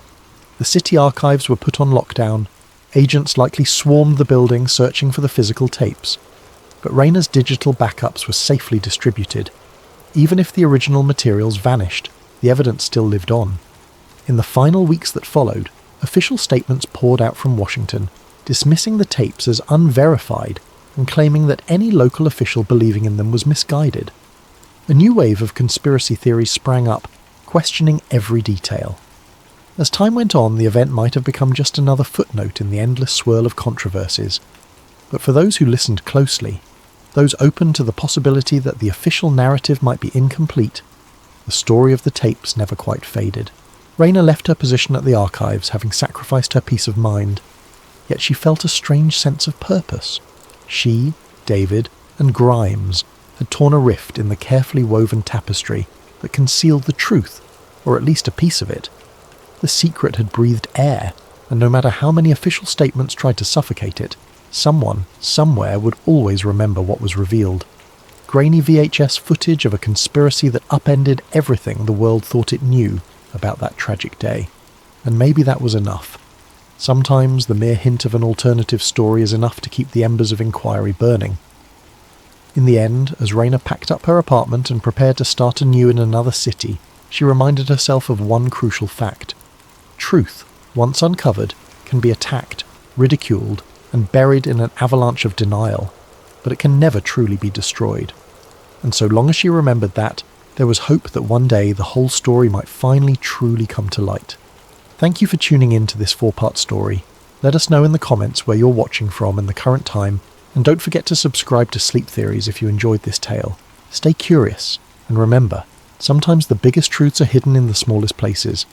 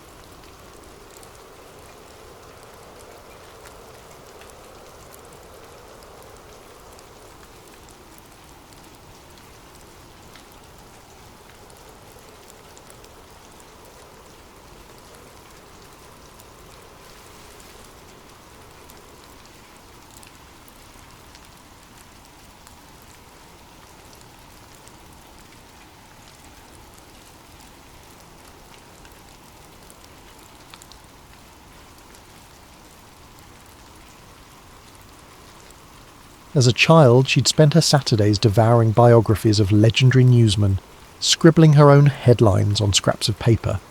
Her parents, humble folks in a small Ohio town, nurtured that spark, proud their daughter aspired to uphold journalistic integrity in an era defined by fast-click sensationalism.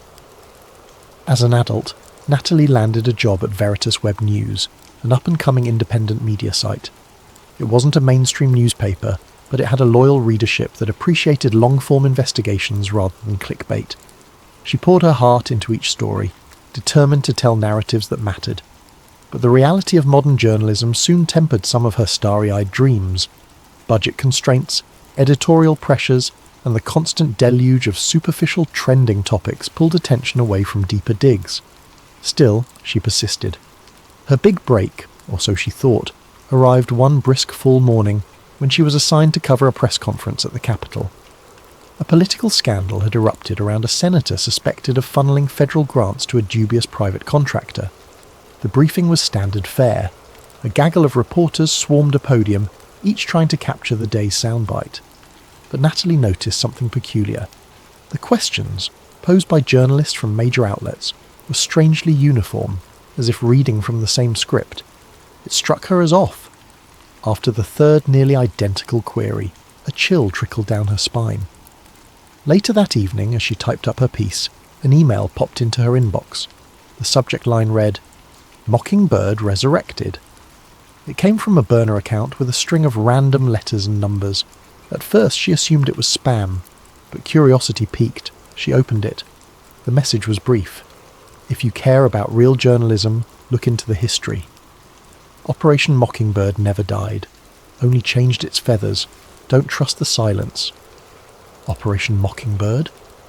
Natalie had a vague recollection of that term from college, an alleged CIA campaign in the mid-20th century to recruit journalists, shape narratives, and manipulate public opinion. Officially, the story went that it was either overblown rumour, or, if it did exist, it had been shut down decades ago. Intrigued, she pressed further, reading late into the night. She discovered how, in the 1970s, congressional hearings hinted at CIA payoffs to media figures. Documents exposed a clandestine program that placed agency-friendly reporters in key newsrooms. The rumour was it continued in some form, steering coverage on sensitive topics. Most historians dismissed the modern version as pure conspiracy fodder. But the following day, a startling coincidence. The minor story Natalie had been investigating, an inquiry into potential corruption in a city planning commission, was abruptly pulled from publication by her editor, citing legal concerns. Yet no lawsuits had been threatened. No external calls had demanded it be shelved, at least as far as she knew. Something in her gut told her these events might connect. Was she paranoid, or was someone exerting pressure behind the scenes? In the journalistic world, sometimes spiking a story at the last minute was normal. But combined with the cryptic email and the odd uniformity she'd observed at the press conference, a pattern emerged that felt disturbingly deliberate. Unsure where else to turn, she sought out a retired reporter who once mentored her, James Jim Wilder. In his heyday, Jim had been a grizzled investigative journalist for a major newspaper, chasing the CIA's tail during the Cold War. He'd retired in partial disgrace after refusing to burn a source, but to Natalie he remained a stalwart figure of unwavering principles and old-school grit. His modest home on the outskirts of DC bore the hallmarks of a life spent digging through archives, towering stacks of books, old newspapers and microfiche reels. Over tea she described the press conference, the suspicious email, and her shelved story. Jim listened, nodding gravely. "Operation Mockingbird," he said, voice tinged with a cynicism honed by decades in the field. "I was hot on that lead back in the 70s. My editors told me it was a relic. Then one day, I found part of a file, redacted, but it mentioned continuing operations well into the 80s. I tried to push further, but I was stonewalled, threatened even." He leaned back, a nostalgic gleam in his eyes. "I always suspected it never really ended. Why would it? If you have a program that effectively shapes public opinion, you don't just toss it away. You adapt." Natalie felt both a thrill of validation and a pang of worry. "You have any proof left, Jim? Anything I can use to confirm or deny the rumour?" "Got a few pages locked up. They're not exactly conclusive, more like puzzle pieces. But if you're determined, maybe you can do what I never did. Find the missing links." He sighed. "Just be careful, kid. The CIA doesn't mess around when it comes to controlling narratives." From an old filing cabinet, he withdrew a battered folder stuffed with yellowed papers. Natalie flipped through them, seeing references to assets in major newspapers, coded code names, partial financial ledgers with blacked-out lines. One note read, "Coordination for maximum impact, RE, foreign policy coverage." Another referenced journalists receiving monthly retainer fees from front organisations. The cryptic nature made it tough to pinpoint exact individuals or timeframes. She left Jim's house with the folder tucked under her arm, mind buzzing.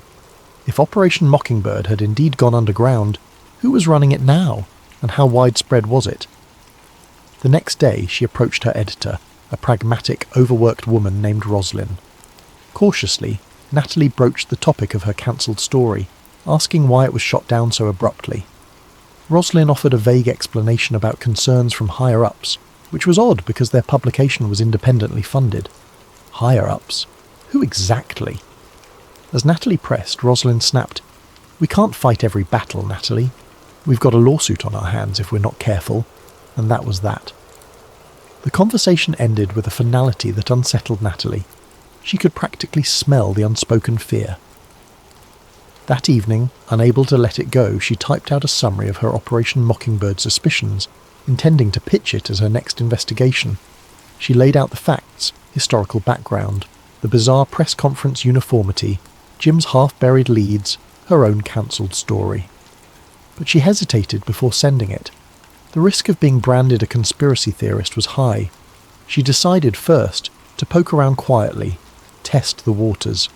Her next step was to track digital breadcrumbs. That's when she called in a favour from her friend Alison Wu, a cybersecurity specialist with a reputation for finding invisible connections in massive datasets. Alison worked freelance for non-profits and had a soft spot for Natalie's dogged pursuit of truth. She agreed to help, intrigued by the challenge. Within hours, Alison sent a cryptic text. "I found something. Let's talk in person." They met at a quiet cafe, away from the usual DC journalist hangouts. Over a latte, Alison explained, "I scanned social media posts, news site logs and press releases from multiple outlets. The pattern is subtle, but there's cross-referencing of language.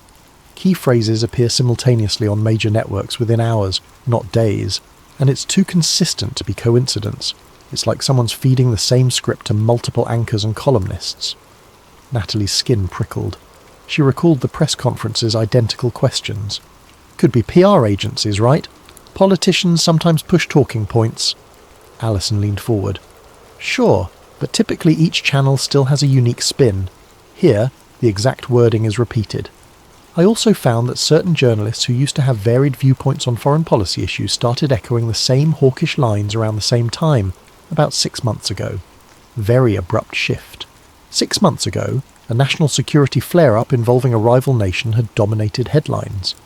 Could that have been the impetus for some clandestine operation ramp-up? The possibility made Natalie's heart race. Before they parted, Alison advised caution. If there's a hidden entity actively shaping coverage, they'll notice if someone's snooping. Tread lightly. That night, the intangible sense of being watched crept in. While drafting an article about an unrelated topic, Natalie thought she saw a flicker on her laptop screen, like a remote access attempt. Paranoia or reality? In bed, she tried to quell the gnawing apprehension. She reminded herself that conspiracies often turn out to be simpler stories of bureaucratic bungling. But Jim's fearful recollection and Alison's data analysis kept returning to her mind. A question loomed. If Operation Mockingbird is still alive, how far does it reach now? And what lines will its guardians cross to keep it secret? Unknown to her, the chain reaction had already begun. In a secure office somewhere in the city, a man studied digital logs, noticing spikes of research activity around Mockingbird and CIA media infiltration. He made a phone call. A single chilling directive followed. Contain this. Natalie Reyes had lit the fuse, and soon she would learn how far some people would go to snuff out the truth before it saw the light of day. At sunrise, the city awakened to another day of politics, hustle, and orchestrated spin. Ethan Park walked briskly through the marble halls of a secure building in Langley, Virginia. A polished intelligence officer in his early 40s, he exuded composure. His suit was immaculate, and his impeccable posture seemed to say, "I hold secrets you wouldn't believe." Park oversaw what the agency officially dubbed information coordination, a benign phrase that, in reality, masked an entire department's mission to guide media narratives beneficial to US interests. In his neatly organised office, a wall-mounted screen flickered with rotating news feeds from major networks. He took pride in how seamlessly synchronised these channels often were, thanks to carefully placed assets and manipulated talking points. But now there was a snag, an overly curious reporter named Natalie Reyes. Park read the internal memo. She'd triggered certain digital tripwires by searching for Operation Mockingbird, a mundane relic to most, but to Park's department, it was a code word that still carried weight. He frowned. The program's official moniker had been retired decades ago, replaced with new code names, but the old ghost remained. Park typed a few commands, pulling up a dossier on Natalie. She was young, relentless, with ties to a retired journalist rumoured to hold partial evidence of continued CIA involvement in media circles. This warranted caution, perhaps a gentle nudge to redirect her. If that failed, sterner measures. He placed a call to a contact at a large national newspaper, a journalist rumoured to be on a quiet retainer. "I need you to run some negative coverage on this Natalie Reyes. Cast doubt on her credibility. She's dabbling in conspiracy. Use subtle language, though. Nothing overt." The conversation ended with a curt acceptance. Park leaned back, satisfied. Often, simply tarnishing a reporter's reputation could forestall deeper scrutiny. If that didn't work, well, the CIA had more tools in its arsenal than just a media smear. Meanwhile, Natalie met her old mentor Jim Wilder again in a secluded corner of a public library. With hushed voices, they flipped through the battered folder he'd given her. One particular memo from 1984 grabbed her attention. It outlined a continuation plan if mainstream media infiltration ever risked exposure. Terms like asset relocation, front organisations, and intelligence-owned wire services were used. Chilling in its matter-of-fact tone, it suggested a blueprint for infiltration well beyond the 1970s. "See," Jim murmured, "this is what I was afraid to publish back then. People would call me insane. I almost lost my job just for possessing these documents. My editor told me, stop chasing ghosts. But a source inside the agency confirmed it was real. Next day, that source disappeared." His voice trembled at the memory. Natalie placed a reassuring hand on his shoulder. She could sense the old terror creeping back into his eyes. We won't let them silence us, she promised, though her heart raced. Later, she and Alison Wu convened in a cramped windowless room at the Veritas Web News office. A TV on the wall showed breaking news about a foreign policy crisis, a spike in tensions with a Middle Eastern nation. The newscaster rattled off stark accusations in a near-unanimous chorus repeated across multiple channels. Alison paused the screen. Look at the phrases. Immediate threat to American security. Urgent necessity of a firm response. Across different networks. Same phrasing, same emphasis. Natalie's pulse quickened. This is exactly the pattern you noticed. Coordinated messaging, as if from a single script. She felt a rush of determination. People deserved to know their news might be shaped by something far deeper than standard PR. But how to prove it in a way that no one could dismiss as tinfoil hat conspiracy? She needed a living source, someone on the inside, or at least someone who had direct knowledge. Jim's documents were partial. They needed more. Alison typed furiously at her laptop, searching for any trace of ex-CIA staffers who once oversaw Operation Mockingbird. Most were dead, retired, or seemingly off the grid. Then she froze. Natalie, check this out. She showed Natalie an obscure online post referencing a company man who'd come forward in the 90s, claiming Mockingbird was rebranded and expanded to new mediums. The post mentioned a name, William Grayson, ex-CIA. He gave a handful of interviews to small alt-media outlets, and then vanished. Could he still be alive, Natalie wondered aloud, and if so, could we track him down? It was a long shot, but no other leads looked promising. They rummaged through old digital archives, scouring references to Grayson. Eventually they uncovered a half-baked clue. A user on a conspiracy forum claimed to have spotted him living under an alias in rural Pennsylvania.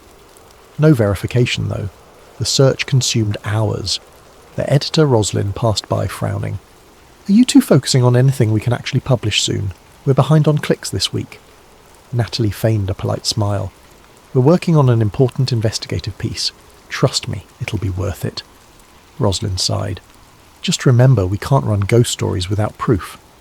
Then she left them to it. That evening, a wave of weariness hit Natalie. She decided to step away from her desk, stretch her legs, maybe pick up coffee. Stepping out of the office, she almost collided with a tall man in a crisp suit. He flashed a warm grin that didn't reach his eyes. Natalie Reyes, Ethan Park, CIA Public Affairs Liaison. I'd love a moment of your time. She blinked, instantly on guard. How did you find me? He chuckled, ignoring the question. We keep track of who's writing what about the intelligence community. Part of my job is to address misconceptions before they get out of hand. They walked side by side, the city's evening bustle swirling around them. It's come to our attention that you're investigating some old conspiracy theories about CIA infiltration of the press, Park continued smoothly. I'm here to advise you not to go down that rabbit hole. It's a waste of your talent. Natalie's throat tightened. So, you're here to offer me official CIA statements? He shrugged. Sure. On the record, Operation Mockingbird was a Cold War artifact discontinued decades ago. Off the record, we prefer if you focus your energies on more pressing, real issues. We wouldn't want unsubstantiated rumours harming our national security or your credibility. There it was, a threat dressed as friendly counsel. Natalie recognised intimidation when she heard it. Is that an official warning? Park's voice dripped with condescension. I'm just offering guidance, because if you keep poking around, you might find yourself in dangerous territory. You never know who you might upset. She glared at him, her heartbeat thudding. I'm not afraid of the truth, Mr. Park. He gave a tight-lipped smile. The truth is a matter of perspective, Ms. Reyes. Have a pleasant evening. With that, he slipped into a black SUV idling at the curb, leaving her standing in a swirl of contradictory emotions. She felt anger, fear, and a resolve that now burned hotter than ever. The CIA was actively trying to steer her away, confirmation enough that something was going on. When she returned to the office, her laptop screen displayed an error message. Attempting to reboot, she found her system compromised, documents scrambled, half of her Operation Mockingbird notes missing. She paled. She'd let her guard down, stepping out without locking everything properly. Alison, upon hearing the news, rushed over to attempt to salvage. A few frantic keystrokes and her face fell. They wiped your files, probably planted a Trojan to remove any reference you've gathered. The best I can do is restore partial backups from a day ago. Though upset, Natalie wasn't entirely undone. She had made additional copies and stashed them offline thanks to a tip from Jim. But this invasion signalled a new level of danger. She glanced around the dimly lit newsroom, half expecting masked men to appear from the shadows. She swallowed hard and locked eyes with Alison. "We can't back down." Alison nodded, jaw set. "We'll take triple precautions from now on." Natalie's phone buzzed. A text from Jim. "We need to talk. Urgent.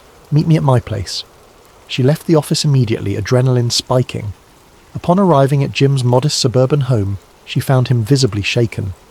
"Somebody's been snooping around," he whispered, pointing to signs of forced entry, a cracked window, scattered papers. "They took a bunch of my old files. The only reason I even have some left is because I hid them off-site." His voice was unsteady. "I've lived with fear for decades, but never quite like this." Natalie's heart ached. She reached for his hand. "We'll protect you, and we'll find the truth." "I promise," Jim gave a hollow laugh. "Be careful who you trust, kid. The CIA has tentacles everywhere. Even the White House might not be immune. We used to say the pen is mightier than the sword, but that's only if people get to read the words." Natalie nodded, an uneasy weight settling on her chest. Just then, her phone buzzed again, this time from an unknown number. A single line of text. "Stop chasing ghosts. Final warning." She looked at Jim, then the phone, her fingers trembling. No more illusions. The stakes were real. She recalled Ethan Park's thinly veiled threat and felt a wave of determination push back her fear. If the CIA truly had an ongoing operation to shape mass media, that was bigger than anything she'd ever touched. In that moment, Natalie Reyes made a silent vow. She would see this through, no matter the risk. Because if the watchmen of democracy were compromised, then someone had to expose it, and she was ready to be that someone. The next week was a blur of covert meetings, encrypted messages, and mounting tension. Natalie avoided her usual haunts, suspecting constant surveillance. She used burner phones, changed her daily routes, and met sources in unpredictable locations. The more obstacles she encountered, the more she sensed she was onto something monumental. With Alison Wu's help, she discovered a single name surfacing repeatedly in the digital footprints left by suspicious PR agencies: Project Nightingale. Nothing official turned up in a search, but references to it appeared in the metadata of certain intelligence-linked press releases. That could be the modern code name for a resurrected mockingbird, or at least some offshoot. Frustration boiled. She needed a key insider, someone with direct knowledge. After scouring forum posts and chasing rumours, she and Alison pinned their hopes on William Grayson, the ex-CIA operative who'd allegedly admitted in the 1990s that the agency still manipulated domestic media. If he was alive, maybe he possessed the final puzzle piece. They followed the lead to a small, desolate town in Pennsylvania. Thick forest surrounded them as they drove down winding roads. The local motel clerk said he'd never heard of Grayson, but an older man at a diner recognised the description of the recluse, living in a cabin by the lake. Encouraged, they set out. The cabin stood alone on a gravel path. Overgrown grass, warped porch steps, a battered mailbox. Nervous, Natalie knocked. No answer. She knocked again, more firmly, and the door creaked open, revealing a man in his 60s with unkempt hair and piercing eyes. He eyed them warily. "We're looking for William Grayson," Natalie said gently, holding up her press badge. "My name is Natalie Reyes. This is my associate Alison. We have questions about Operation Mockingbird or something that might have grown out of it." Grayson's face froze at the mention of Mockingbird. Then he glanced around as though expecting watchers. "Come in," he muttered, stepping aside. The interior was claustrophobic, filled with shelves of old books and a perpetual haze of stale coffee. Once they settled, Grayson sank into a wooden chair, wariness etched into every line of his face. "I left the agency over moral objections," he began haltingly. "That was back in '89. They taught me the art of shaping public narratives, not just abroad, but at home. I believed we had to protect the public from dangerous ideologies, but it got out of hand. We were shaping everything: wars, elections, even economic policy coverage. So I blew the whistle in a half-hearted way. No mainstream outlet would believe me. The smaller media that did, they were smeared, or I was labelled a crank, so I vanished." He paused, taking a shaky breath. But it never ended. They repackaged it. I've seen glimpses of the new directives. infiltration of digital platforms, sponsorship of influential voices on social media, expert pundits on cable news. They can craft illusions that become reality for millions. Alison asked, voice hushed. Do you have proof? Documents? Recordings? Grayson rubbed his temples. Over time, I compiled a hidden archive. It's not all here. I keep it distributed in multiple places, but I can show you enough to confirm your suspicions. He stood, rummaging through a trunk in the corner. He pulled out a file marked with a symbol, a stylized nightingale. Natalie's eyes flickered with recognition. Project Nightingale, he nodded. It's the modern iteration. The branding is deliberate, a sweet voice singing in the dark, unremarkable but comforting. They've established entire shell NGOs that funnel money to journalists, social media influencers, even think tanks. That's how they maintain plausible deniability. The money looks like legitimate grants or philanthropic donations. Before Natalie could ask more, headlights swept across the window. A car approaching. Grayson stiffened, his face contorted with alarm. No one ever comes here at this hour, he hissed. Alison peered out the window. A black SUV. Could be locals, or not. Grayson's eyes blazed. We need to leave. Now they must have tracked you. He shoved the file into Natalie's arms. Take this. It's partial but damning. I'll hold them off. Natalie opened her mouth to protest, but Grayson urged them urgently. Go out the back. There's a path through the woods. Don't look back. The next moments were a scramble. They slipped out a rear door, hearts pounding. Behind them they heard loud knocking, a muffled confrontation, then Grayson's raised voice. Natalie's stomach twisted with guilt leaving him there, but she sensed he wanted them to protect the evidence at all costs. She and Alison fled into the forest, stumbling through moonlit undergrowth until they reached their car. They sped away, hands trembling on the wheel. Hours later, back in DC, they combed through the file. Even half intact, it was explosive. Internal memos naming corporate media partners, bullet point strategies for amplifying particular foreign policy lines, lists of favoured journalists with coded references to monthly payments. The date stamps were recent, some less than a year old. They had exactly what they needed to blow the lid off a modern-day Mockingbird scheme, but they also feared immediate retaliation. Natalie's phone soon confirmed that fear. A barrage of missed calls from Jim Wilder, each more frantic. She called him back, but only got his voicemail. Then a single text arrived from an unknown number. Grayson is gone. Next is Wilder. Surrender the files. Terror and rage roared in her chest. She had to protect Jim. She tried calling him repeatedly. No answer. She rushed to his home with Alison. When they arrived, the front door was ajar and the living room a ransacked mess. Jim was nowhere to be found. Police arrived shortly after, summoned by a neighbour who heard suspicious noises, but there was little for them to do except file a missing persons report. Natalie insisted Jim was abducted, but the sceptical officer only nodded politely. No sign of forced entry, he observed. He might have left voluntarily. The subtle condescension in his tone stung. Reeling from the loss, Natalie recognised the gravity of the situation. If they had the gall to abduct Jim, they wouldn't hesitate to come after her or Alison next. But if they hid, who would expose the truth? In the hush of her battered office at Veritas, she laid out the dire facts. They have Jim, and we have evidence. Our only leverage is going public. If we sit on this, they'll pick us off. If we release it with no plan, it'll be spun as fake. We need maximum impact, an unstoppable wave of coverage. Alison nodded. We can set up a secure live stream. Once it's broadcast widely, it becomes nearly impossible for them to scrub. Natalie pictured Jim's face, remembering how he once told her, "We can't let fear bury the truth. We either fight or fold." She inhaled shakily. "Okay, let's do it. We'll gather everything. Grayson's docs, Jim's old memos, your data analysis. Then we'll call out the CIA by name and present the evidence." It was a bold, borderline reckless plan. They faced smear campaigns, hacking, or worse. But enough was enough. Too many good people had been silenced, and the manipulative machine would keep turning unless someone jammed a wrench into its gears. That night, as they prepared, the building's power cut out, plunging the newsroom into darkness. Footsteps echoed in the corridor. Alison grabbed her laptop, adrenaline surging. Natalie's heart hammered. They locked the door, hearing men's voices outside, possibly CIA ops, possibly mercenaries on their payroll. Scrambling, they uploaded files to multiple cloud storages, setting timed social media posts. If the men outside broke in, at least their progress wouldn't vanish. With each passing second, the footsteps drew closer. A crash in the hallway signalled forced entry, curses in hushed tones. Alison typed a final command, then turned to Natalie. "We're out of time." A battering ram slammed against the door, splitting the frame. The door burst open. 2 men in dark clothing rushed in, weapons drawn. "Don't move!" one snarled. Natalie and Alison stared at them, braced for the worst. The man advanced, seizing Natalie's laptop.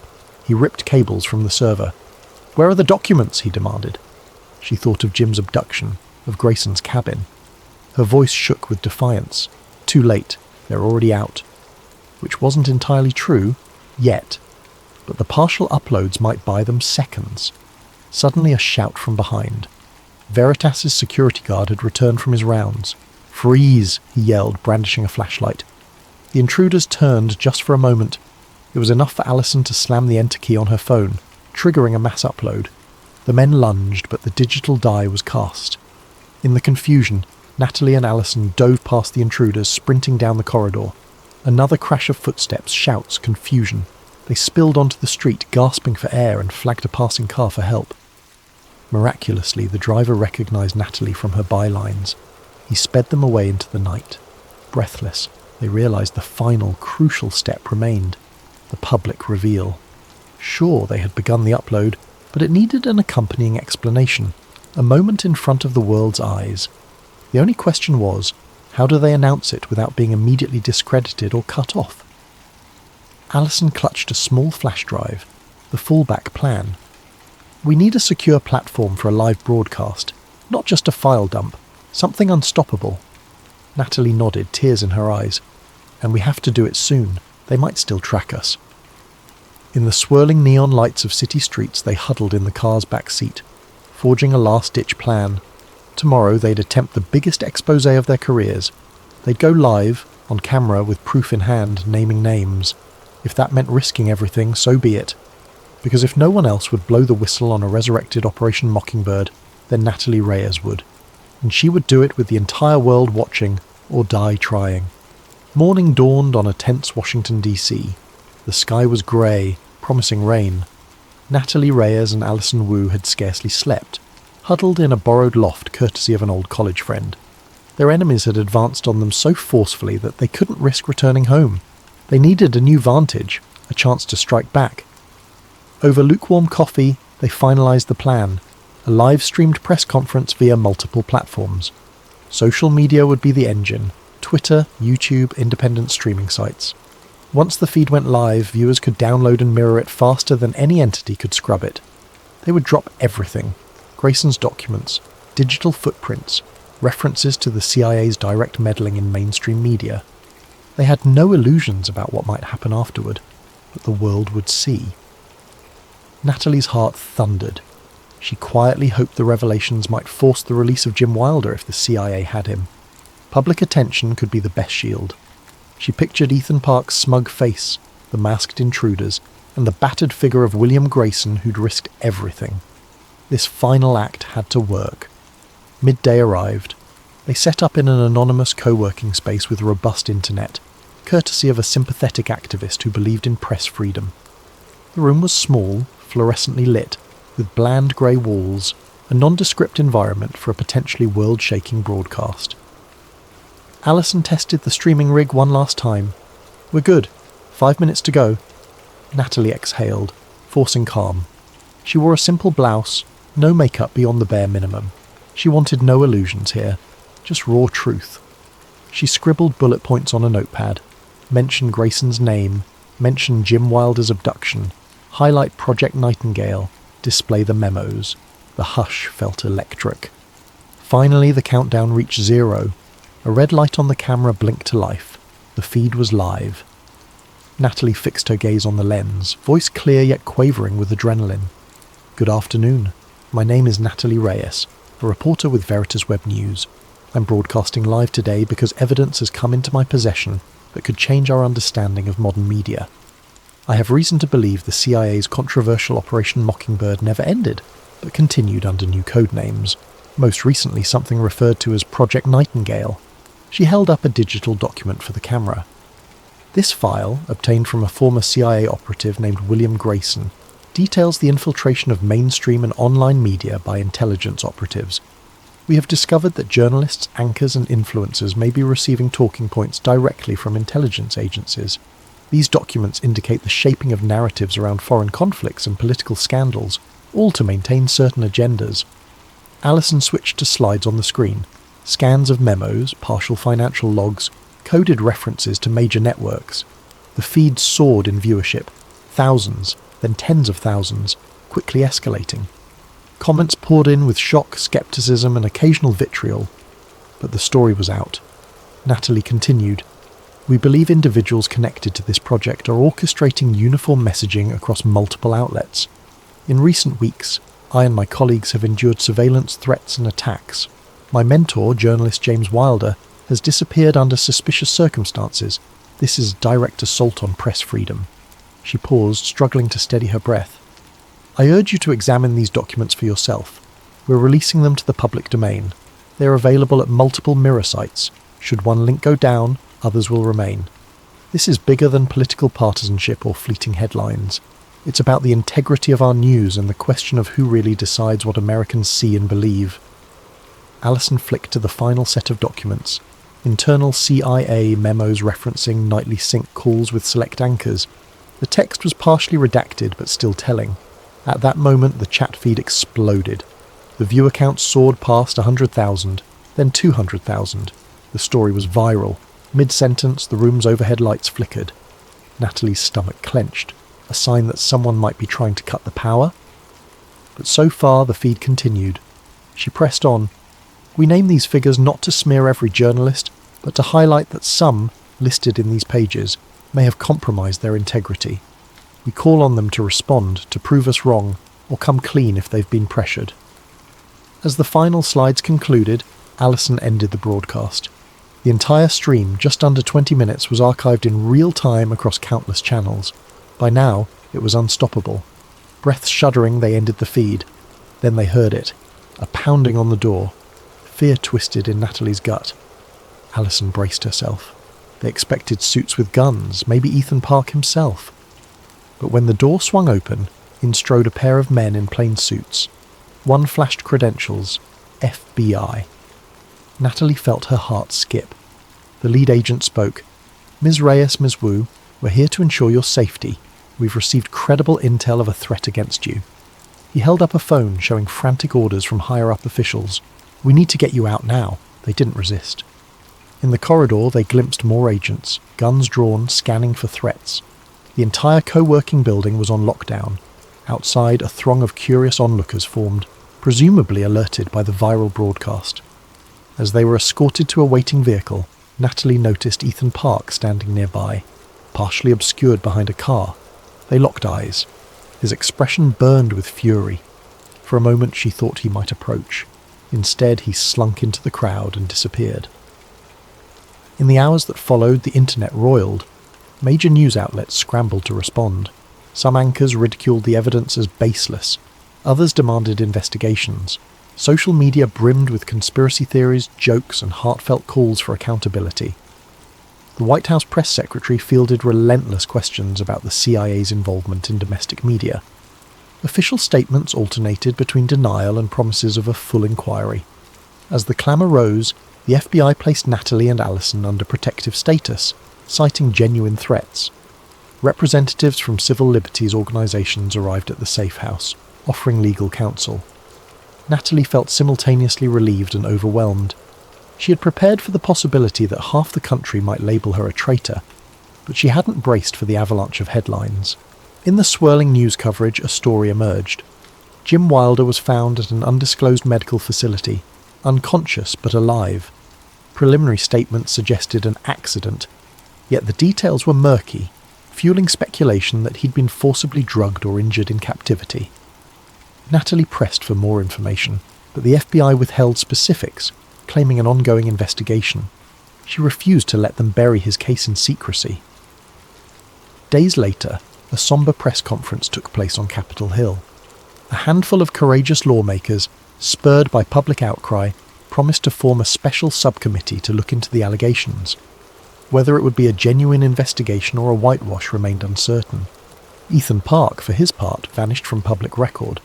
Sources claimed he was placed on administrative leave or reassigned. Others whispered that he'd left the country. The CIA's official stance: no comment on personnel matters. As time wore on, the immediate storm of coverage gave way to endless debate. Some journalists dug deeper, finding corroborations of infiltration. Others hammered Natalie, Allison and Grayson's story as selective evidence. Meanwhile, the Mockingbird trended on social media. People demanded answers. How many anchors were compromised? Which stories were shaped? Was foreign policy manipulated to justify wars? For Natalie Reyes, a bittersweet triumph lingered. She had sacrificed her normal life to reveal what she believed was a crucial truth. She'd lost her sense of personal safety, and yet she'd ignited a national conversation about press integrity and the invisible hands shaping public discourse. The next steps, congressional hearings, investigations, potential trials, would be slow and rife with political maneuvering. But at least the taboo was broken. Weeks later, as the chaos settled into a new normal, Natalie found a quiet moment to visit Jim Wilder at a rehab centre. He was awake but frail, still fuzzy about what happened to him. She held his hand, recapping the fallout from her exposé. He smiled weakly. "I always knew you'd take the story further than I ever could. Wish it didn't cost so much." His voice cracked. Natalie's throat tightened. "I'm sorry you got hurt. But the world knows now, Jim. They can't unknow it. That's worth something." He squeezed her hand. "They'll try to bury it or spin it. Keep fighting." And she would. She was no longer the wide-eyed reporter hoping for a byline. She was a journalist who had stared down one of the most powerful institutions on Earth, and the fight was far from over. In her final reflection, she considered the public's reaction. Some outraged, some apathetic, some cynically believing nothing would change. The deeper question remained: even if the CIA was forced to back off, who else might pick up the same tactics? Corporations, foreign powers, hidden alliances. The intangible power to shape reality was too tempting, too valuable to remain dormant. She realized her mission might continue for the rest of her career, or her life. For now, though, she'd done all she could, shining a spotlight on the hidden corridors of power. The blueprint for media manipulation had been laid bare, forcing society to confront an uncomfortable truth: that illusions can become real if repeated often enough, and that the guardians of democracy must remain vigilant. Above all, the journalists who refuse to let fear silence their pens.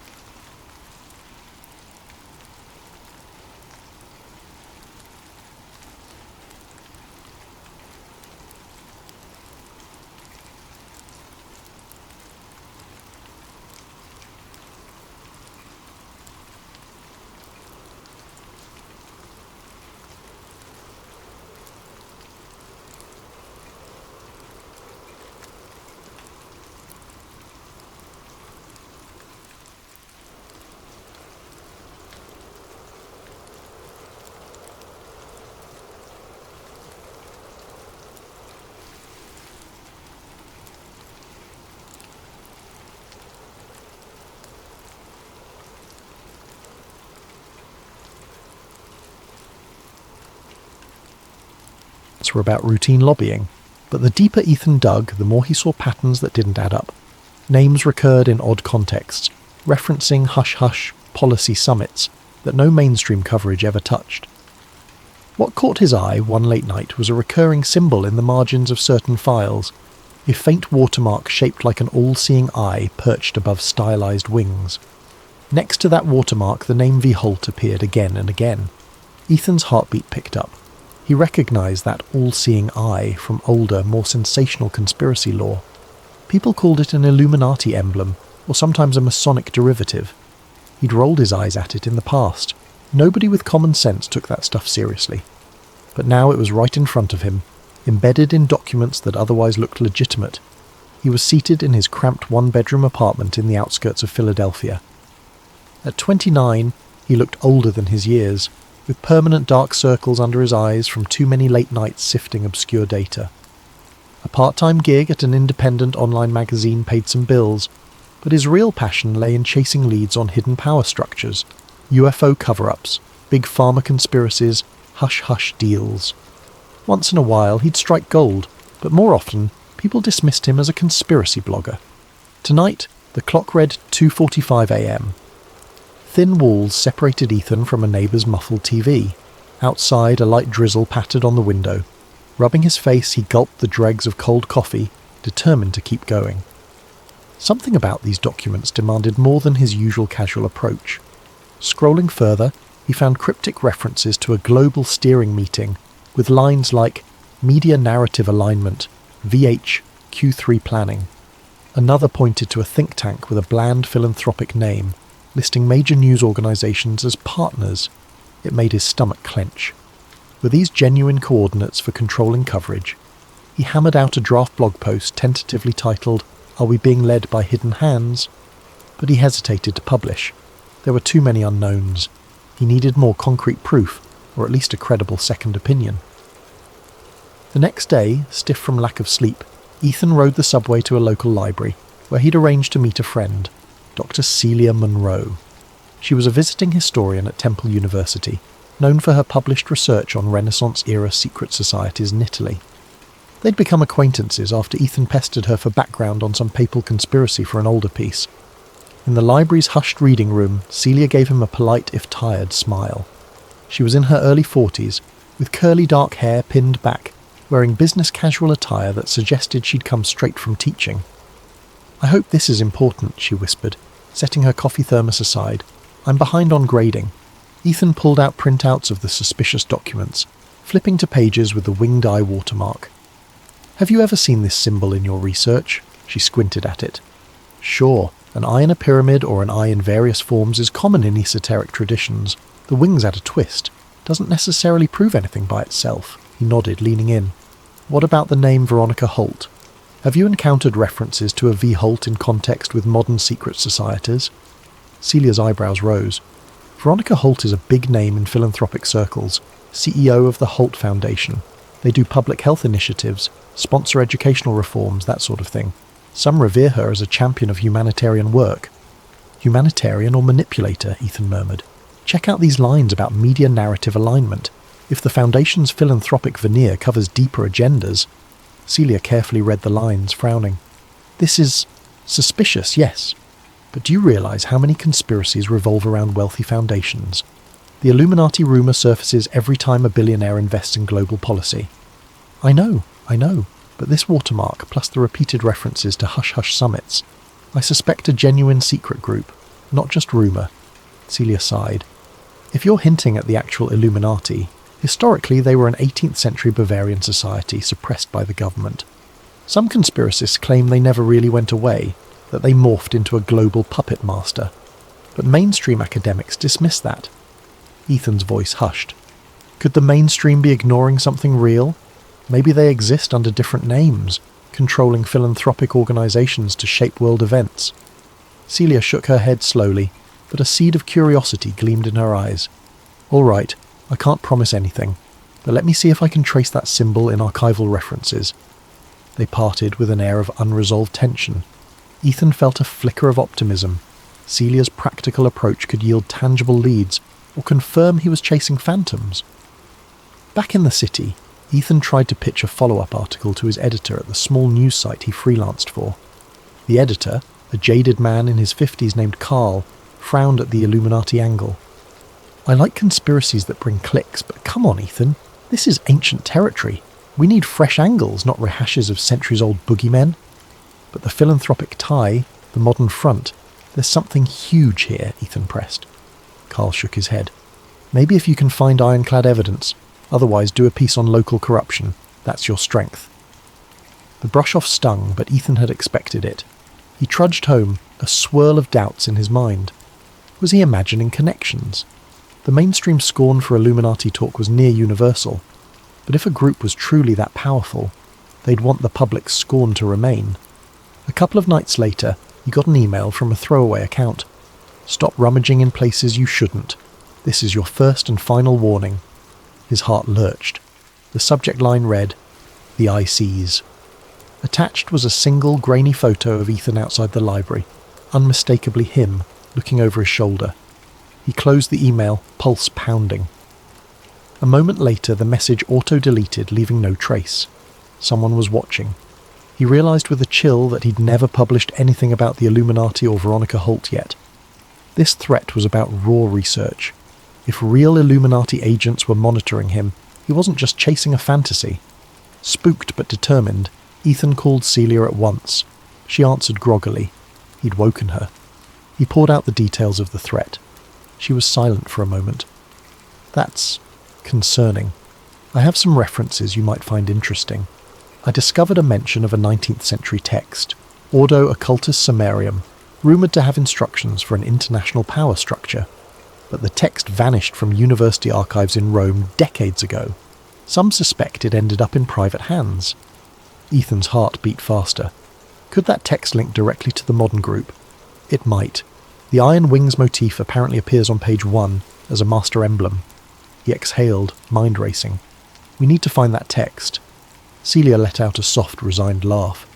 "You make it sound easy. People have tried. It's considered a lost treasure among occult historians.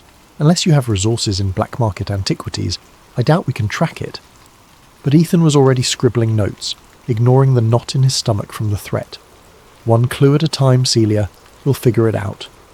Hanging up, he felt a spark of purpose. The fear lingered, but the puzzle beckoned.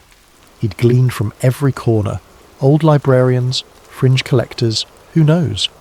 If the real Illuminati existed, they might have left a paper trail once upon a time, and Ordo Occultus Sumerium could confirm it. That same week, Ethan posted a short cryptic teaser on his personal blog. "The Eye in the Wing, corruption at the highest levels." He withheld details, but implied a major exposé was coming. The response was mild. His followers were used to big conspiratorial claims, but one email arrived from a new address. "I can help. Luke."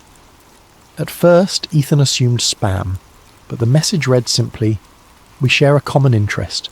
I once walked among them. They are real, but you must be cautious. They watch everything." Attaching a phone number, the email vanished from his inbox soon after, as though it self-destructed. Ethan's skin prickled. A self-professed insider? He dialed. A male voice answered, taut with nerves. "So, you're the blogger stirring up illusions about the Illuminati." "Not illusions, evidence," Ethan retorted, a dry chuckle. "Evidence. If only you knew how deep it goes. I used to be close with them, or at least a branch of them. We parted ways. I want to help, but not over the phone. Meet me in DC?"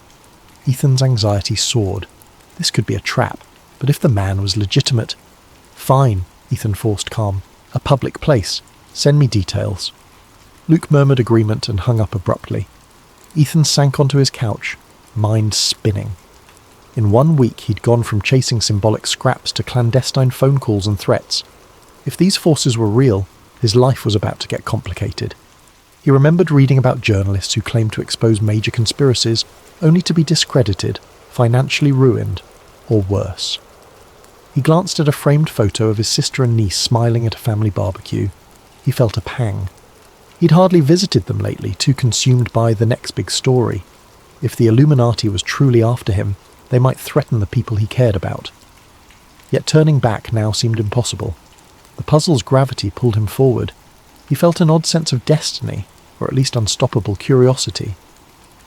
As dawn's light seeped through the window, he pressed his laptop open one more time, scanning flight prices to Washington, D.C. All the while, that symbol of the winged eye lingered in his thoughts, a silent challenge from the shadows. He murmured aloud, "Let's see how far down the rabbit hole goes."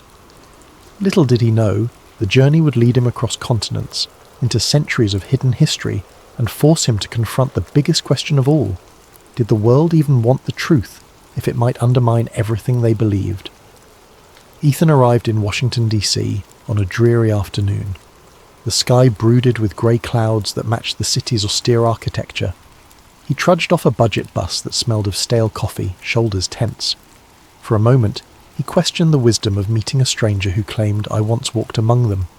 But curiosity and the thrill of a potential breakthrough overrode caution. He'd chosen a busy cafe near Capitol Hill for the rendezvous, public enough to deter violence, but discreet enough for a hushed conversation. Tucked into a corner booth, he ordered an espresso and waited, scanning the faces of patrons for signs of recognition or hidden intent. About 15 minutes in, a middle-aged man with salt and pepper hair approached. He wore a cheap baseball cap and carried a battered briefcase. With a quick glance around, he slid into the booth across from Ethan. "You must be Ethan," the man said in a subdued voice. "I'm Luca Desi." Ethan sized him up. Luke's eyes held a haunted look, like someone who'd known both privilege and betrayal. Fine lines creased his face, and his posture was guarded. "Luke," Ethan began, voice tight. "You said you were close with them." "The Illuminati," Luke grimaced. "They don't call themselves that. Not these days. But yes, it's the same lineage. The group has rebranded, merged with other networks, and infiltrated everything from philanthropic boards to intelligence agencies. I was part of a major think tank. On the surface, we were economists and policy experts. Underneath, we had an unspoken code." Ethan's pulse quickened. "And Veronica Holt? Do you know her?" A flicker of discomfort crossed Luke's face. "I met her once. She was rumoured to be on the Society's inner council. They hide behind philanthropic foundations, using them as a front to sway global policies. They shape narratives, Ethan. The media, the educational systems, even the arts. Always behind the curtain, never letting themselves become the story." Ethan tried to swallow his excitement. He'd never heard such direct confirmation before, but he needed something tangible, something that would hold up under scrutiny. Why come forward now? Luke exhaled. Guilt, mostly. "I had a crisis of conscience. The final straw was seeing them destroy a colleague's reputation because she objected to certain manipulations. She wanted the group to be more transparent, to earn public trust. They ousted her, and she ended up in ruin." He paused, glancing around as if expecting watchers. "But be warned. If you push too hard, they'll come for you in ways you can't imagine. They can freeze bank accounts, sabotage your credibility, pit law enforcement against you, or worse." Ethan's stomach churned, recalling the threatening email. "I've had a taste, but that only proves I'm onto something real." Luke slid a worn envelope across the table. "Inside, you'll find partial membership rosters, though heavily coded, and references to certain special gatherings. Pay attention to the location code names. Rome, London, stateside enclaves. They rotate. A major gathering is rumoured soon. Maybe they'll finalise some global reorganisation, monetary policies, digital tracking expansions, things that seem unconnected but yield enormous control." Ethan opened the envelope discreetly. Pages of cryptic columns, code names, some repeated references to OWS, Delta Group, Project Aurora. Then he saw the winged eye symbol scrawled at the top of one sheet. He felt a jolt of validation. "This is... thank you. But how do I decode the membership list?" Luke offered a thin, pained smile. "They use classical ciphers, partial shifts referencing key historical events. My mind's too rattled to recall every detail. But you have an ally, right?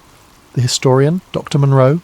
She might crack it if she recognises the references." Ethan nodded, adrenaline coursing. "Yes, Celia. She started researching that symbol."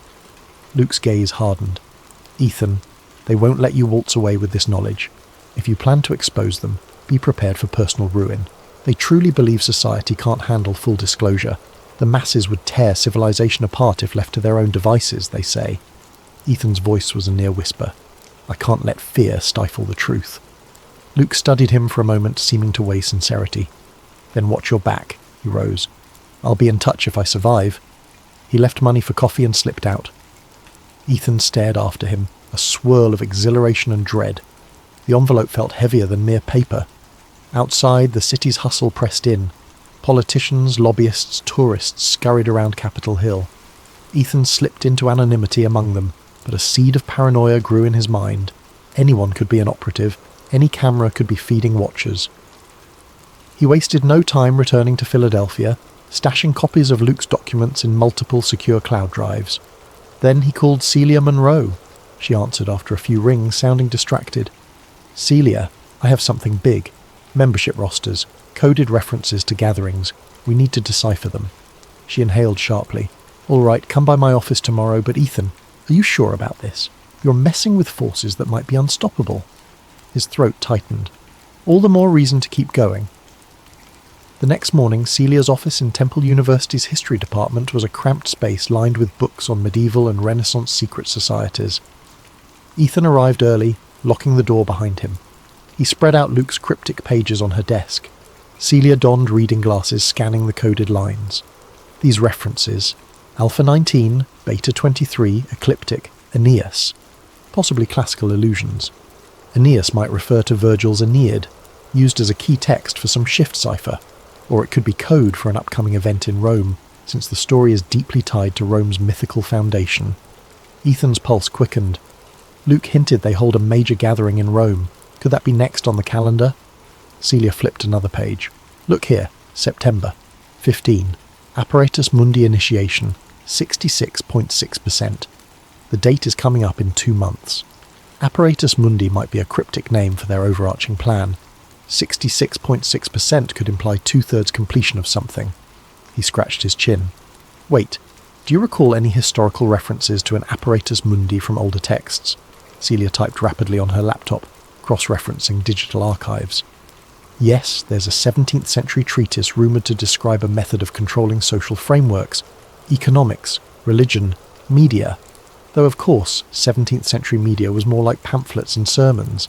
Some scholars connected it to a proto-Illuminati group. If these modern conspirators adopted that same name, it could be symbolic."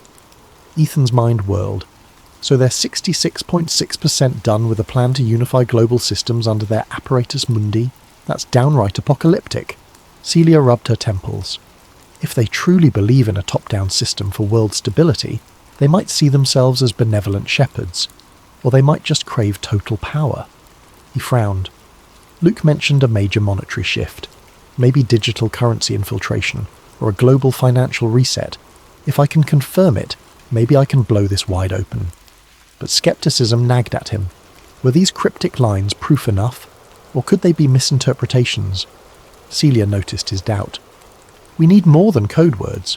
We need real names, real events." Ethan nodded. "Luke said there's a big meeting soon, possibly in Rome. If we can find the exact date, location, maybe I can gather photographic or recorded evidence." Celia inhaled sharply. "You'd risk travelling abroad, sneaking into a secret summit of global elites. That's near suicide." He gave a wry smile. "In my line of work, we call it an occupational hazard. Will you help me?" She hesitated, conflict in her gaze. "I can't ignore the moral imperative. If you're right, if they're about to orchestrate something massive, someone has to blow the whistle. But yes, it's dangerous. Let me see what else I can decipher from these references." For the next few hours they pored over the pages. Celia identified classical ciphers referencing Dante's Inferno, linking numeric codes to lines from the text. The numbers matched partial times, 9:30, 2000 or so forth. They gleaned a possible date, September 15th, the same date from the Apparatus Mundi initiation. Location hints suggested a historic building near the heart of Rome, maybe something affiliated with a philanthropic group. A few lines read, "Holt Foundation, Sala Aurelia, final alignment." Ethan's heart pounded. Veronica Holt was apparently heading a final alignment meeting in a place called Sala Aurelia. He tapped at his phone, searching for the name. "There's a Palazzo Aurelia in central Rome, used as a high-end event space. The Holt Foundation is indeed hosting a philanthropic summit there mid-September." Celia's eyes flicked up from the documents. "So the official story is a philanthropic gala, but under the surface, it's the Illuminati's big day," he exhaled. "We have a time frame, a place, and an event. If I can get inside, maybe I can film or record something. That's unstoppable proof. Celia looked uneasy. I can't see how you'll get in with standard press credentials. They'll sniff you out. He shrugged. I might have to go undercover. You have any academic invitations to that gala? She looked flustered. I was actually invited to a separate symposium in Rome around the same time, a small academic talk on Renaissance manuscripts. The sponsor, the Holt Foundation. Ethan's eyes widened. You're basically on the inside track. This can't be coincidence. They might want you close to keep an eye on your research, or they see you as benign. She swallowed. I could attend, see if I can glean more from the inside, but infiltration, that's something else entirely. Meanwhile, Ethan's phone buzzed, an unknown number. Warily he answered. Graves, a female voice said coldly. This is Veronica Holt. I believe you've been sniffing around my affairs. Ethan's hand trembled. Ms. Holt, She spoke calmly, an undercurrent of menace. Your blog posts, your queries to various organisations, we're aware. I caution you, truth is a fragile commodity. Spread lies or half-truths, and you'll hurt the people you claim to protect. A bead of sweat rolled down his temple. Are you threatening me? I'm offering guidance. You fancy yourself a journalist? Real journalism demands responsibility. Some knowledge is best left undisclosed. You've been warned. The line went dead. Celia stared, eyes wide. That was her? She basically admitted to watching you. That's huge. Ethan's stomach churned. She's brazen. She wouldn't call if she wasn't sure she could neutralise me. We need that proof soon. His mind reeled with possibilities. He could publicise all they had right now, but it was a cryptic puzzle that wouldn't convince the masses. A direct infiltration of the Rome summit might be their only chance to blow it open definitively. But he worried about the danger. Already he pictured an army of well-dressed security with hidden earpieces or watchers in the Roman streets. And if this secret society had centuries of experience, they'd be masters at eliminating threats. He forced a shaky grin. Then again, nobody ever changed the world without risk, right? Celia sighed. You're incorrigible. All right, I have a flight to Rome booked for my talk. I can register you as my research assistant or something, if that helps get you into the broader event. Relief flooded him. That'd be perfect. She rose from her chair, collecting the coded docs. I'll see if I can interpret more of these references. But Ethan, brace yourself. If everything you suspect is real, we're about to confront a global machine, and it might not crumble easily. He nodded, a grim set to his jaw. I've always known the truth is costly. Guess I'm about to pay in full. They parted, each weighed down by the magnitude of what lay ahead. That evening Ethan cancelled a dinner with family. He told them he was travelling for a big story. They expressed worry, but he offered scant details, not wanting to endanger them. Lying in bed, he stared at the ceiling, mind swirling. The next stage of his life would revolve around exposing an alleged Illuminati plot. If he succeeded, he'd be either a hero or a marked man, possibly both. He felt the flutter of fear, but also an undercurrent of excitement. After all these years of chasing hints and half-truths, he was about to square off with the most iconic conspiracy in human history. Before sleep claimed him, he checked his phone one last time. Another anonymous text had arrived. Beware false allies. The eye has many watchers. He set the phone aside, heart pounding. False allies, indeed. Could Luke betray him? Could Celia or someone else be compromised? The only certainty was that trust would be a scarce resource in the looming confrontation, and so he drifted off, uncertain whether morning would bring new revelations or fresh threats, or both. One thing was sure, the unstoppable march toward Rome had begun. When Ethan and Celia landed at Rome's Fiumicino airport, the Mediterranean sun greeted them with a warm glow that almost dispelled the tension swirling within. They trudged through the arrivals hall with minimal luggage. Ethan had insisted on travelling light to avoid suspicion. Rome, Celia mused, taking in the bustle of tourists. City of echoes, so many layers of history and secrets. Ethan forced a half smile, scanning the crowd for any watchers. I have a feeling we're about to discover some of those secrets firsthand. They flagged a taxi to their modest hotel near the city centre. En route, Celia quietly pointed out landmarks. The Colosseum's ancient arches, the grand Vittorio Emanuele monument, winding cobblestone streets brimming with life. Ethan, usually enthralled by such surroundings, felt only a faint stirring of awe. His mind remained fixed on the looming philanthropic gala at Palazzo Aurelia. At the hotel, they were greeted by an envelope at the front desk. Inside, a formal invitation to the Holt Foundation Cultural Preservation Gala, scheduled in 3 days' time, addressed to Dr. Celia Monroe and an unnamed research assistant. Ethan's nerves spiked reading it. This was real. They had a foot in the door. The invitation included instructions for a preliminary orientation the next afternoon at a smaller conference hall. After dumping their bags in their shared suite, a cramped space with a single desk, Celia opened her laptop. I have my academic panel tomorrow, but we can finalise our infiltration plan after that. Maybe we can gather intel during orientation. Ethan nodded, pacing. Right. Let's keep our eyes peeled for any signs of tight security or suspicious individuals. Meanwhile, I'd like to see if we can glean more from local archives. Maybe dig up the Ordo Occultus Summarium or references to it.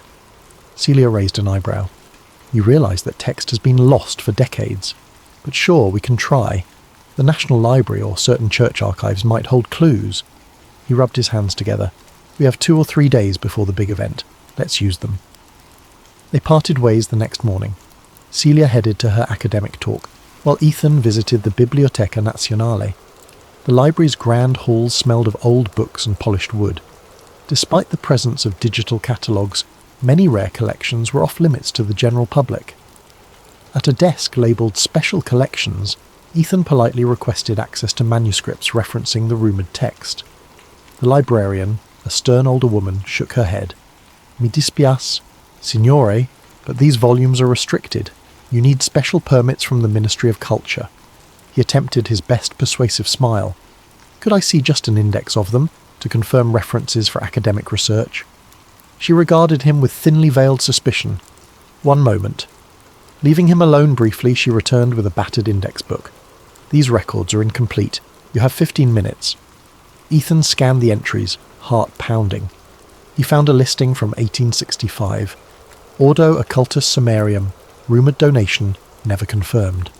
Beside it, a note read, relocated to private estate, no official record. He jotted it down. Private estate. Where? Another line referenced a partial translation done by an Italian scholar in 1902 stored in the library's archives, Shelf M21, but a subsequent note read, M21 missing since 1937. He sighed. The text had apparently eluded countless seekers. This was a dead end for now. Still, he left with renewed conviction. So many references to this text. If the Illuminati had it, they were guarding it fiercely. Maybe he'd find out more at the gala. That afternoon, Celia texted him from the orientation site. You have to see this. Security is intense. I told them you're my assistant.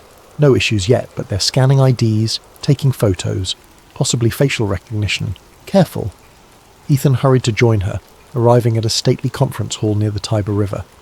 The place was swarming with staff wearing Holt Foundation badges, some in suits with earpieces. A suspiciously high ratio of them moved with practiced vigilance. He stepped inside a mosaic-floored foyer, greeted by Celia, who handed him a visitor's pass.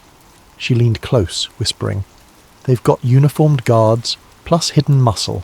I recognised at least 3 men who looked like ex-military, possibly private security. He forced a casual nod, scanning the room. Attendees milled about, discussing heritage restoration, cultural archives. Among them, Ethan spotted 2 well-dressed individuals wearing subtle lapel pins of the winged eye symbol, just like the watermark. A chill shot through him. He approached a refreshment table, feigning interest in pastries, while covertly eavesdropping on these pinned individuals. They spoke in hushed tones, a melodic accent that might be Spanish or Portuguese. He caught a snippet. The final alignment meeting is strictly invitation only. Ms. Holt arrives tomorrow. We must ensure no infiltration. Ethan's breath caught. They were referencing infiltration. They definitely suspected infiltration was possible. That spelled danger. Celia sidled over, apparently studying a schedule pamphlet. We got to tread lightly, she murmured. If they sense we're suspicious, we'll be barred from the main event. He nodded, taking a pastry to appear casual. What's next on the orientation schedule? Short keynote about global cultural cooperation, then a guided tour of the Palazzo Aurelia's exhibit halls. We can see the main gala area. Sure enough, A polite hostess announced they'd be going to Palazzo Aurelia next. Celia and Ethan joined a small group of scholars, artists, and Foundation staff boarding a luxury shuttle bus. The staff pinned with the eye symbol boarded a separate tinted SUV, no doubt top tier. Palazzo Aurelia stood near the outskirts of central Rome, perched on a gentle hill. The building exuded Renaissance elegance with tall windows, ornate columns and sprawling gardens. A perfect place for a philanthropic gala, and apparently a clandestine Illuminati conclave. Guides welcomed the group inside, leading them through marble corridors. Busts of Roman emperors dotted the halls. Gilded frames displayed classical paintings. All the while, discreet cameras lined the ceiling corners. At last, they reached the main ballroom, where dozens of workers set up stages, lighting rigs, and plush seating. The hostess explained the gala would feature philanthropic panels, cultural exhibits, and an exclusive dinner for high-level guests. Ethan hung back, capturing mental snapshots of vantage points and possible hidden access doors. He noticed a locked set of double doors guarded by a stern-faced man. A sign in Italian read, "Private, authorized access only." He whispered to Celia, "I'd bet good money that's where the real meeting will happen." She pursed her lips. "We can't just waltz in." "Of course not," he murmured. "We'll need cunning. Maybe slip away during the dinner portion." After the tour concluded, they returned to the shuttle. On the ride back, one of the pinned staffers gave Ethan a lingering stare as if memorizing his face. Ethan kept his expression neutral, but inside tension coiled. They were definitely suspected. That evening, back at their hotel, they strategized in hushed tones. "We have 2 days until the gala," Celia began. "Tomorrow Ms. Holt arrives. The final day is the event. We need to confirm exactly when the hidden conclave meets." Ethan nodded. "One approach. If you're recognised academically, you might get invited to sub-events. I can shadow you. Alternatively, we scout the layout, find a discreet place to hide during the day, then emerge during the meeting." Celia frowned, scanning the gala's printed schedule. "I see references to breakout sessions tomorrow evening, but no detail. That might be it. Or maybe the real meeting is after midnight." He tapped the schedule. "Luke's documents mention a time, 9:30 p.m. That might align with a hush-hush late session, possibly after the official dinner." Celia drummed her fingers. "If we do sneak in, can we film or record? We need more than hearsay, but phones might be jammed or confiscated." Ethan revealed a small pen-like camera. "I brought a micro camera, local storage. Might slip it in my coat pocket, aim it discreetly." She shook her head, a faint smile. "You came prepared." He attempted a grin. "I try. But let's be mindful we might only get one shot. If we get caught, who knows what they'll do." They paused, the enormity of the risk pressing down. Then Celia inhaled. "All right, we proceed. Tomorrow I'll try to glean info from the staffers or see if any invitations come my way. Meanwhile, you observe and plan entry routes." The next morning, a swirl of tension roused Ethan early. He used a burner phone to call Luke, hoping for last-minute tips. It rang unanswered. Strange. Luke had said he'd remain cautious but available. Had something happened? Midday, Celia texted that she'd been invited to an evening reception at Palazzo Aurelia for VIP guests. She was told to bring one assistant if she wished. "They're letting you come," her text read, "but keep low." Ethan's gut twisted. Could it be a trap? Still, refusal would blow their cover. He quickly ironed the only decent blazer he owned. By dusk they arrived at the palazzo's main entrance. A string quartet played softly in the courtyard. Candle-lit lanterns lined the walkway. Men and women in formal wear chatted, sipping champagne. Ethan felt out of place among the high society atmosphere. Holt Foundation staff greeted them politely, scanning their invitations. Ethan tried to stay calm under the suspicious gazes. Inside, waiters circulated with hors d'oeuvres. The chatter of polite conversation hung in the air, occasionally punctuated by laughter. Chandeliers cast warm light across frescoed ceilings. Celia glided through the crowd, exchanging pleasantries with fellow academics, while Ethan lingered near the edges. He spotted high-profile attendees, a foreign diplomat, a billionaire tech mogul, a famed neurosurgeon, all presumably enticed by the Foundation's philanthropic facade. Suddenly a hush spread. Veronica Holt entered, flanked by aides. She was taller than Ethan expected, her silver hair swept into a graceful style. She wore a dark, elegant dress, exuding confidence. Applause rippled as she greeted the gathering, praising their dedication to cultural heritage. and global unity. Ethan's pulse hammered.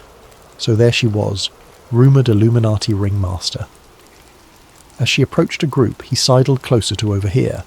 Holt's voice was rich and assured. Tomorrow's main session will address pressing global issues, inequality, climate change. We hope to unify philanthropic strategies for maximum impact. I trust you'll find it enlightening. Enlightening indeed, Ethan thought. He felt a trickle of fear and excitement. Her speech was so polished, so genuine on the surface. Yet according to Luke, she was a puppet master behind the scenes. He spotted the pinned staffers again, posted at discreet vantage points. One stared at Ethan with open suspicion.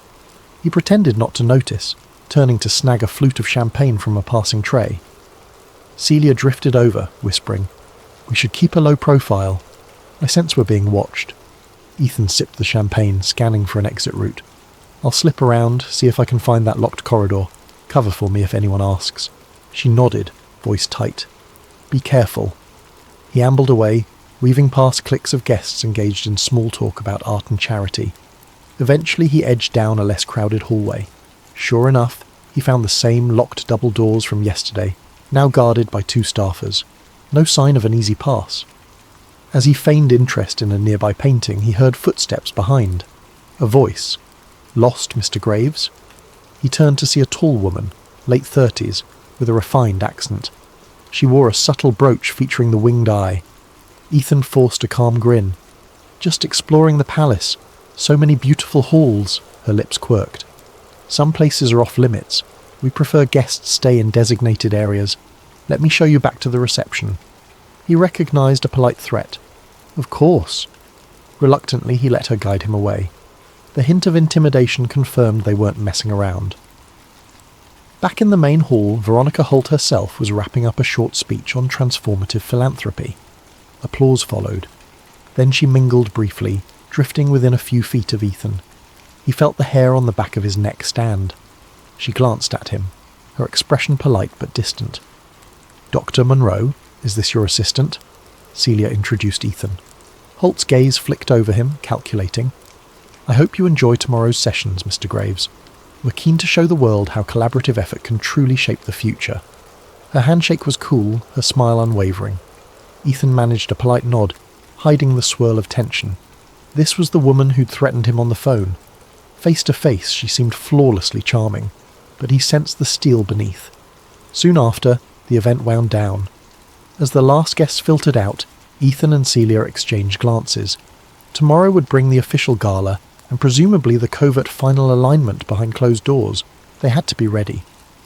Outside, night had fallen over Rome's ancient streets. They caught a taxi, neither speaking much. The magnitude of the next day pressed upon them. Somewhere behind Palazzo Aurelia's locked doors, a centuries-old society would gather to finalise a plan that could reshape global power. Back at the hotel, Ethan tried calling Luke again. No response. Anxiety gnawed at him. Could Luke have been compromised? Celia laid out a battered notebook. "We have to assume tomorrow night is the moment. We'll blend in during the official dinner, then slip away. If we catch them in secret deliberations, we record everything. That's our shot." Ethan exhaled, exhausted yet wired. "Yeah, if we vanish, well, at least we tried." She managed a shaky laugh. "Encouraging."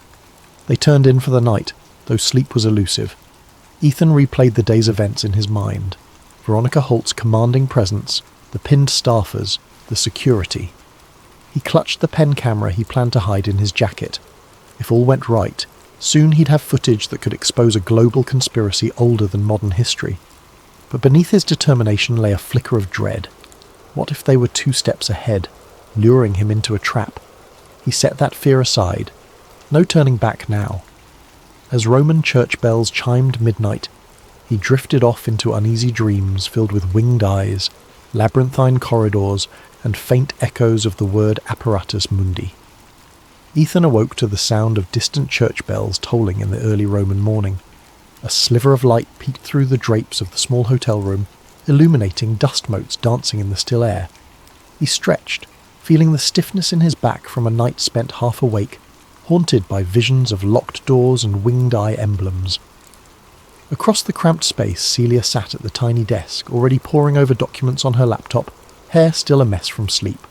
She glanced up with a tired smile. "Morning. I've been reading up on the Ordo Occultus Sumerium references again. If it really is tied to the Illuminati's tradition, it could outline their entire philosophy and methods." Ethan rubbed his eyes. "And the day of the gala is finally here. We're out of time to do more research. Tonight's our only window to catch them in the act." Celia nodded, then gestured to her screen. "I found a nugget. There's a mention in an old scholarly article that Ordo Occultus Sumerium contained elaborate instructions on rituals or initiations that revolve around symbolic gestures, handshakes, coded phrases, that kind of thing. Maybe that's relevant to how they recognize each other. If we spot something at the gala, we'll know." Ethan's nerves fluttered. We can't exactly watch for secret handshakes without drawing attention, but every clue helps, and it might confirm we're seeing the real Illuminati. This event, it's a high-stakes infiltration. Celia closed the laptop. "We also have to consider an escape plan in case it goes sideways. That building will be full of security." He exhaled, going over mental checklists. The microcamera pen was ready. He had a digital audio recorder disguised as a key fob. "We record everything, then slip out. If we can't get away, we'll upload our evidence from within. I have a script that auto-sends the files to multiple servers once my phone detects a specific keyword." Celia raised an eyebrow. "Impressive, but let's hope it doesn't come to an all-out chase in the palazzo corridors." They spent the morning in tense readiness. Around noon, they ventured out for a final reconnaissance walk near Palazzo Aurelia. The city was bustling. Tourists snapped photos of statues and fountains, unaware of the clandestine gathering about to take place behind the majestic palace walls. By early afternoon, they returned to the hotel to rest and prep. At 6 in the evening, they changed into their formal attire, Celia in a sleek black dress that lent her an air of quiet confidence, Ethan in a dark suit borrowed from a friend back home. It was slightly tight in the shoulders, but it would have to do. The pen camera clipped inside his jacket pocket. The key fob recorder slipped in an interior fold. They arrived at the Palazzo Aurelia just as the sun dipped low over the rooftops. The courtyard bustled with black cars delivering VIPs in designer evening wear. A string quartet played softly. Staffers scanned invitations under golden lights. The main gates were decorated with lush floral arrangements, giving the entire scene a veneer of opulence and warmth. But Ethan's unease only grew as he recognized some of the security personnel from the orientation, unsmiling men with watchful eyes. Celia gripped his arm lightly. "Steady," she whispered. "We belong here, remember?" They handed over their invites. A flight attendant nodded and waved them inside the grand foyer, where sparkling chandeliers illuminated polished marble floors. Waiters offered champagne flutes. The hum of refined conversation filled the space. Painted ceilings depicted classical gods and angels looking down from swirling clouds. Celia gently steered them near a side corridor, scanning the area. "We should mingle first, not vanish too soon. Otherwise they'll suspect we're snooping." Ethan agreed. As they meandered among the crowd, they spotted familiar faces, philanthropic leaders, university deans, ambassadors. Veronica Holt stood near the centre, engaged in lively conversation with a small group of dignitaries. She wore a stunning silver gown, her expression poised, as if nothing could ruffle her calm authority. At one point, Holt's gaze drifted toward Ethan, and their eyes locked for half a second. Her lips curved in an almost imperceptible smirk, acknowledgement that she knew precisely who he was. The moment felt like a minor jolt of electricity. Then she returned to her conversation, dismissing him as if he were of no concern, or so it appeared. Staffers soon ushered attendees to the main ballroom for the official dinner. A sweeping staircase led them to a massive hall decked out with round tables draped in fine linens, ornate centerpieces and flickering candlelight. Soft classical music drifted from an unseen string ensemble. Ethan's stomach churned with anxiety, but he forced a polite smile at the table they were assigned. As the dinner began, course after course of delicate Italian cuisine, Ethan played the part of Celia's mild-mannered assistant. They made small talk with a pair of archaeologists from Spain and a museum director from Berlin. Polite conversation touched on the Foundation's initiatives, but nothing indicated a deep conspiracy. Meanwhile, Ethan discreetly studied the corners of the room, identifying potential side doors and exit routes. Partway through the main course, the hush fell as Veronica Holt took the small stage to address the gathering. She spoke of bridging cultural divides, the power of heritage to inspire unity. The crowd applauded at measured intervals. Ethan had to admit she possessed a persuasive charisma that could sway hearts if not minds. But her polished speech offered no hint of any clandestine plan. Yet he sensed that behind the rhetorical flourishes lay a carefully orchestrated front. The real meeting would come later, once the uninitiated had left for the night. As the dinner wound down, staff began ushering guests to a post-dinner lounge area. Many were excited about the scheduled opera performance or a special unveiling of newly restored Renaissance art. Celia checked her watch, leaning to Ethan. "It's nearly 9:30. That might be the key time from Luke's notes." Ethan pushed away his plate. "We should slip out soon. Let's pretend we're going to admire something in the next hall." They rose from the table. Outside the ballroom, a corridor branched in multiple directions. Soft lighting and discreet signage guided guests toward the lounge, but Ethan steered Celia down an unmarked hallway. At the far end, he spotted the same double doors from earlier, guarded, of course, by a pair of stoic men in suits. "How do we get past them?" Celia whispered. Ethan's mind raced. He'd anticipated a direct guard scenario. Maybe a distraction would help. "Give me a second," he said, scanning the area. There was a side door leading to a service corridor. If they could slip in and circle around, they might find another entrance. They ducked into the service corridor, ignoring the questionable glances from a staff member carrying a tray of dishes. Winding through the back passages, they found an old wooden door that might connect to the restricted area. Locked. Ethan fished out a small pry tool, a relic from his investigative escapades, and worked at the lock, heart hammering. Celia kept watch, hearing the faint echo of footsteps. "Hurry!" she hissed. Finally the lock gave. They slipped inside, emerging into a dimly lit antechamber. The hush was profound here, the air thick with the sense of something clandestine. Faint voices drifted from a corridor to the left. They crept forward, passing ornate wooden panelling and oil paintings that felt more like relics than decor. The corridor curved. At its end, a set of tall double doors stood slightly ajar, no guards in sight from this angle. Voices rose, muffled, as though a meeting were in session. Ethan's pulse thudded. "We found them," he mouthed, pointing at the door. Celia nodded, face tense. Carefully they inched closer. Through the gap they glimpsed a smaller but opulent chamber, a long table flanked by men and women in formal attire. The winged eye symbol was visible on the wall above, rendered in subtle gold relief. Veronica Holt presided at the head of the table. At her side, a man read from typed documents, perhaps a deputy or ally. Ethan activated his pen camera, angling it so it could capture what was happening. Celia pressed an ear to the gap, trying to catch the words. "The final alignment is nearly complete," Veronica Holt was saying in a low, resonant voice. "We have confirmation from key financial institutions that the digital transition can proceed. By next quarter, we'll have enough leverage to nudge public sentiment under the guise of a global stability measure." An older gentleman spoke next, accent vaguely German. "And if the public resists a mandatory digital currency shift?" Veronica smiled coolly. "We'll stage the narrative. Our philanthropic arms, along with allied media, will highlight economic emergencies. People respond to fear, and from fear emerges acquiescence. This is the stepping stone to further integration under Apparatus Mundi." At that phrase, Ethan felt a jolt. Apparatus Mundi. The conspiracy was real, and they were discussing it openly, here, behind a locked door. Another woman spoke. "So the timeline remains.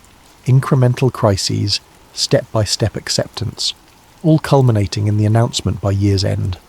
"Yes," Holt replied. "The Council can reconvene in London afterward to finalise expansions into integrated ID systems. Then we'll address the next phase. Substantial population influence is not an easy goal, but we have centuries of experience in subtle persuasion." Celia's eyes widened, her breathing shallow. They were hearing the literal blueprint for a global manipulation campaign, anchored by false crises and controlling finances. She glanced at Ethan, who was capturing it on video. This was beyond what they'd hoped for, actual undeniable proof that a powerful group, presumably the Illuminati, was orchestrating world events. But then, footsteps in the corridor behind them made them freeze. A security guard, perhaps investigating a noise. They flattened themselves against the wall. An authoritative voice barked softly, "Chicheli!" "Who's there?" A flashlight beam cut across the hall. In a split-second decision, Ethan grabbed Celia's hand and slipped through the door they'd opened behind them, stepping into an even darker side chamber. They pressed themselves behind a heavy curtain. The guard's footsteps approached. Alexandra Alex Hill stepped off the bustling Manhattan sidewalk into the modest offices Ethan motioned for Celia to remain still. The online publication where she worked freelance. Another male assignment seemed about certain political leaders investigate odd currency fluctuations and rumours of a manipulated market will be replaced. Nothing unusual in a world where financial markets soared or dipped daily. Celia's face paled. Alex, they were talking about forcibly removing political figures. Her journalistic the entire weight of this operation was monstrous. Never imagining carefully nudged the pen camera with implications, capturing the full audio and partial visuals through the door gap. She settled into a cramped corner desk. He signaled to Celia that they should leave before the guard returned or the meeting ended. The data was dry. Part of him yearned to keep short-selling, suspicious spikes in commodity trades, a staged economic crisis, mandatory digital currency. She'd handled mundane finance stories before, but a random tipster might emailed a cryptic note. With a reluctant heart, he began to pull away, ensuring the pen camera faced the hand for a last few seconds. The sender's address was retreated down the corridor, every step felt like an echoing betrayal of their presence. She considered ignoring it. They found the service door again, slipping back into the space corridors. Yet a voice of relief at escaping unseen warred with the terror that at any moment, day's end, an alarm found herself in the building's cafeteria with her once they'd returned to the main gala area, where lounge music tinkled and corporations had made fortunes. Did they allow themselves to breathe? Currency slump. Behind the official dinner was companies traced people were trickling out, discussing the wonderful philanthropic speeches and upcoming cultural initiatives. Corporate secrecy. None had any clue about the high-level manipulation of their trade just behind suggested foreknowledge. She typed frantic notes. Inside info. We got it. Coordinated you recorded manipulation. Them. We have living proof. Late that evening, her phone nodded, struggling with held composure. She hesitated, bigger than I ever imagined. We need to get this out fast before they sent a bridge come after us. Look up, but even as the adrenaline surged, a cold fear initiative. Veronica Holt and her cohorts wouldn't let such incriminating evidence slip away easily. Doc I sent. The road ahead would be Alex's eyes widened. They had to leave the Palazzo discreetly, she demanded. Secure the footage, but the line brace for the storm that would follow. Checking her email, they made their way to the exit. She indeed found an attachment labeled outside. The Roman knight greeted them with a warm breeze. They forced themselves not to hurry or look rattled. Anxiety on the street, they flagged a taxi. This was no ordinary lead. As the car pulled away from the Palazzo's grand facade, she realised she might be stepping into something well beyond a typical financial scandal. He'd come to Rome seeking the truth about an uncertain how to handle the suspicious file. He had it. Alex reached out to Julian Park. Explosive truth, freelance tech the world she'd known from earlier unleashing it might bring powerful retaliation. They'd parted ways. The question was no longer whether the Illuminati existed, but she trusted whether he and Celia could survive exposing them. She arranged to meet him in a dingy coffee shop. He clutched the micro camera pen in his pocket like a talisman of hope. Tall and wiry, we have them on record. And the air of a man who valued anonymity. If they acted quickly, he frowned at her the Illuminati's centuries of secrecy might be one step closer to encryption.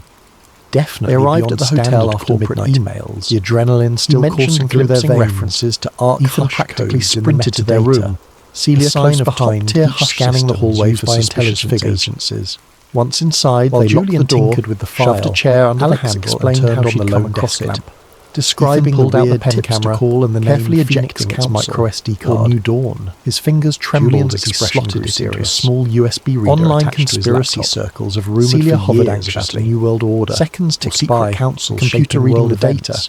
Then a folder of video files appeared. But if these references are real, was timestamped with just minutes earlier, so high labelled by the device's default naming for their agenda. He double-clicked it. The notion felt grainy footage to Alex. Partially off-angle showed a portion of the table, silhouettes of seated figures, and a decent shot of puzzle pieces unsettled her. The audio was faint, but see if the data reveals anything, Ethan scrubbed through. If it's nonsense, we drop it. There was the portion about controlling finances. Julian nodded, stashing about using fear to drive acceptance. He promised to attempt decryption from his safe. Their voices were distinct. That evening, as Alex walked home on quiet city streets, a council meeting in London, she felt an odd presence, like someone placed a hand to her mouth. She glanced back, saw no one. Actual conspiracy paranoia, in their own words. But her phone beeped, Ethan's heart displaying another unknown text. We need multiple prying open a door. If they trace us, they'll try to wipe it out.